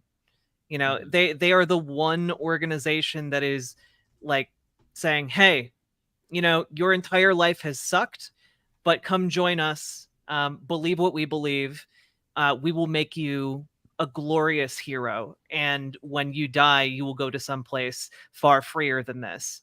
And that becomes a very alluring prospect when you are trapped in this small area and people you know and love are dying all the time. It gives you a sense of purpose when you have none. Yeah. It's like, oh, I'm doing something now when I felt powerless before. That's why they join. Yeah, well, and the other aspect is that Hamas, while it is effectively a terrorist organization, it's not entirely its militant wing. It does provide certain services within the Gaza Strip that, like, there's no they fill the power vacuum, and so there are some people who join because like it's one of the only effective organizations to like ally yourself with, and that's it's horrible, but like it's kind of what we see in gang structures in America even. Like gangs don't just exist out of nowhere. They exist because there are needs and communities are pushed into kind of extreme states, right? Mm-hmm. The gang can show up and support somebody's grandmother, who needs her medical bills paid. Like that's a thing gangs do sometimes. It's not the main thing a lot of gangs do, but like that's a social support that would otherwise just not exist. Mm-hmm. And so it's more complicated than like would be nice. It's not a all black and white, but yeah, that's a good point. It is messy. At the end of the day, yeah, like there is no justification for attacking and massacring civilians. There just isn't. And I think real quick. I'm sorry. Go ahead. Yeah. One last thing. There's a big difference between understanding why something happened and justifying that thing. Exactly. And we really need to understand why this happened. Mm-hmm. It also seems like this is just an observation from videos that came out. I don't even know if everyone who in Hamas who was involved in this even knew what they were there to do. There were videos of, and this is from Israeli citizen firsthand accounts of Hamas members coming into their home, just making them sit down for a couple hours, asking if they could eat a banana, and then, or like eating food or something, and then they left. Like, clearly, I don't think, again, not saying that, but there's clearly a difference between why certain people in Hamas thought they were there and different actions here. Yeah. I don't know, but it's just an observation from on the ground reports from people who said the Hamas came to their home or came to their neighborhood and then just left. They didn't do anything to them, even talk to them and let them go and stuff like that. Yeah, it's messier and less clear cut than like a lot of people want to attribute in a lot of respects. But at the end of the day, like, 260 concert goers getting shot is not like a defensible thing. And like you said, though, not a lot of people are defending that. Right. The more important issue is that so many people conflate Hamas with Palestinians, and that's just not accurate at all. Yeah, very, very important to vociferously push back against that notion, because that is what they're using as a justification to slaughter. Can't read that because I can't read Arabic, but Arabic is such a pretty language. Humanist, thank you for your honesty. Thank you so much. I really appreciate the $10. Very kind of you. We also have Mitch, the Mystery Man, $4.99. I've always said this. Netanyahu is like a combo of Putin and Cheney. That's actually very apt. Yeah, I'd agree with that. Derek Espinoza with a $9.99. Hey, Mike, very appreciative for your content this week. Thank you. Despite how difficult it's been, what 3 artists are you listening to that you like? Same question for Binda and Guest. I hate to admit this, but I have been enjoying Drake's new album. I really, God, I need more music.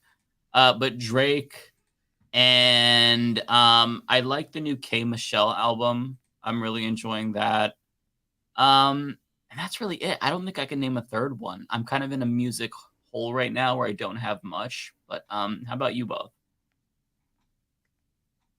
I actually don't listen to that much music, mostly because when I have time to listen to something, I've been trying to stay on top of everything that's been going on, and that's usually the case for me. So I'm always listening to like podcasts and like debates.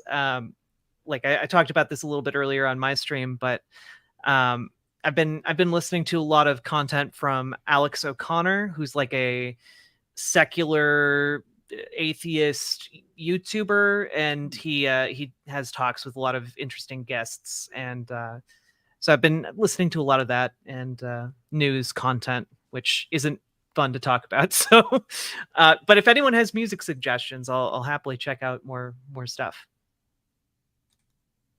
Binda?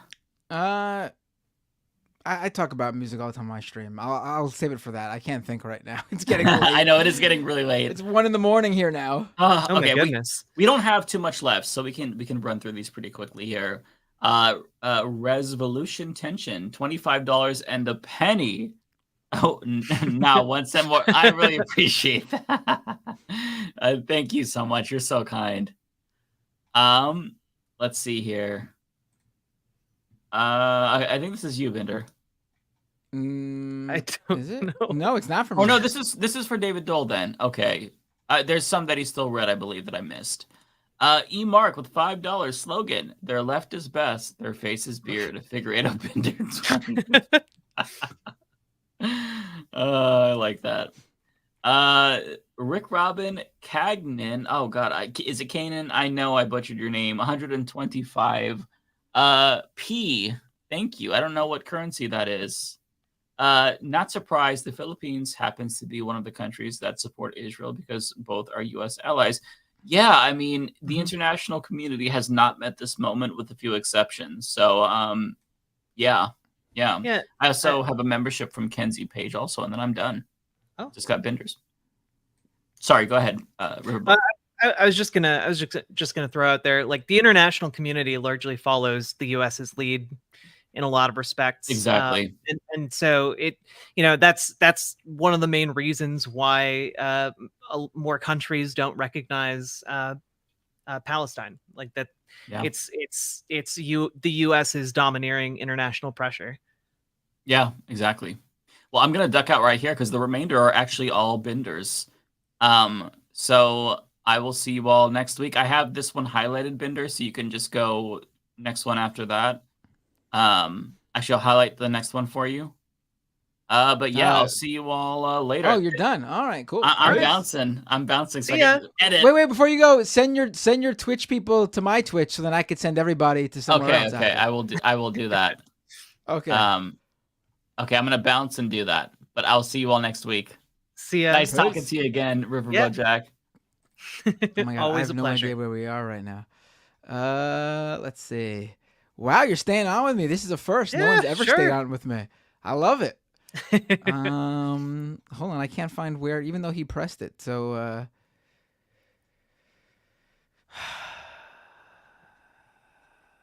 I don't see it. But let me check. Hold on. All right, we'll go from there. The prof says Cenk sees the more replies section on X as the left. LOL. I mean, that's just accurate. That's a good one. Wow, that's really.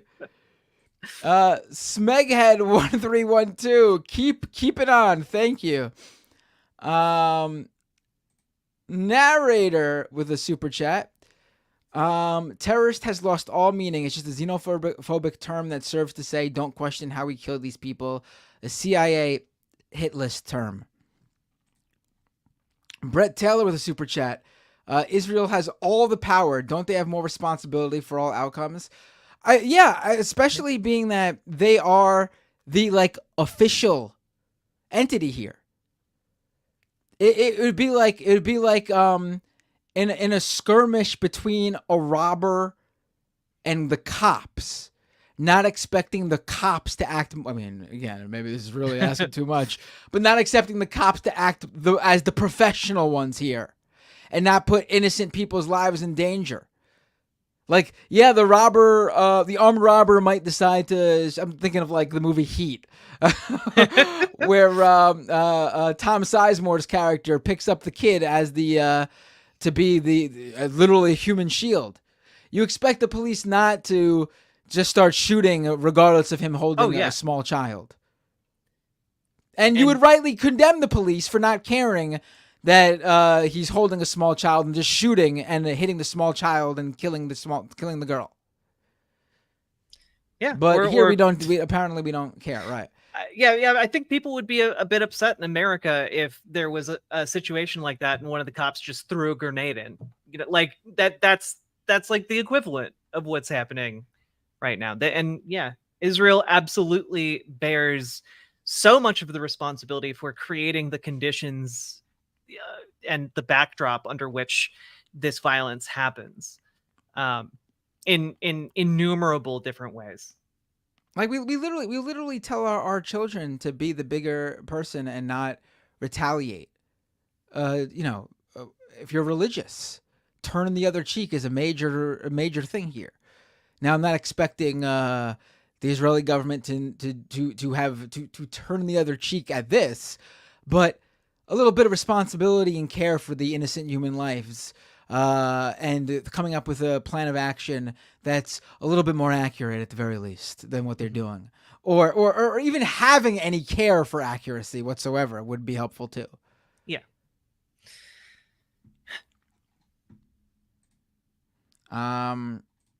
Narrator of the super chat: the African National Congress, Black Panther Party, and Irish Republican Army were all called terrorists. The left doesn't need that term. Narrator: if you were asked if Hamas is a terrorist organization, the only response is to ask for a definition of terrorist and how Israel U.S. doesn't fit it. I think that's, we put, yeah. I mean, I'd definitely argue the United States and Israel engage in terroristic acts, for sure. Yeah. Ignore Husky with a super chat. Apparently Israel just issued an exodus order and a full invasion is likely soon. This keeps getting worse and what's about to happen will be insane. Yep. Yeah. I mean, I hope I'm not right, but all the indications are it's going to be genocidal. And Randy Randleson with a $10 super chat. Good night, folks. I appreciate ending on that note, Randy. Yeah. Good last super chat. Riverboat Jack, thank you so much for joining us. It was an absolute pleasure. Absolutely. Thank you for having me on. I'd love to do this again sometime. It's been I mean, the topics have been heavy. But yeah, usually we are able to have, I guess, a little bit more fun, I guess, if that's the word I want to use. Like, it's usually not this heavy, I guess you can say. Yeah. But the situation requires it. Yeah. Well, hopefully, if I come on again sometime, it'll be under better circumstances. You absolutely will. Yes, for sure. Anytime. Who should I rate on Twitch? Who should I rate? Are you staying on, or are you jumping off too? I am going to stay on for a little while. So if you wanted to rate into me, I would appreciate it. I'll raid you, of course. Makes total sense. Thank you. Let's do that now. All right, folks. That is this episode of Leftist Mafia.